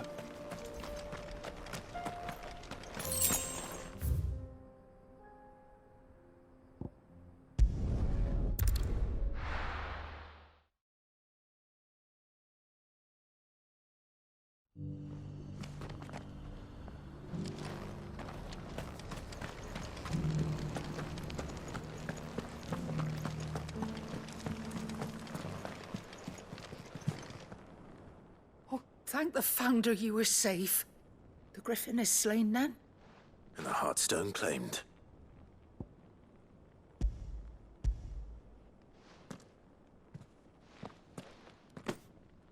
Yes. This radiant luster, like frozen flame. It is just as your father described it. Thank you, my lord. Your Grace.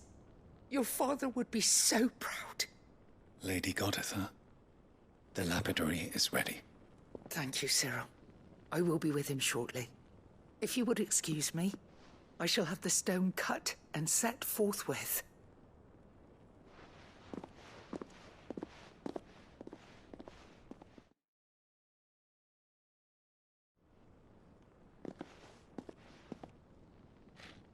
The armbands are complete.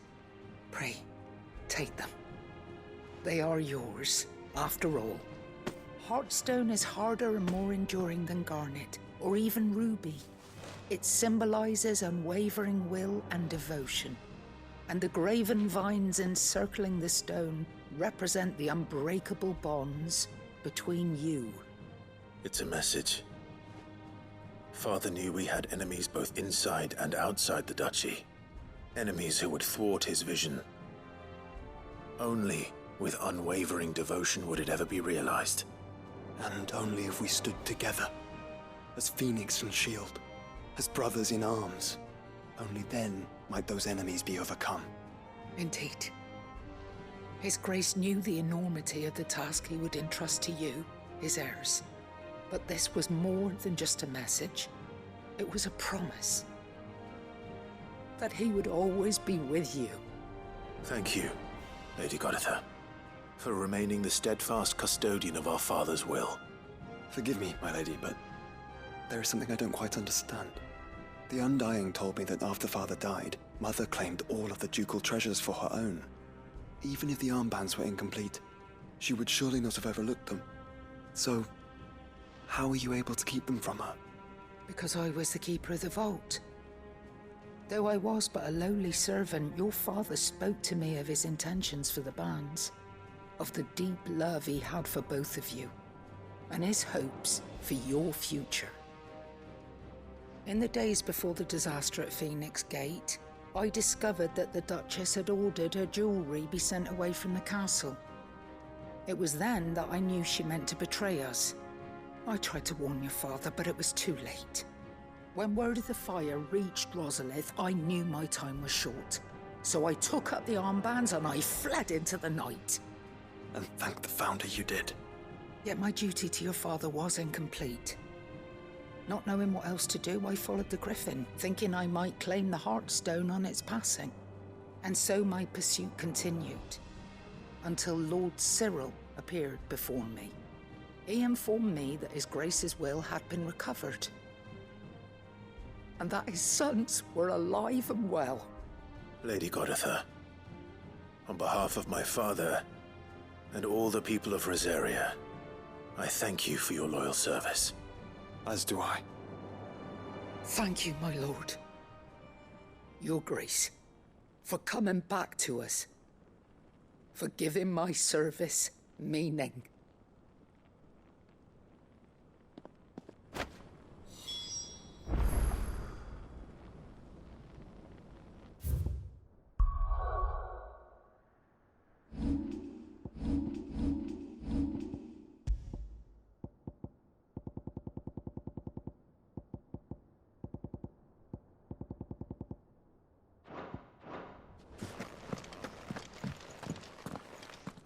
The bands suit you well.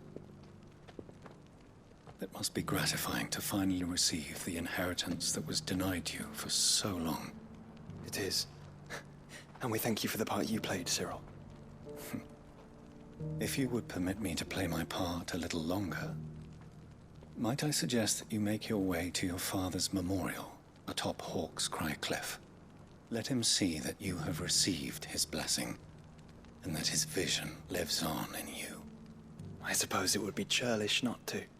What do you say, Clive? Shall we pay Father a visit? I think we should. I was hoping to be able to offer him my thanks before we left for Origin. Your father's helm is enshrined there. It has been since the day we recovered it from Phoenix Gate. I prithee claim it, for it too is a part of your inheritance, and I do not doubt that your father would prefer it in your hands than perched upon some lonely rock. Thank you, Cyril.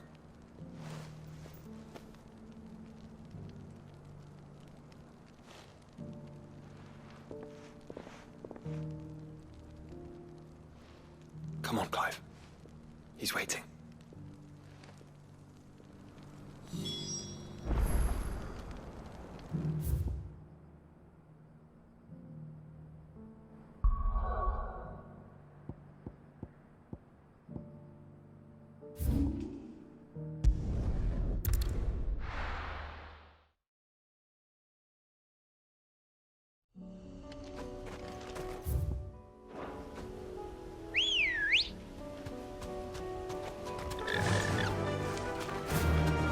Unwavering will and an unbreakable bond.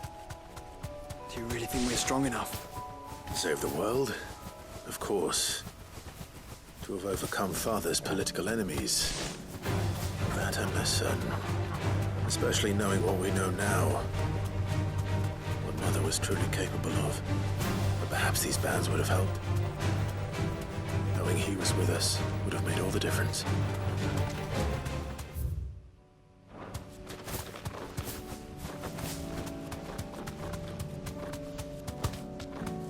He's just back there.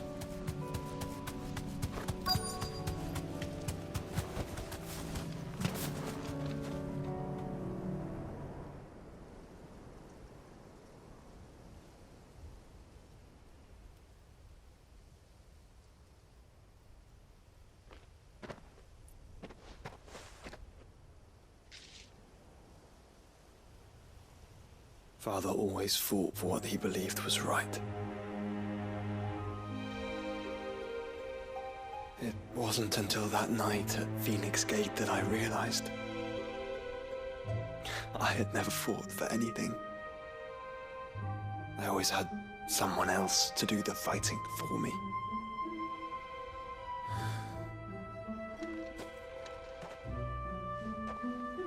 No matter how fate conspired against him, he never lost heart, never looked back, never stopped fighting. To me, he was the greatest of men. And I've been trying to live up to his ideals ever since.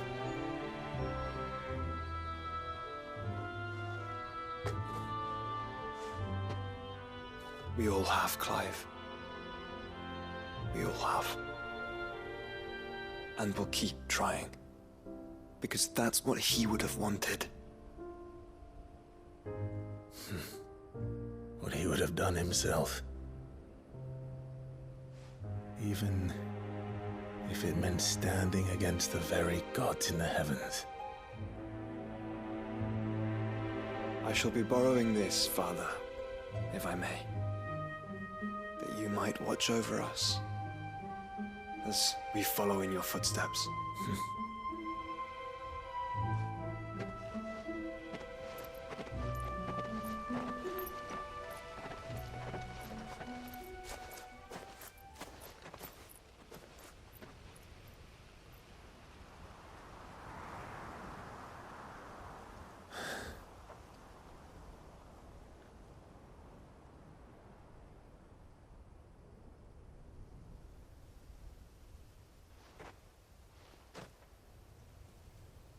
We won't lay you down.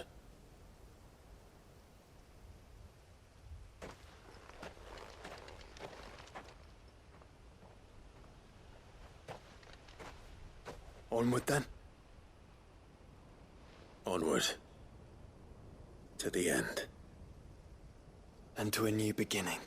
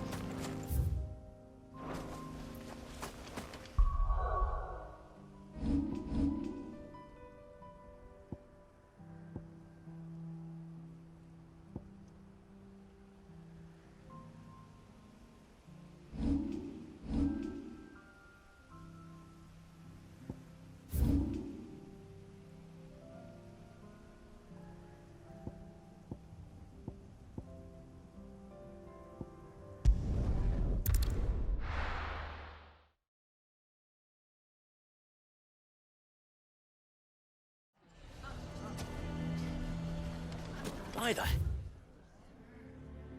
hell would Victor take the bearer's side?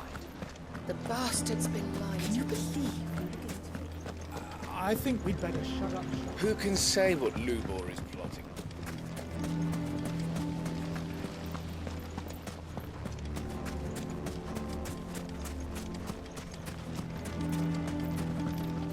Anything I can interest you in?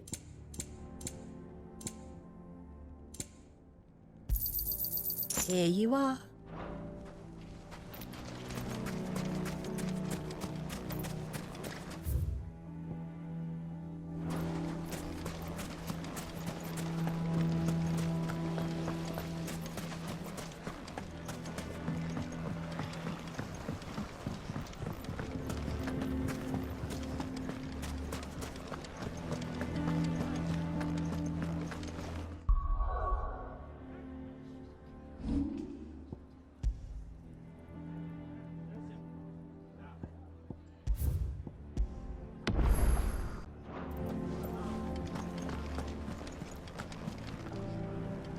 Here to help me pack?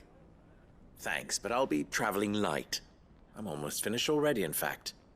You're really going to go through with this, then? I am. But before I go, there is one small issue I'd like your assistance with. Well, two, in fact. If it's within my power to help you, I will. It's the children. I refuse to let them share in my disgrace. And if I leave them here, they surely will. Our friendship would see them ostracized forever. But I can't take them with me either. I can think of only one place where they are certain to be safe and provided for and loved. The Hideaway. Of course. The children would be more than welcome. Thank you, Clive. I will not forget this.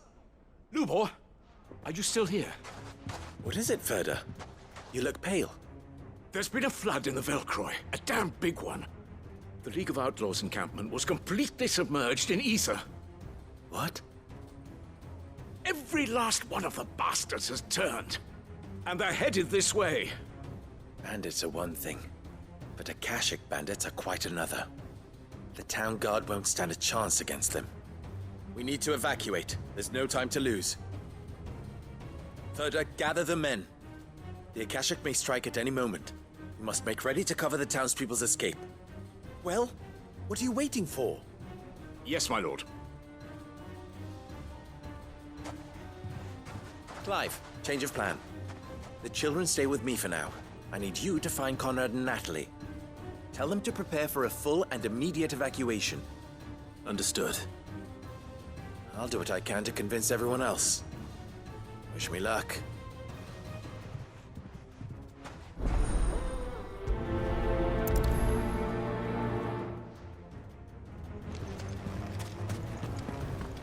You have to listen to me.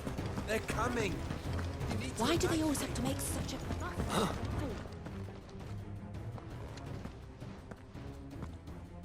Ah, it's you. What do you want, Lord Underhill? To pass on an important message. There's been an ether flood out in the Velcroy. The camp where the so-called League of Outlaws were gathering has been swallowed. They're no longer just bandits. They're Akashic now, and they could be here at any moment. You need to begin preparing for a full-scale evacuation right away. Oh, do we? And who was it who gave you this disturbing news, might I ask? Lubor, perhaps? The man spreading the same poison out in the square as we speak. You may believe his lies, my lord, but we know better. But why would he lie about something like this? Some twisted attempt at revenge, perhaps. If he had not been unmasked, he may well have been elected our leader. A great honor for one of his kind. One he might well feel aggrieved at having been denied. Lord Underhill, forgive me, but it has become all too evident where your sympathies lie. Lubor cannot be trusted, and neither, therefore, can you. You may not trust me, but for the sake of your people, ask yourselves if there is any chance that this is true. There isn't. You can be certain of that. Now be off with you. You're making a mistake. Come, Clive. If our words will not move them, then we must find another way to help save the town. You're right. Let's speak to Lord Ferda. Listen to me. They're coming. You need to evacuate. Know your place, bearer. I think we'd better shut up. What's Lubor raving about now?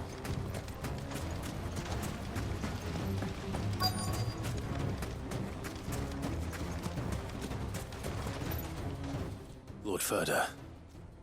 Sid, what's wrong? I went to warn Conrad and Natalie about the Akashic, but they wouldn't listen. They've convinced themselves that nothing Lubor says can be trusted. The bloody fools. Which means the town guard can't be counted on for support. But I can. If there's anything I can do to help you defend Dalamil, you only have to ask. I appreciate it. Sid! Ferda! I've been looking for you everywhere. Victor? I thought you'd left. I couldn't abandon a friend in need. And Lubor is in need at this very moment. Come quickly.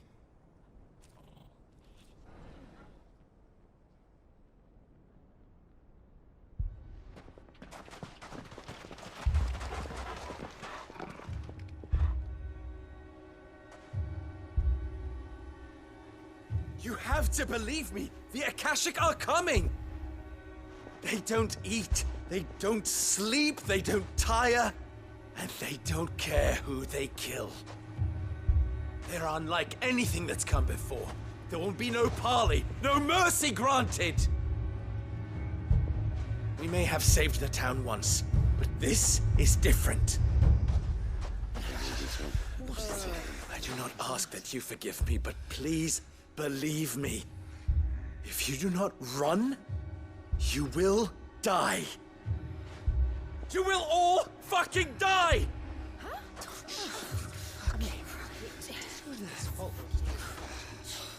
You'd like that, wouldn't you, bearer? Yeah, with us out of the way, your kind will be free to claim Dalamil for yourselves. You should run! Run, bearer! Yeah, run! Run! Far away! Run! Just go ahead. Yeah. Yeah. Yes! Go. Come on, then. Go on, go! Just go. Lubor. Wait. Someone's coming. Go. Come on! Stop! You're hurting him!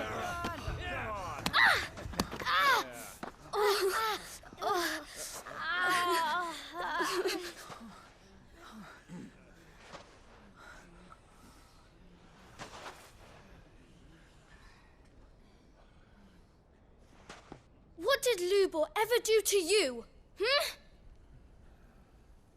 He solves all your stupid problems and he keeps all of you safe. You know there's nothing he wouldn't do for this town.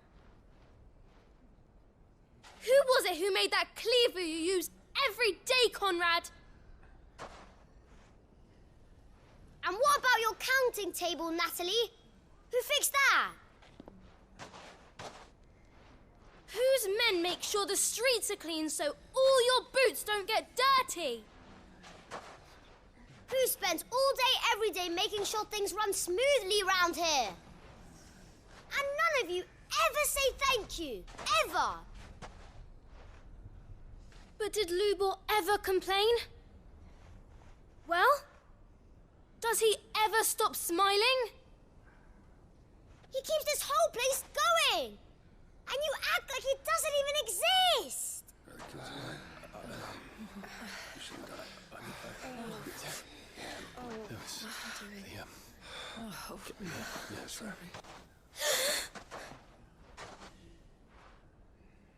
Lubor, we've heard enough.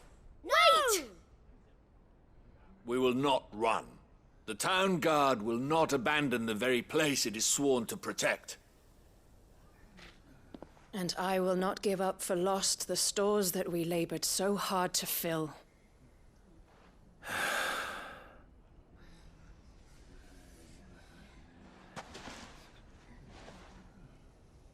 So tell us, how do you propose we deal with these Akashic of yours?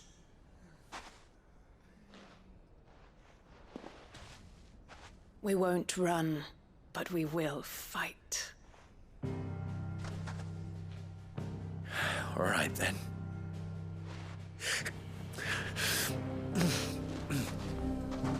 Fine.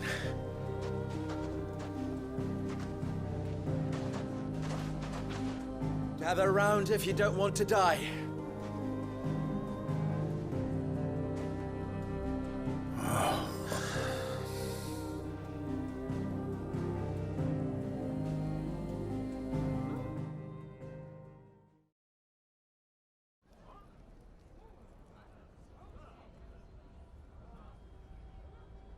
Allow me to explain the situation. The ether flood occurred near the village of Cheratina, deep in the Velcroy. The place had been abandoned for years, until the League of Outlaws decided to make it their base of operations. Now they're all turned, and if the scouts' reports are correct, heading in this direction. They are mindless monsters, driven only by hate and rage, and they are utterly unpredictable. With the bandits, we at least knew how and where they were likely to attack. When these creatures come, Dalamil will have the bitterest fight it has ever faced on its hands. The town guard will muster at the north gate. The rest of us will take the south. Both forces will provide men to serve as scouts and messengers, ready to spread word of the size and nature of the Akashic force as soon as it is spotted. And as soon as it has been, we will converge on its position and see that it is driven back from Dalamil at all costs. Conrad, can I count on the support of the town guard? Always. I leave the selection and coordination of the messengers in your hands, Victor. And the command of our men in yours, Ferda. If you would both be so kind. Consider it done. As you wish. Natalie, I would ask that you and your people have the townsfolk barricade themselves inside the bathhouse. And tell the merchant not to waste time securing anything beside the essentials. Preserving life is our one and only concern. As long as we survive, it doesn't matter what trinkets we might lose. Our riches can be regained. And if anyone doubts that, let it be known that the Briar's Kiss stands ready to cover any losses. Very well. I shall tell them. Where do I fit into this plan? Where else but the most perilous place of all? I would like you to travel to the home of our erstwhile League of Outlaws, Cheratina itself.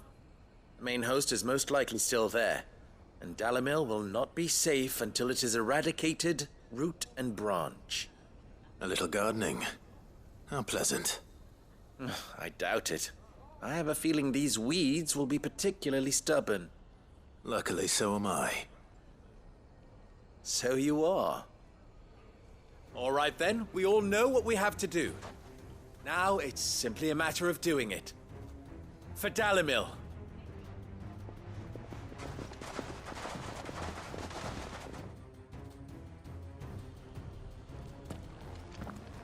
Looks like everyone's ready. I'd better not keep them waiting.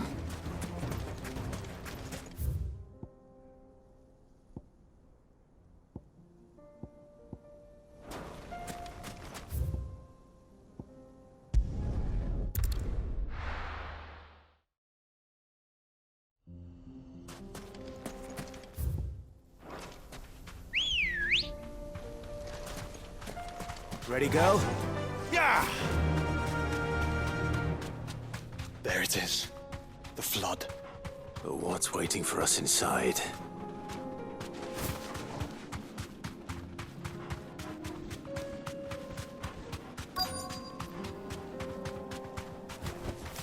You deserve a rest.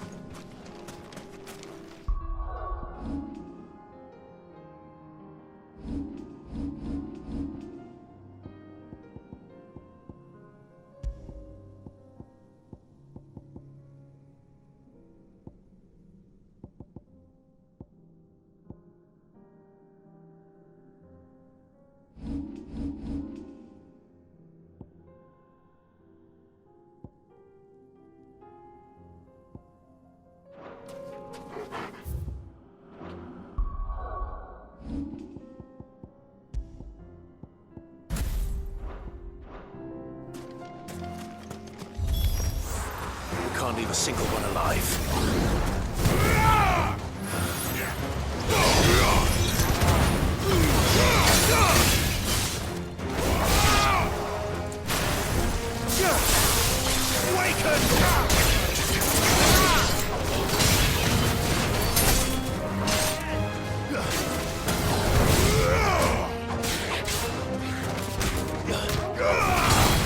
It's over!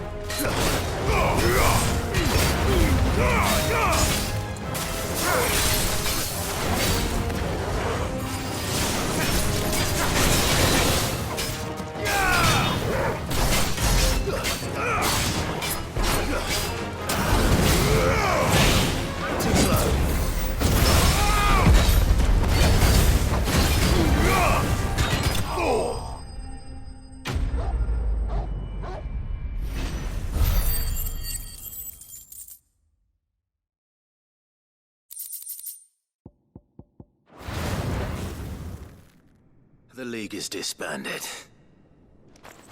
I should get back to Dalimil and see how the others fared.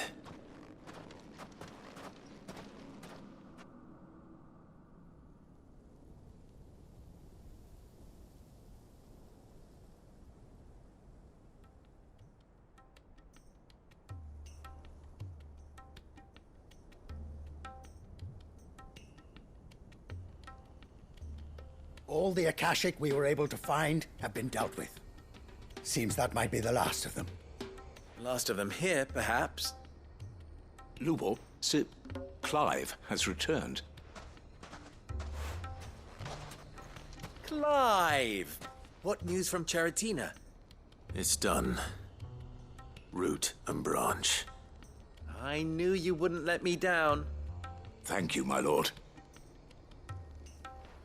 Friends, the Horde has been driven back. The Akashic have been defeated. And we need not fear the arrival of any more, thanks to Clive. Victory is ours. We bloody did it! We saved Dalimil. Lubor, allow me to apologize. After all you have done for this town, we should never have doubted you. But we did. And for that we are truly sorry. We only hope that you can forgive us. We need you, Lubor. Dalimil needs you. So, if you would still like to be considered for the position of mayor, you have our backing. You do remember that I'm a bearer, don't you? We do. But that is not a stain on your character. It is a stain on ours. We thought only of what we perceived bearers to be, not what you truly are. The man who saved Dalimil twice over. I see. But I will only accept your proposal on 2 conditions. Name them. Firstly, that you will both do everything in your power to rally your people to my cause. If the Town Guard and the Merchants League do not accept my leadership, it will be doomed from the start. Unity is the key to defending Dalimil, and I do not doubt that we shall need to call on our combined strength again. When that time comes, I will expect us all to pull together, just as we did today. Of course. You have our word. And secondly, you will accept that if I am to lead you, the mistreatment of bearers must end here in Dalimil. Any bearer within our walls shall be afforded the same rights as any other citizen. They will not be judged by what they are, but who they are. As we failed to do, and came so close to losing everything. We agree to your conditions. And we have only one in return. That you continue to work for the good of Dalimil, as you always have. Condition accepted. Well then, it seems my mayorship is all but confirmed. Do I get some sort of special hat?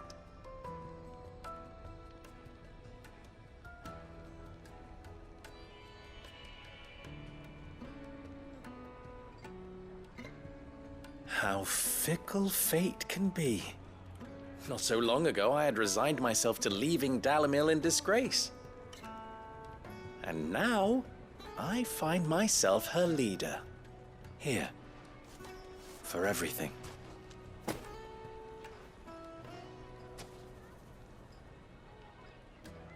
Lubo, about the children. Fear not, you are of course relieved of your responsibility. I would sooner face another horde of Akashic than see them brought up as outlaws. I'll make sure they're safe here. I don't doubt that you will. And not just the children, but everyone in Dalimil. I'll do my best. Can't have all your hard work going to waste.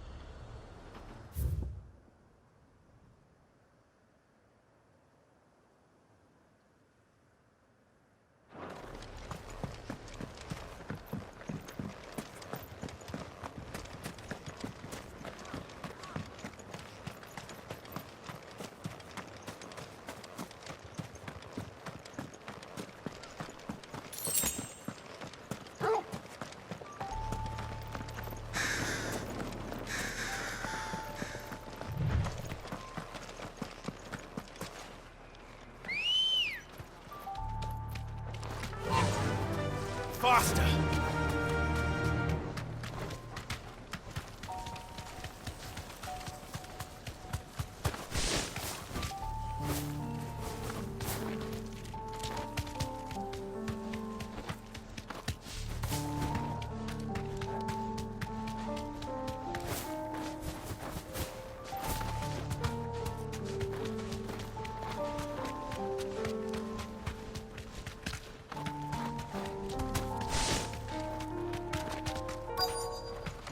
This be Nickelberg.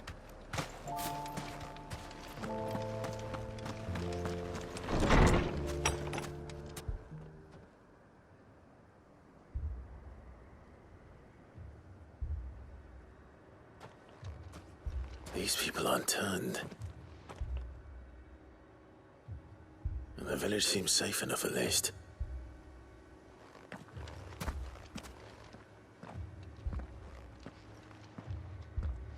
What is going on here? Ah. Did you, too, heed the call? Heed the call? No, I came here looking for someone. To be honest, I wasn't sure I'd find him here. Let alone all of you. Is that so? What are you doing here? Is this where you live? It is my home. The others, they heeded the call. You keep saying that. What do you mean? They came here to perform the rite, just as King Barnabas instructed. This village is their altar, where they shall cast their shoals upon the gentle waters and give themselves to the Lord. Give themselves? Oh, Lord, cleanse us of our sins. Let us be reborn in your loving arms. Free us from the torment of this mortal realm. They want to be saved. Forgive me, but did another foreigner like me come here? He was probably wearing a cowl. You mean the traveler from Storm? Yes. He is staying at my house, toward the rear of the village. Thank you. If you don't mind, I'll go and greet him. They seek the same salvation Barnabas did. At least the third chair still lives. Let's go and find him.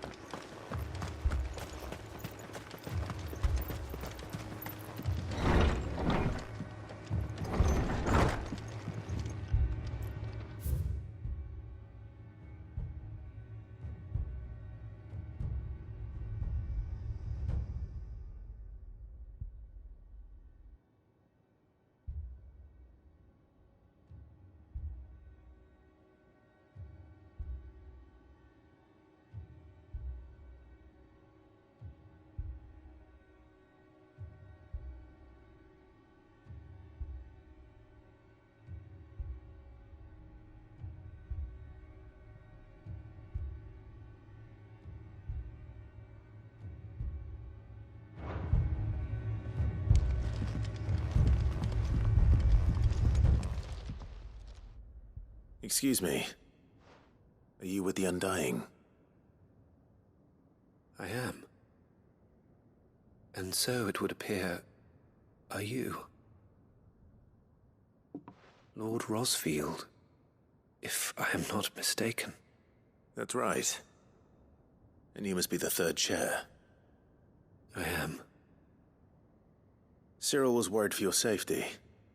He sent me to find you. Then I must apologize. I did not mean to trouble the bearer of the burning quill. Much less you, my Lord Marquis.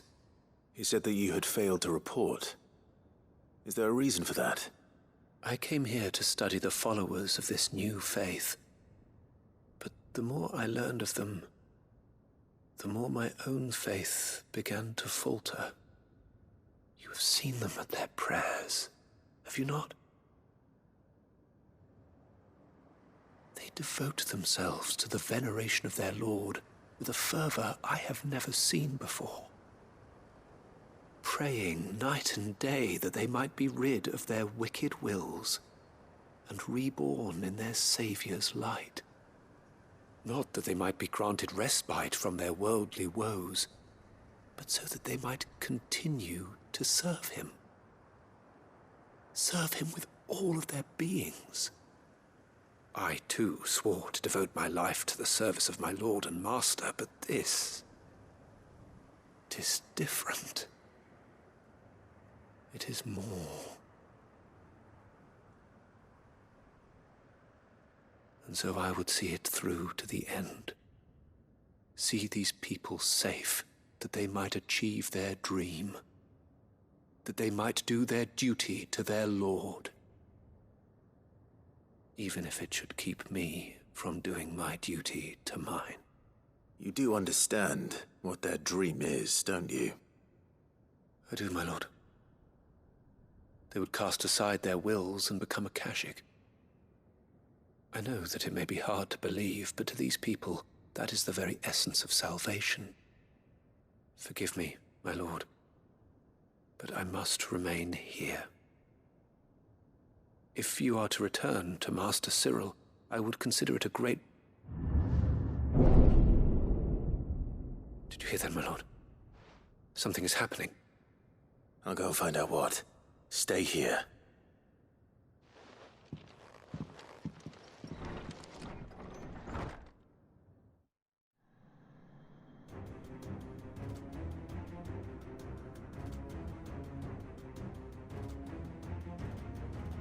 An ether flood.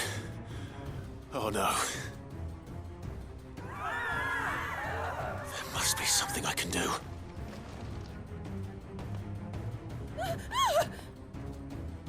Echoes as well. Found her. Ready, brother? Ready.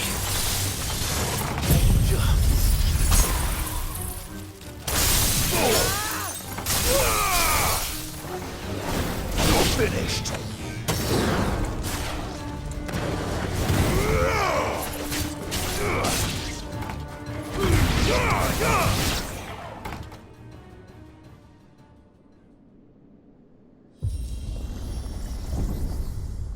What now?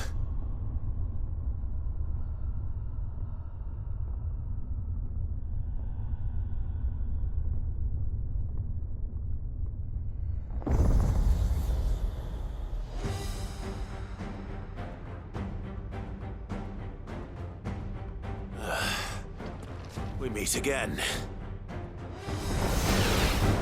I've killed your kind before.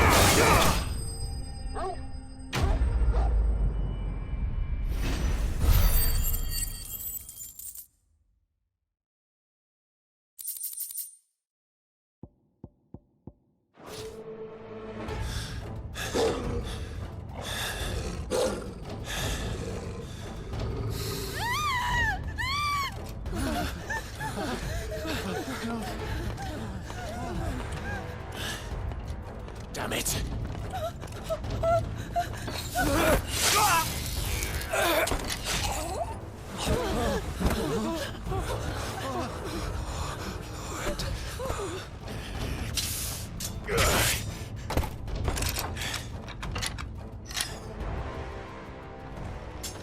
Don't you die. Come on, speak to me. I had to save them, that they might have a chance to find true salvation. By devoting themselves to the service of their Lord.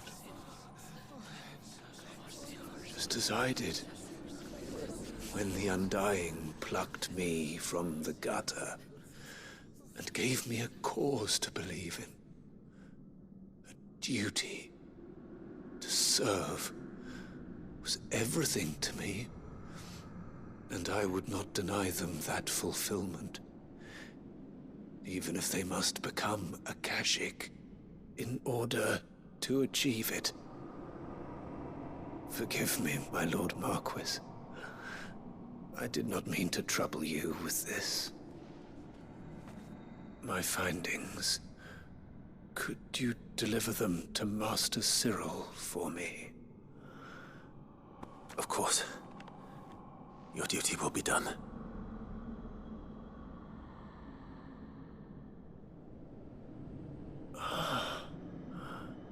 Look, my lord. They are saved.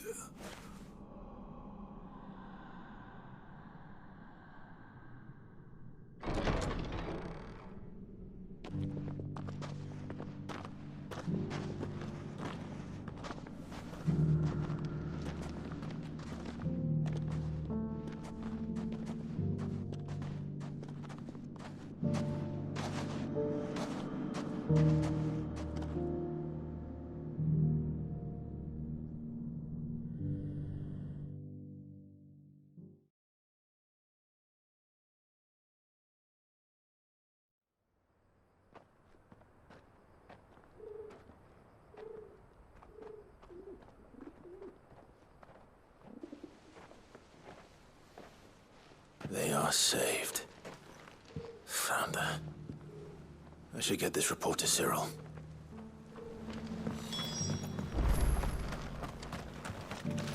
Are you buying or selling?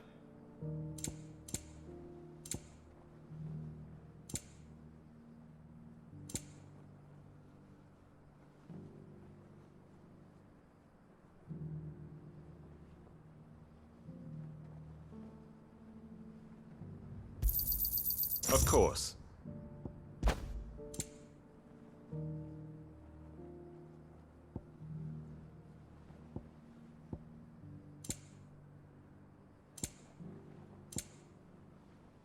Go safely.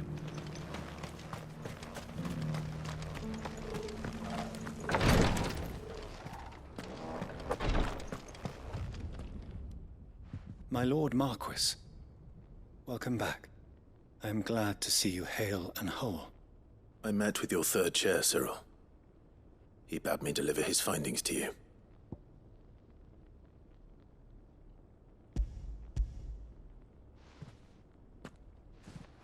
Thank you, my lord.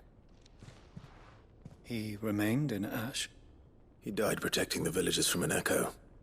I buried him in Mickelberg. I'm sorry that I couldn't save him. If you could not save him, no one could. The villagers, they were believers in this savior cult. They prayed to their god that they might be unburdened of their wills. Then an ether flood came, and their wish was granted. Your brother sacrificed himself that they might live, even knowing that that life was death by another name. Then he perished defending liberty. A hero's end.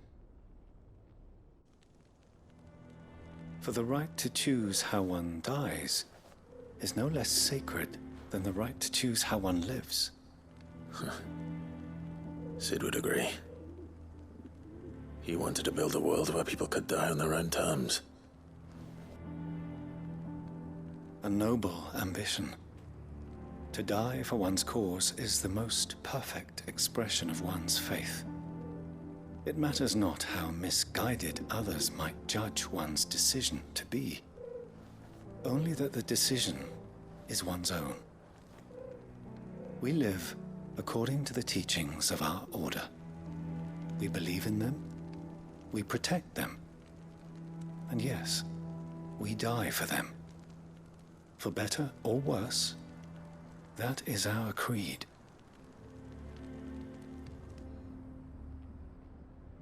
But he didn't die for your creed. He died to save them. And you still believe that what he did was right?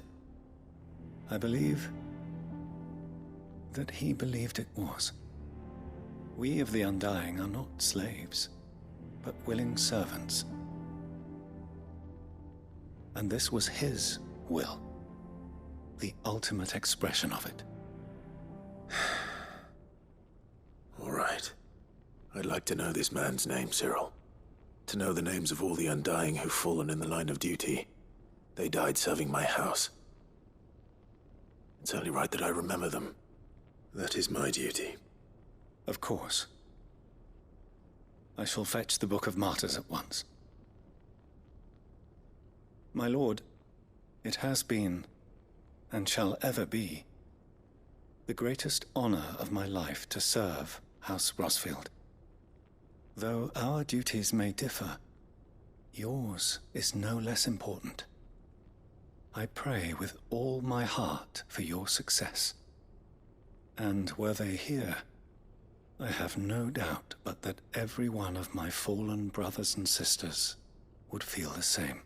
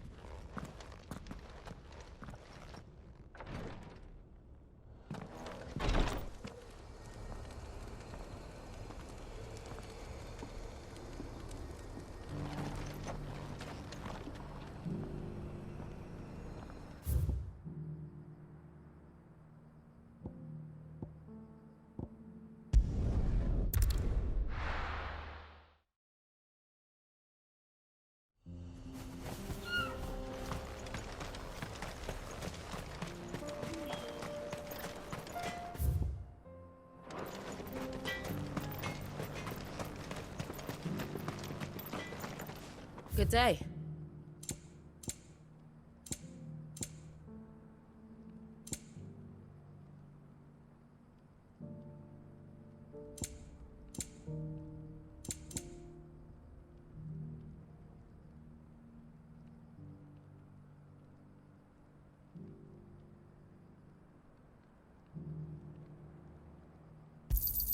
Thank you. Go safely now.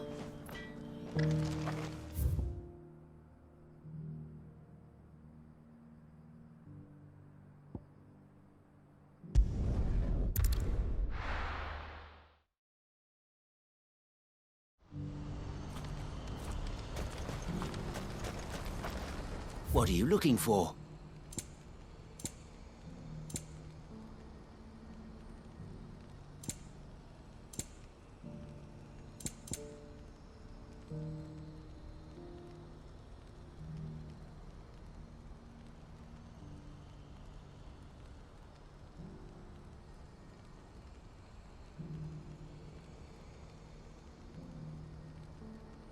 Farewell.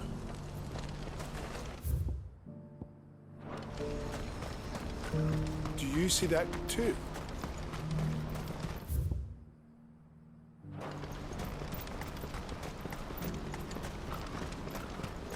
Papa? What is it? Oh, please. Just make scared. It's all right. I'm here. Nothing good's gonna come of this, I'm telling you. Just looking at it's enough to send a shiver down.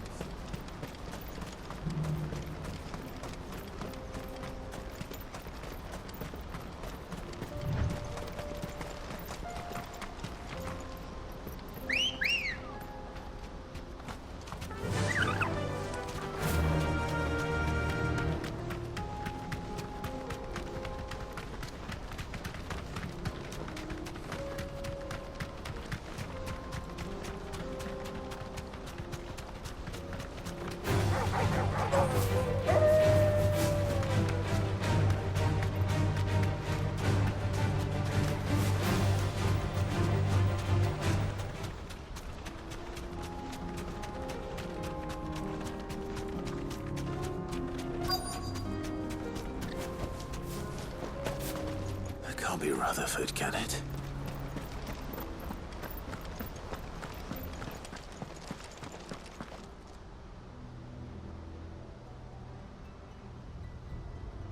Turncoats and cowards, the lot of you! If it's a fight you want, it's a fight you shall have! Allow me. I don't need your... Please, Field Marshal, oblige him. This won't take long. You're right. It won't. Men, finish him.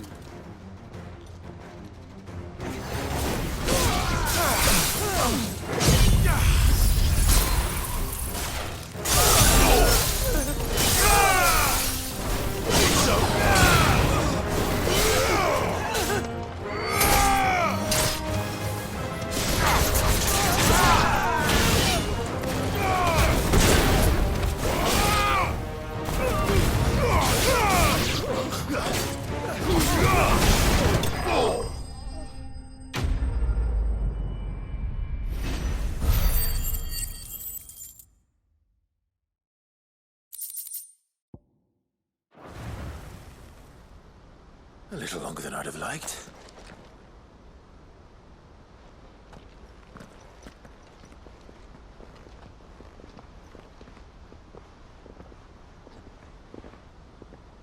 Field Marshal Havel, I presume. Are either of you injured? No, my lord. You arrived just as our escort turned on us. Fucking traitors. I'd heard reports of soldiers in the outlying regions abandoning the oaths they swore. But I hadn't thought the corruption had reached so close to the heart of the Republic. It's a fucking disgrace. Your interfering old bastard of an uncle tried to warn me, of course. My lord Marquis. Or is Sid the Outlaw more to your liking? Call me what you want. It doesn't change who I am, or the urgency of the message I bring. My uncle has a plan to right the realm, and he needs your help to see it through. Before I agree to anything, I'd have you answer one question. What do you stand to gain from all this? I won't deny that I might benefit from further chaos. But I seek a new beginning for all of us. And while the choices I've made may not always have been the right ones, I know I made them for the right reasons. For so long, so many of us have been told how we could live, how we could die, when it should have been our decision all along. Now we have a chance to put things right. But in order to take it, we must stand together.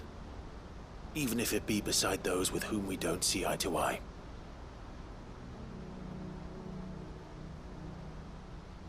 Certainly not the words I expected from an outlaw. But perhaps your uncle was right. You are no ordinary outlaw. I'll never hear the end of this. All right. I'll start by ordering my most trusted guard to bring the Dalmekian fringes under control. Next, I'll make contact with my counterparts in the Imperial Army and see if I can't convince them to try and restore order in their own territory. Thank you, Field Marshal. But they are not the only ones we will need to convince. What do you mean? I don't doubt that I can bully some sense into a few generals, but those they answer to require a different kind of persuasion. And when it comes to honeyed words, well, we will need an envoy. One who can court even the most stubborn of statesmen. You, perhaps? I'm flattered. But I'm no diplomat either.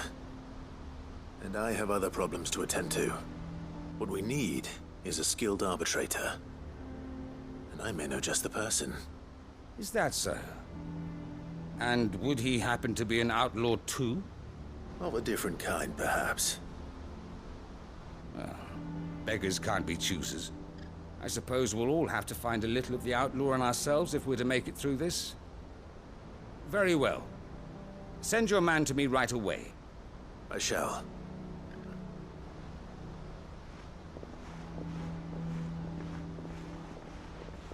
My Lord Marquis. Your Lord Uncle bade me escort the Field Marshal to his manor in Port Isolde. And I will see that my associate joins you there. Very good, my lord.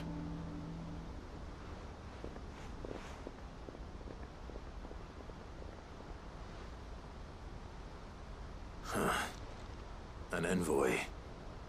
I'm not sure I'm the man to talk anyone round. I can barely convince my brother to take his medicine. No. This is a job for someone with experience. Someone like Quentin. I hope I can convince him at least.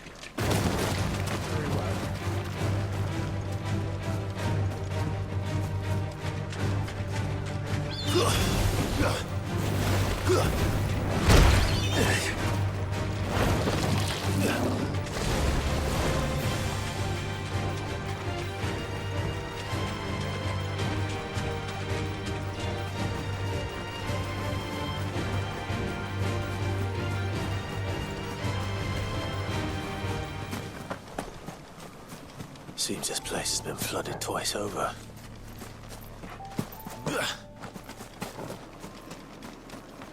Purple flowers blooming next to a waterfall. Shouldn't be too hard to find.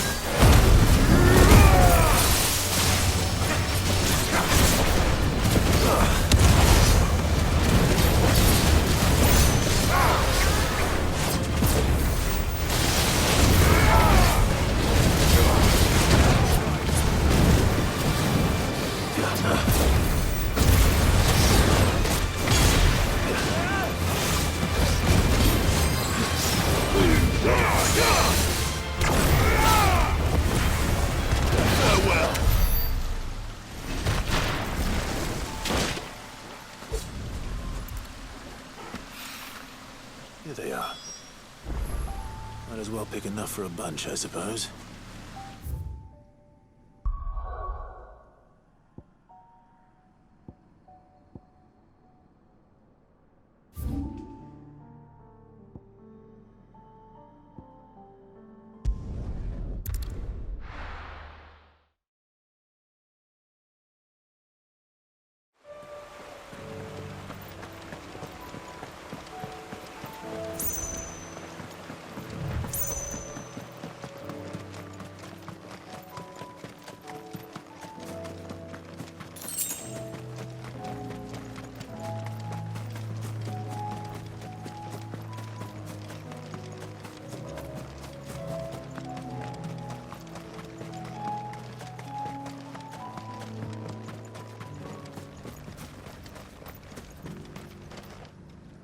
Quentin, I have a proposal for you. Do you now? Something tells me you'll be asking more of me than a cask of Gotand gold. Go on then. Propose.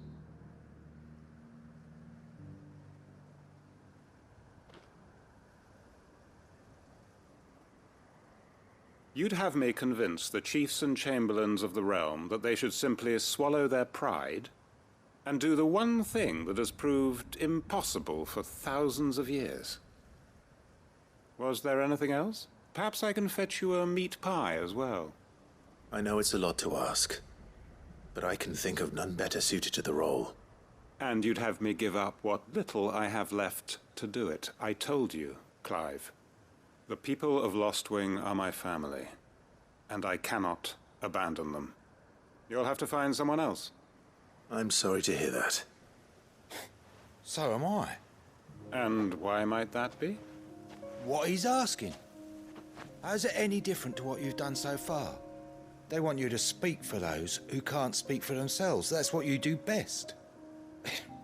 If it's the vineyard you're worried about, we'll see that the grapes are picked and the tons filled. You know we will. It's not that. Then what is it? You said yourself we're family. Don't you trust us? You know that's not what I'm... Then what are you saying? That only we are worth saving? Why turn your back on everyone else?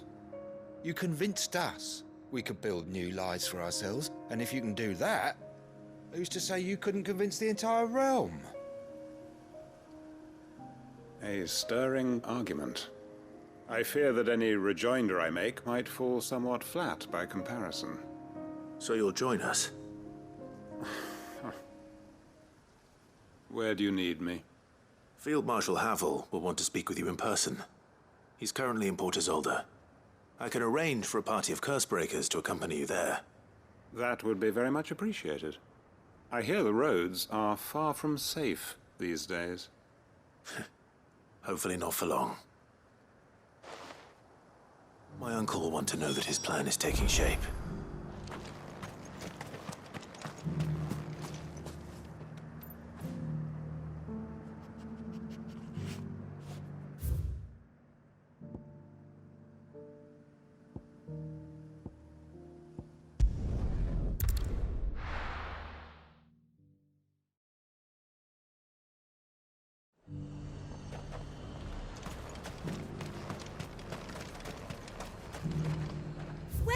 Welcome.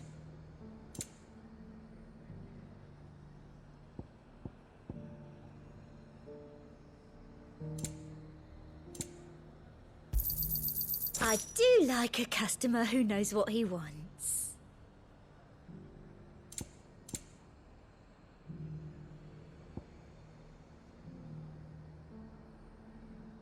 I'll be here if you need me.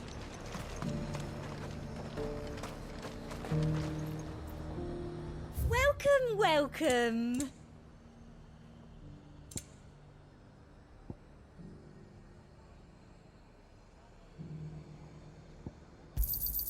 An excellent choice. I do like a customer who knows what he wants.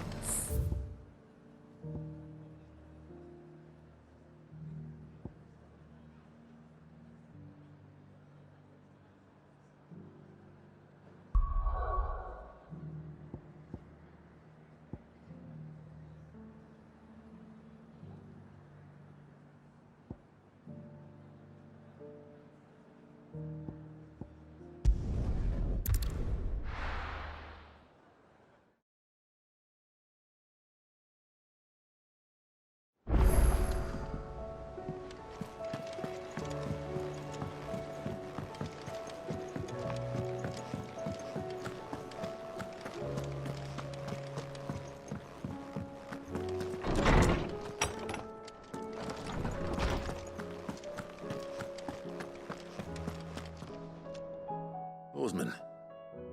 I found the flowers you were looking for. You did? I think I did.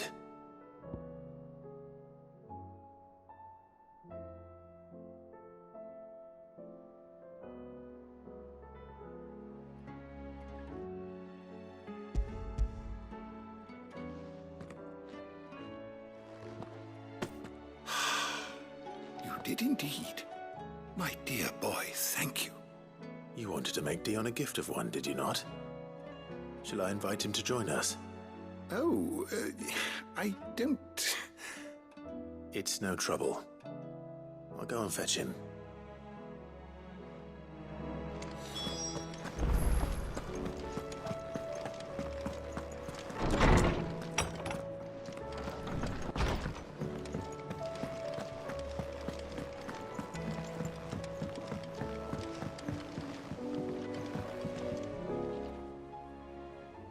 Your Highness, would you do me the honor of accompanying me?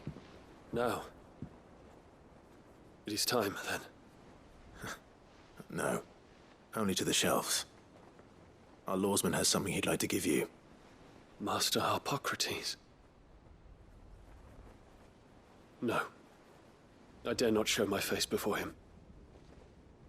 Not after everything I have done. I have taken countless innocent lives. And ruined countless more. All because I was weak. I have sworn to atone for my crimes or die in the attempt. But were I to meet with him again, and see in his eyes what I have become, I fear that my resolve might falter. Then that is all the more reason to do it. Test your resolve. Prove to yourself, and to him, how strong it truly is.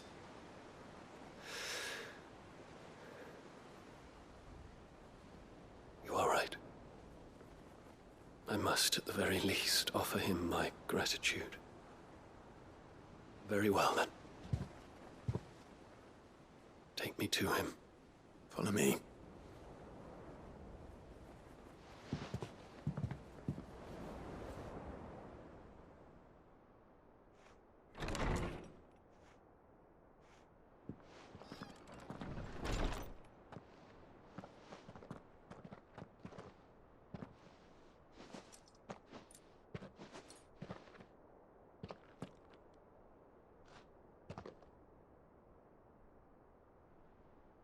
Even now, I hesitate to approach him.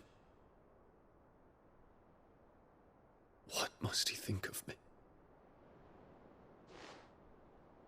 You'd be surprised.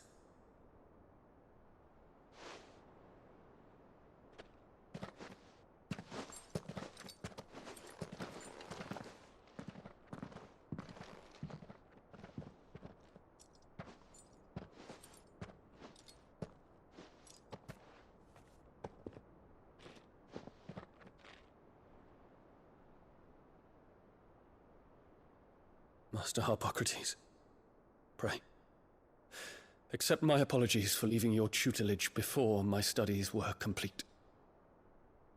Your lessons opened my mind to a world quite unlike the one I had imagined from within the gilded confines of the palace. And I shall be forever grateful for the efforts you made to enlighten me. Lift up your head, Your Highness. The deeds of youth require no apology. That you took the time to visit me says much about the man you have become. Now, there is something I would like to show you.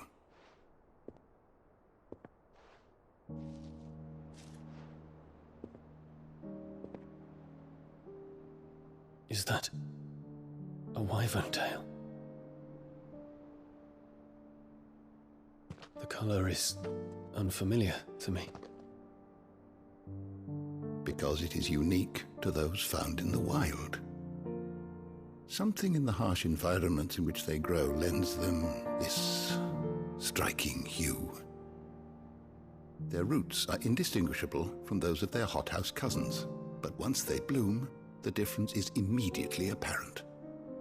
In this flower, I see you, Your Highness. Its roots were the roots of a wyvern tail, with all that implies. But they do not define it, just as yours do not define you. I want you to have it, that it might remind you of this truth.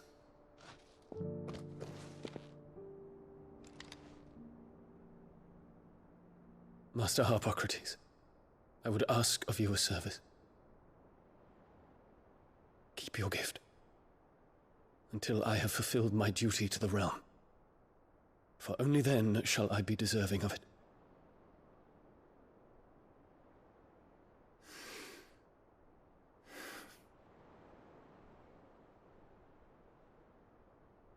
As you wish, Your Highness. I shall await your return.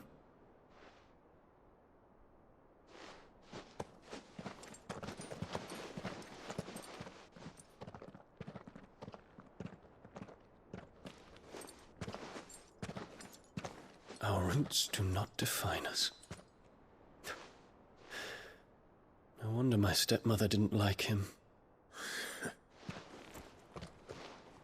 For reuniting me with memories I had thought long lost.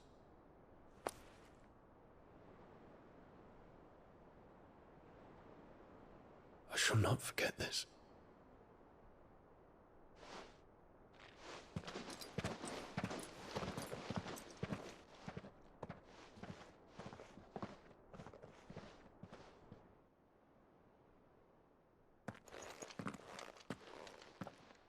Thank you, Clive.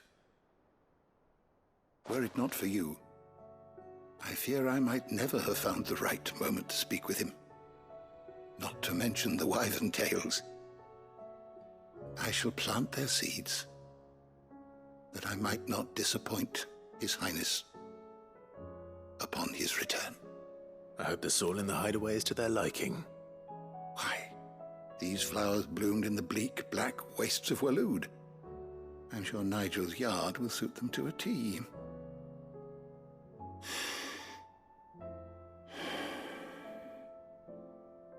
When it comes to expressing one's gratitude, I find that words are seldom sufficient. Here. What's this? A stolas quill. Or more precisely, my stolas quill. 'Tis said that an owl's feathers are steeped in the wishes it hears over its long lifetime. All those words just waiting to pour out onto the page. So consider this my wish for you. That one day you may put down your sword and pick up that pen. Well, when that day comes, I'll certainly have a lot to write about. Thank you, Harpocrates. It shall have pride of place in my chamber.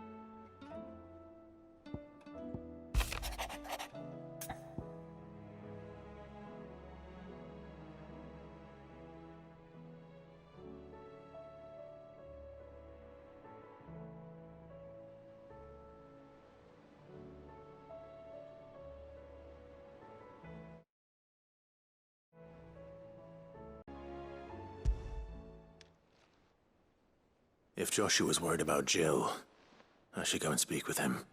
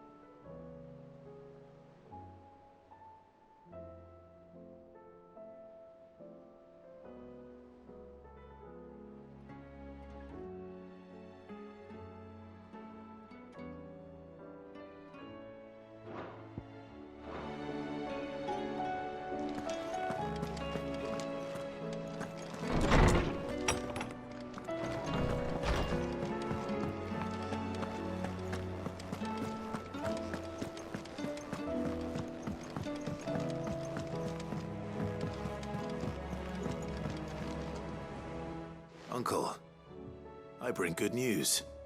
The Field Marshal has agreed to your plan. Ha! Of course he has. I didn't doubt you for a moment, dear boy. Rutherford is accompanying him back to your manor in Port Isolde as we speak. They will await your return there. As will one other. One other? Who, exactly? Lord Havel was concerned that even if he could get the realm's armies to agree to an accord, he might not be as successful in convincing those with political power. He asked if I might have a solution, and I suggested a certain Imperial Lord Magistrate turned Liberator. One of your co-conspirators? Master Quinton would probably call me one of his, but yes. Another outlaw, then. Just the thing we need to put these rotten politicos in their places. Good thinking, Clive. I'm glad you approve. The more the merrier, eh? Uncle, assuming Havel and Quinton can solve our problem with the armies, you still haven't mentioned how we might manage the grain shortages.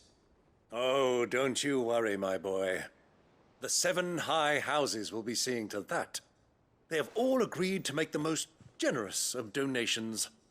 Oh, of course, it did take a little persuasion. But luckily I had some unexpected help. From who? Why, you, my boy. Rumor has it that you rescued the Lady Ariane's head steward Rockford from a horde of bloodthirsty bandits. It was more of a handful. Well, the old battle-axe was so pleased. She had a shipload of talents delivered to my private docks by the next new moon.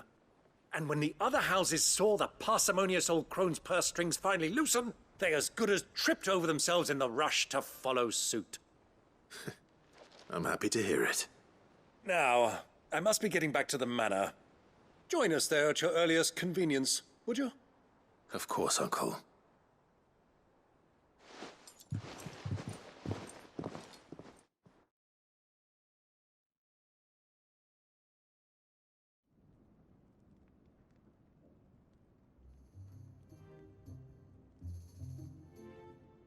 And how, pray tell, will we get that grain to the capital if the roads are still overrun with akashic?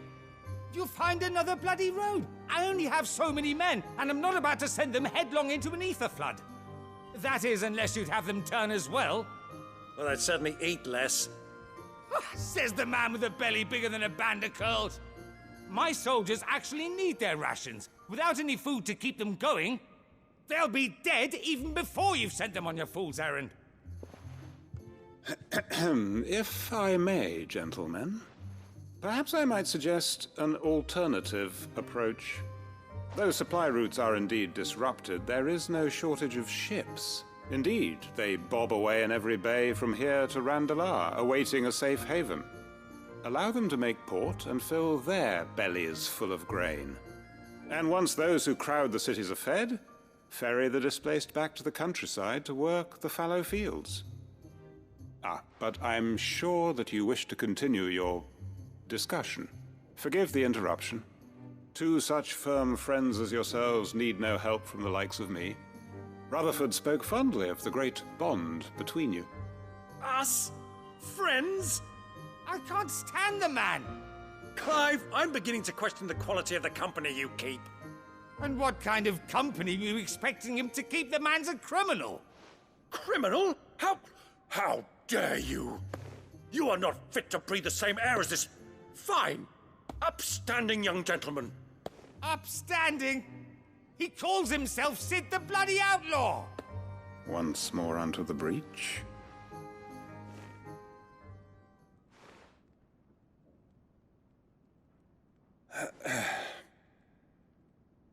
Shall we begin again?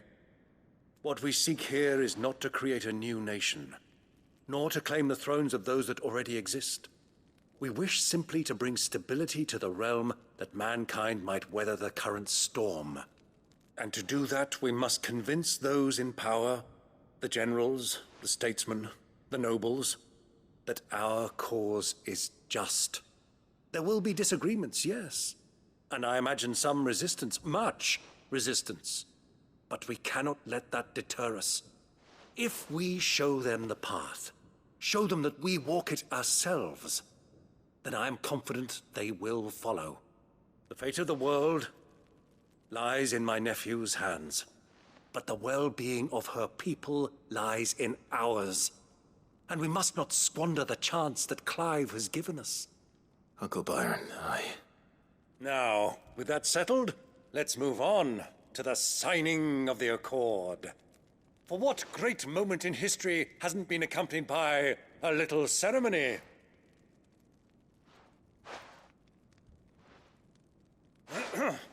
Citizens of Valisthea, I present to you the Triunity. Rutherford, Mike Will.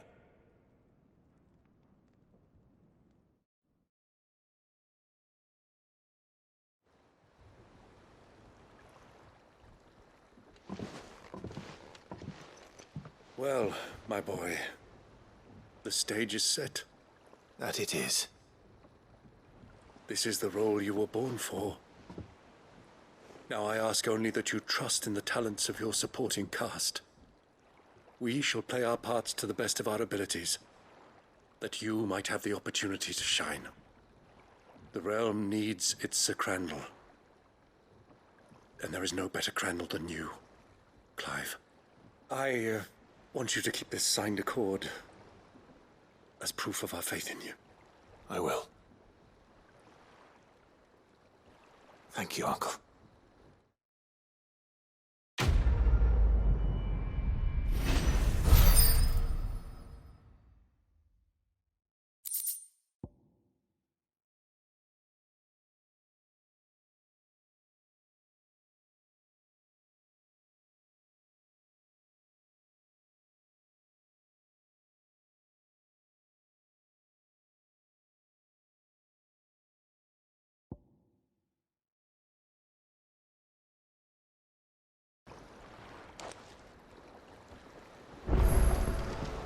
Sorry, can't take you where you need to get to, but the Argo and me will be waiting when you get back. What do you think that thing is? And how the hell is Sid gonna do it?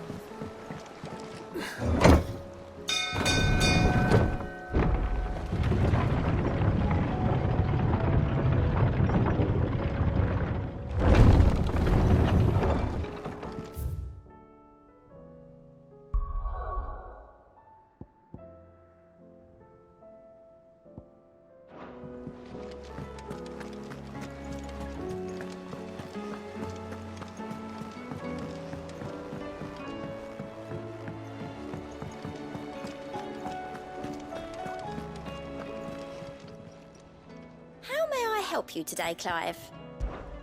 Come to claim your just desserts?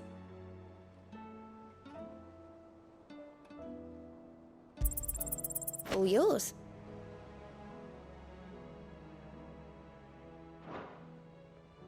Best of luck out there, Sid.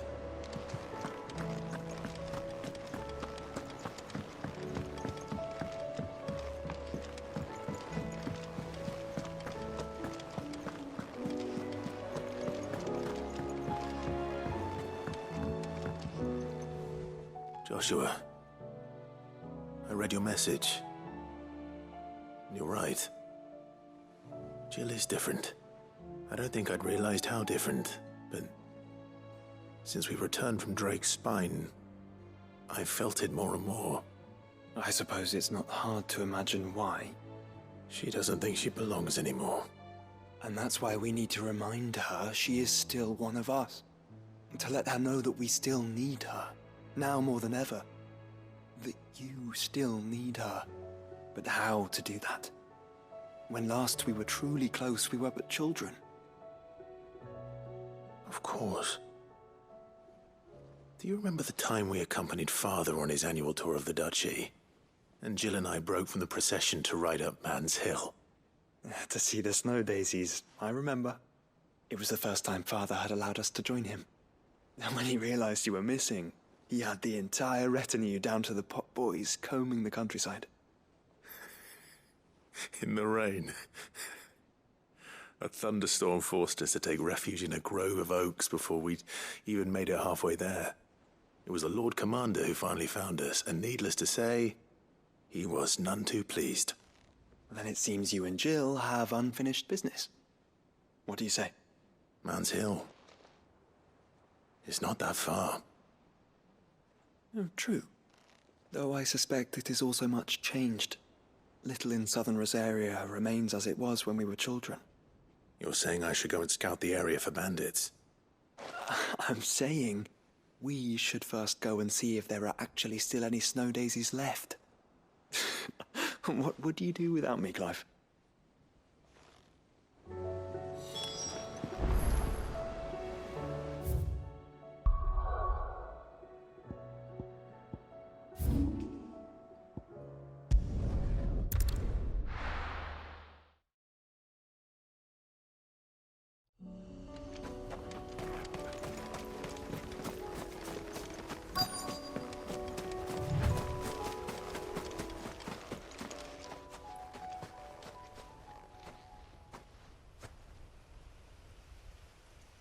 This is the place, but... I'm sorry, Clive.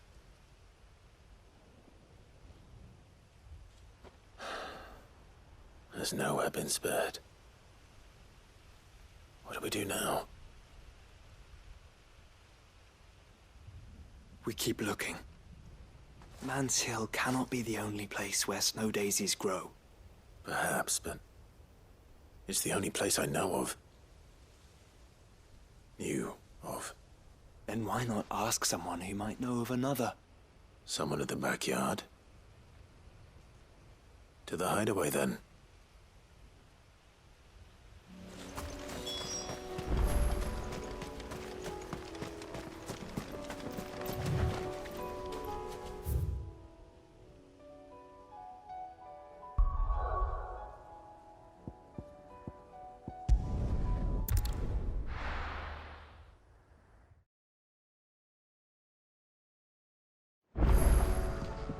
Let's hope one of the gardeners knows where to find snow daisies.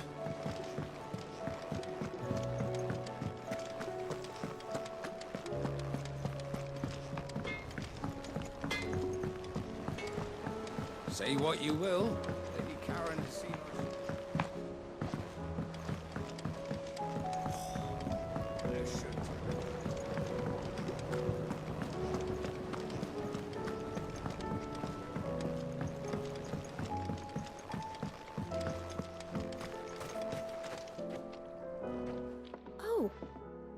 What brings you down from the heavens, Sid? I need your advice. Joshua and I are looking for a place where snow daisies grow. Preferably in abundance. Snow daisies. Then you'll want somewhere not too hot and not too cold. and where the winds are strong enough to carry the seeds. I reckon Man's Hill would be a good place to start. There in the Royal Meadows, perhaps? Both have similar climbs and the right elevation. If the Blight hasn't claimed them yet. Right. Thank you. Did you learn where we might find our flowers? The gardener here mentioned the Royal Meadows in Sambrak. Ah, the fields beyond Northreach. Well, if that's the case, then Yote was right. I recalled that she'd kept a record of our travels, you see. So I asked her if she'd perhaps noted anywhere that snow daisies grew, and she mentioned Oilefeist Bay. Whose shores border the meadows. Off we go then.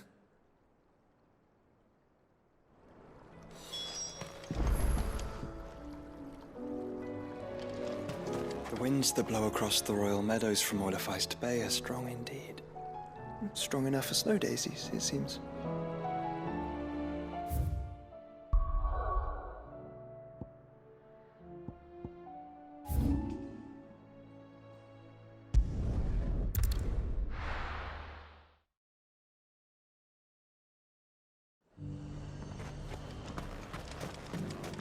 And how might I help the garrison today?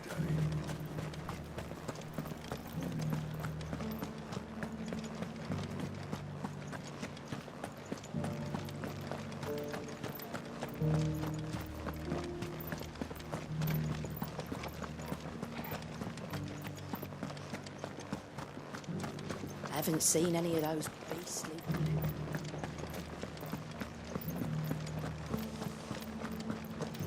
Do be careful. I will.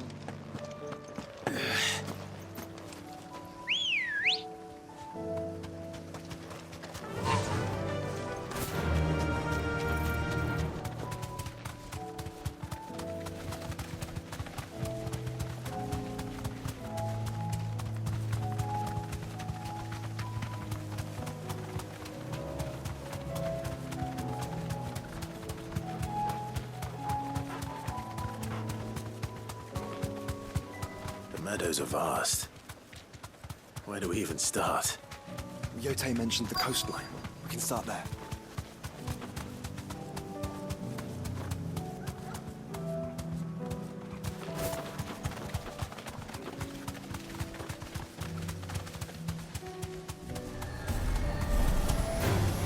Don't get surrounded.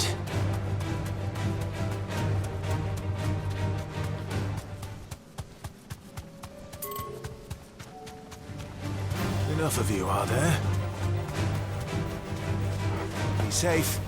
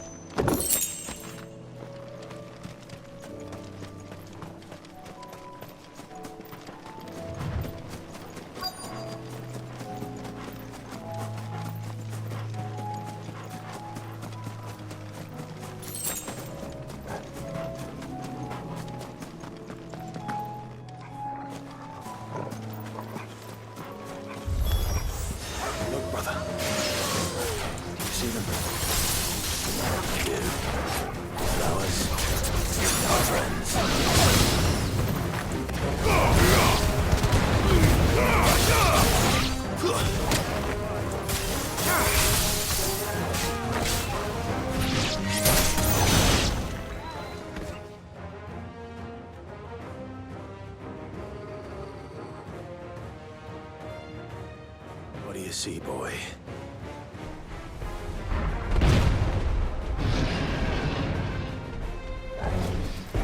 Let's hope this is the last one. Only one way to find out.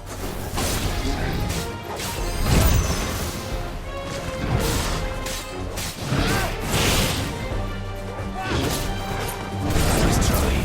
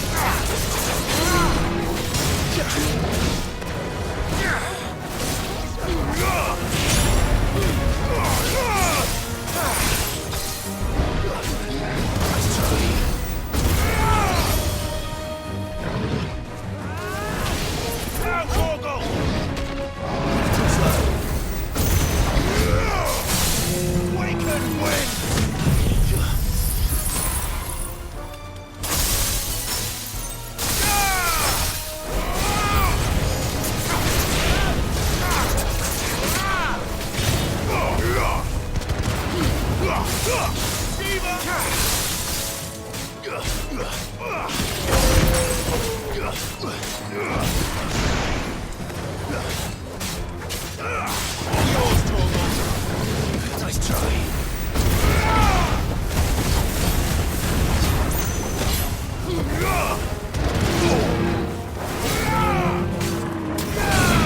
Thanks, boy.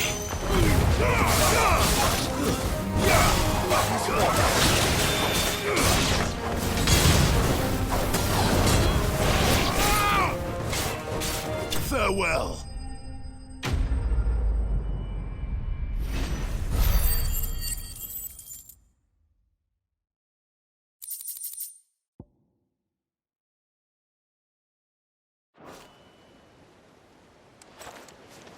That was harder than I expected.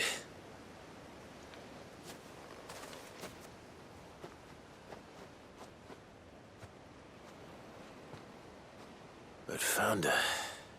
It was worth it. They're beautiful. Do you think Jill will like them? She'll love them. Come on. Let's go.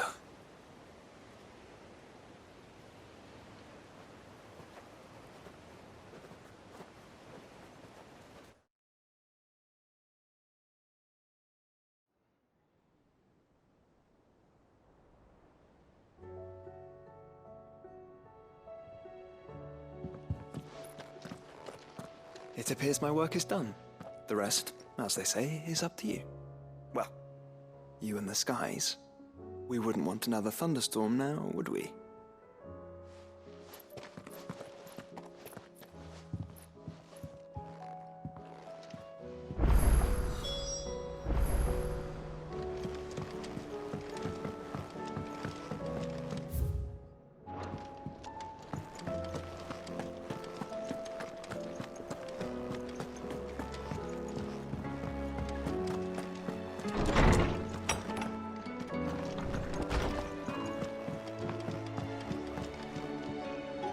Jill, there's something I'd like to show you.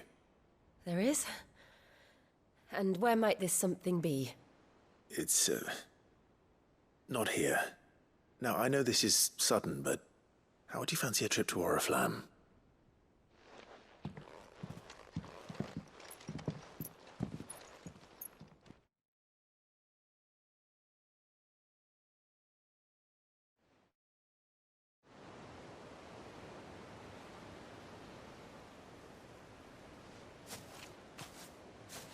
There are so many. This is what you wanted to show me.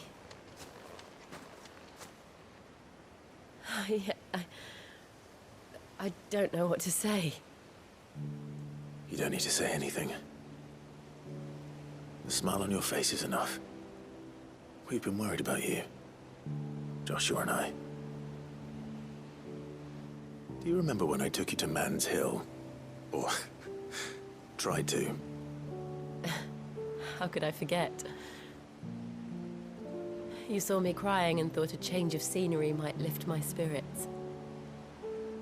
In the end, it earned me a nasty cough and a stern scolding from your mother. But I felt wonderful nonetheless. I'm sorry. I had no idea what I was getting us both into. But I couldn't bear to see you like that. Before we left, my chambermaid told me she'd overheard your mother talking about my marriage prospects with some of the noblewomen at court. They were debating whether it would be more profitable to marry me off to one of the high houses instead of saving me for the ducal line. No one thought to ask me what I wanted. I was nothing to them. A pawn at best. I felt so trapped. So lonely. I didn't know. But I wasn't alone.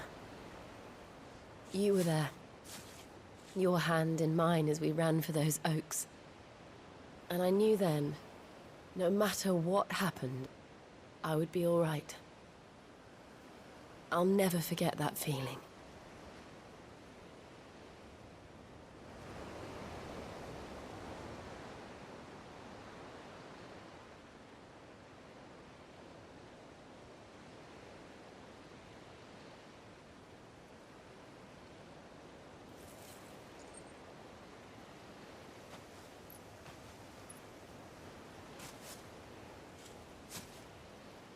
Before we broke camp, the morning after the storm, do you know what I did? No? What? I slipped away from my governess to climb the tor. And from there I saw a sea of petals, all reaching for the sun. And I realized that no matter how terrible the night, dawn would always come.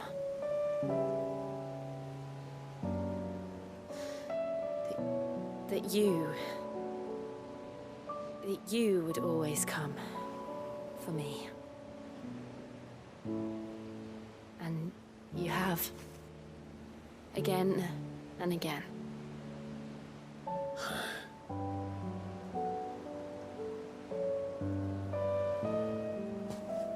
Where do you see us?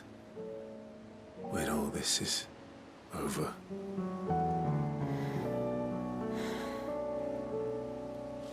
I don't know.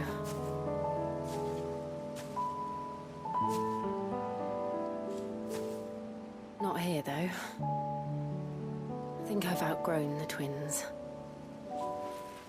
After everything we've been through, the realm just seems so small. I'll need some space to spread my wings. Then that's what you'll have.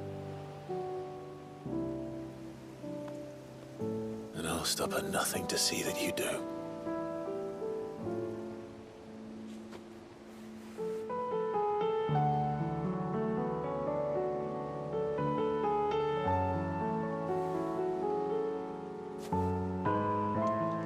I never was much good at garlands, but it'll have to do. I'll treasure it forever. Thank you, Clive. For this, the flowers, for everything. It's exactly what I needed. You are my treasure.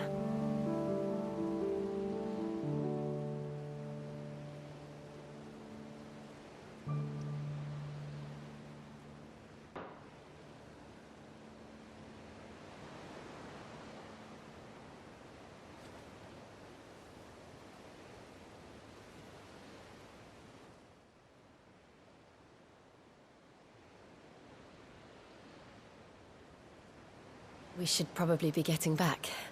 I expect the others are wondering where we are. You're right. There's still much to do. And we'll do it together.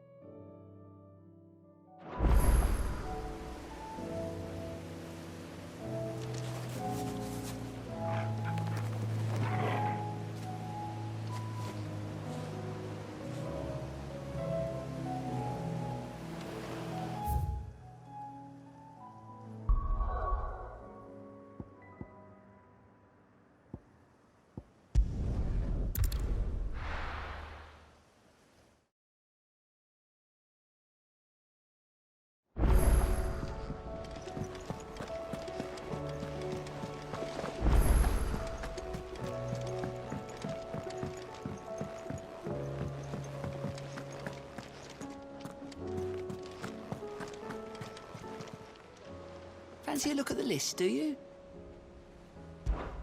Anything catch your eye?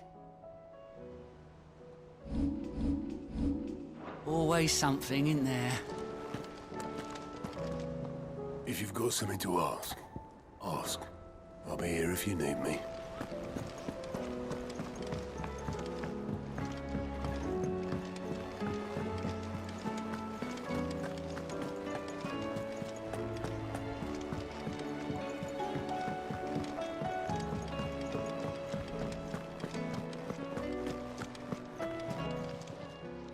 Still alive, are you?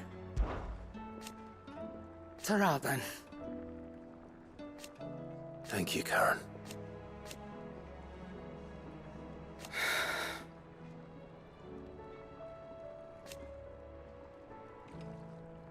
You can do this too. Come back soon. And I mean that. Aye, it's a dangerous world out there.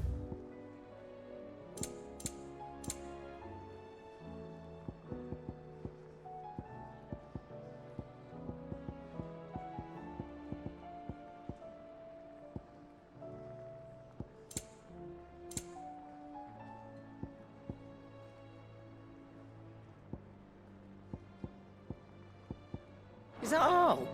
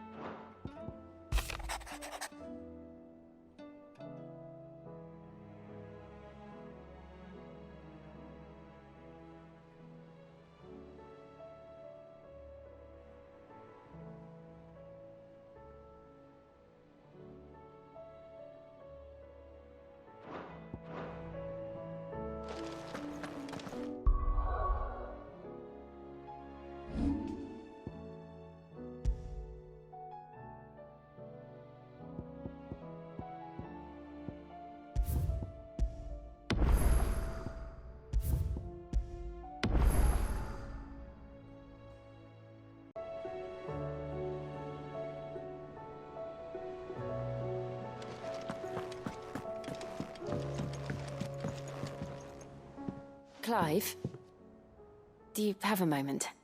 Of course. Always. I wanted to give you something. Is this? I stitched it from the cloth you gave Hortense. The piece she said you liked best. I told her I used to enjoy needlework, but I didn't think she'd remember.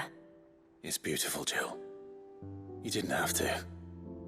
When I was very little, I recall my mother telling me that young ladies of the court would give knights ribbons from their hair before they went off to war. I still wear mine, so I made you this instead. Black is the color of eternity. It cannot be stained. It cannot be sullied. It is unchanging, unwavering, just like your resolve. And mine. Our resolve. May it never diminish. And may it ever bring you back to me. I will always, always be here. Thank you, Jill.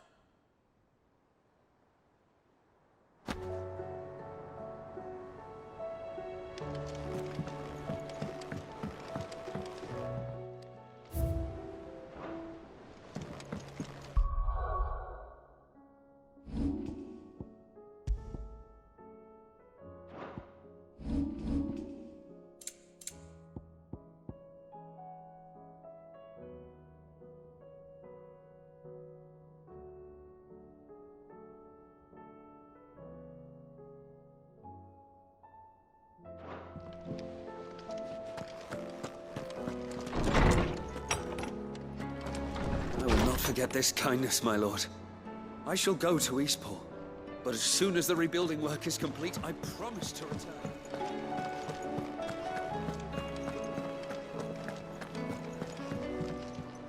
How's it going?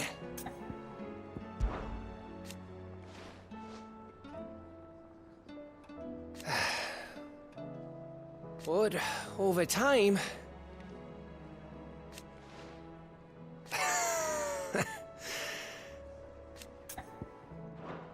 go and give that fucker one for me. You look like you could do with a drink. Well, someone's in a good mood. Drink up, you lot. The next round's on Sid.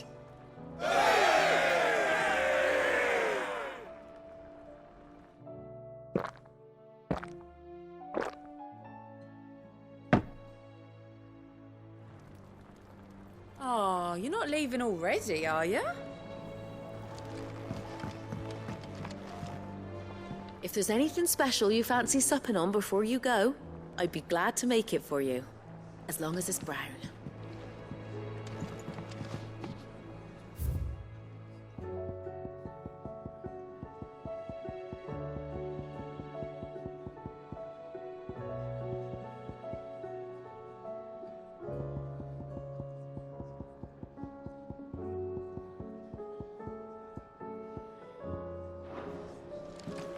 It's him, I tell you. Sid! Look what the curse breakers brought back from Dalmekia. Said they were all the rage in Dalamil. Looks sort of funny if you ask me. I'll be damned. Have you had one before? Something smells good. What are we having? Bombs! And they are good. You should try one.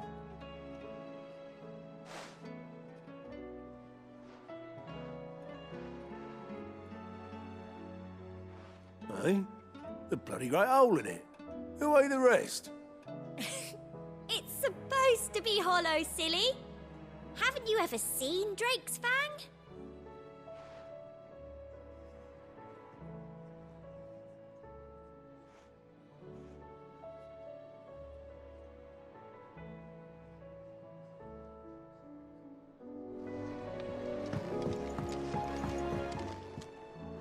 I don't suppose you're here to reprise the Saint and the Sectary. Do you know why? 'Twas not 20 summers past.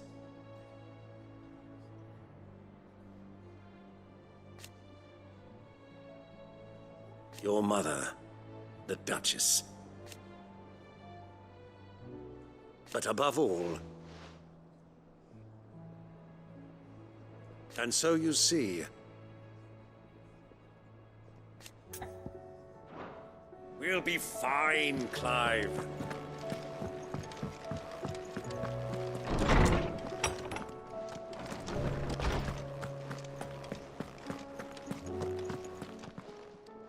Knowledge hoarded is knowledge lost. I well recall.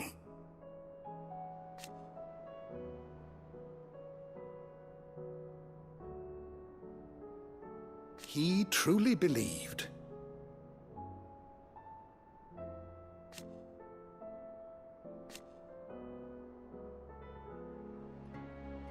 It will take forgiveness from himself. I have a few new notes that might interest you.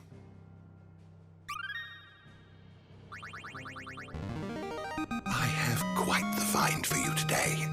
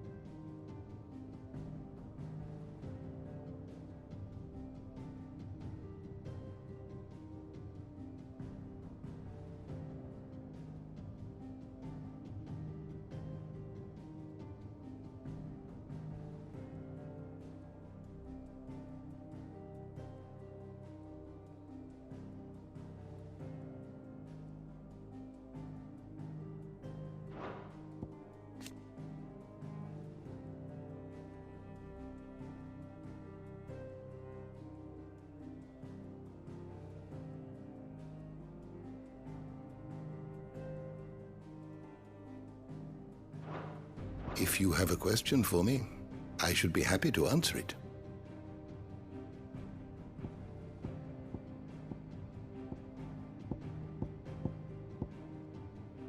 The door to the shelves shall ever be open.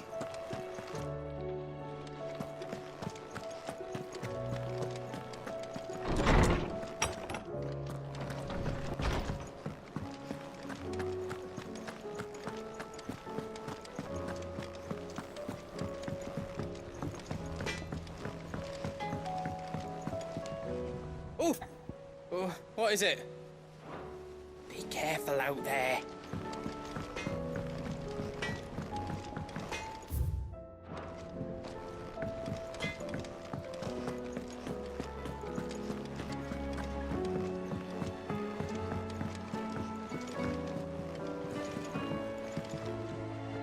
Brother, I put Father's helm in your chambers. He should be with you when his vision is finally realized. Thank you, Joshua. For everything. Don't mention it.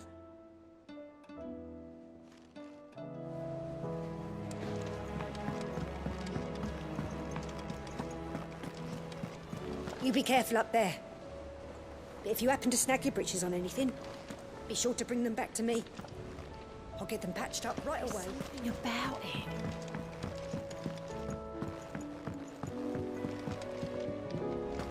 I read Gav's report on Stone here. Only wish I could have been there to see the Mother Crystal fall.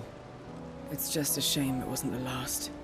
Assuming that thing looming over the mountains is a Mother Crystal.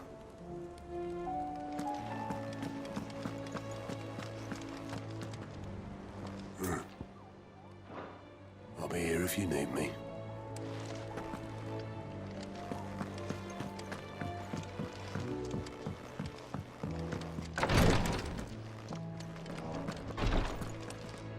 Feeling ill? Take care.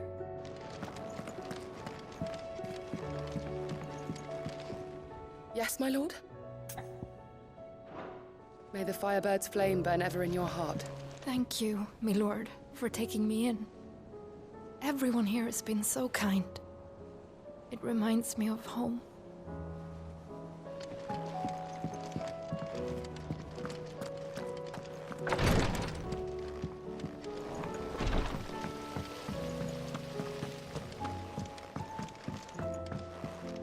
There's so much food in the hideaway.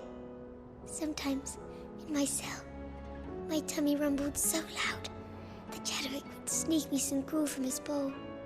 I miss him. He would have liked this place.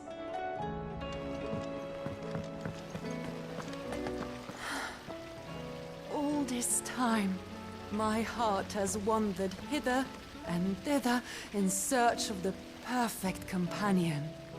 When all along he was here, standing right beside me.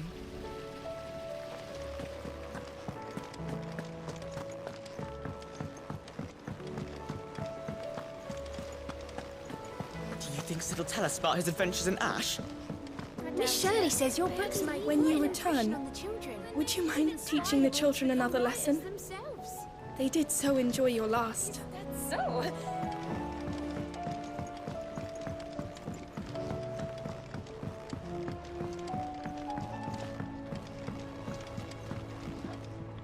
Need something?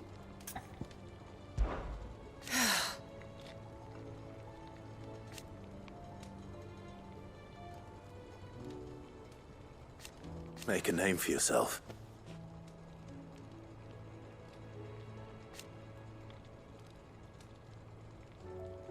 You better bloody had to and all.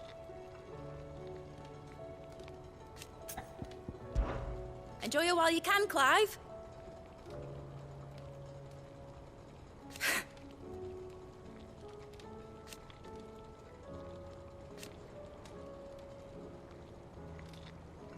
Imagine that, eh? Till then, though. Try, Clive. That crystal certainly don't bode well. But just think of all the secrets it must hold. Here, if you're planning on going up there, you could bring a bit back for me, could you?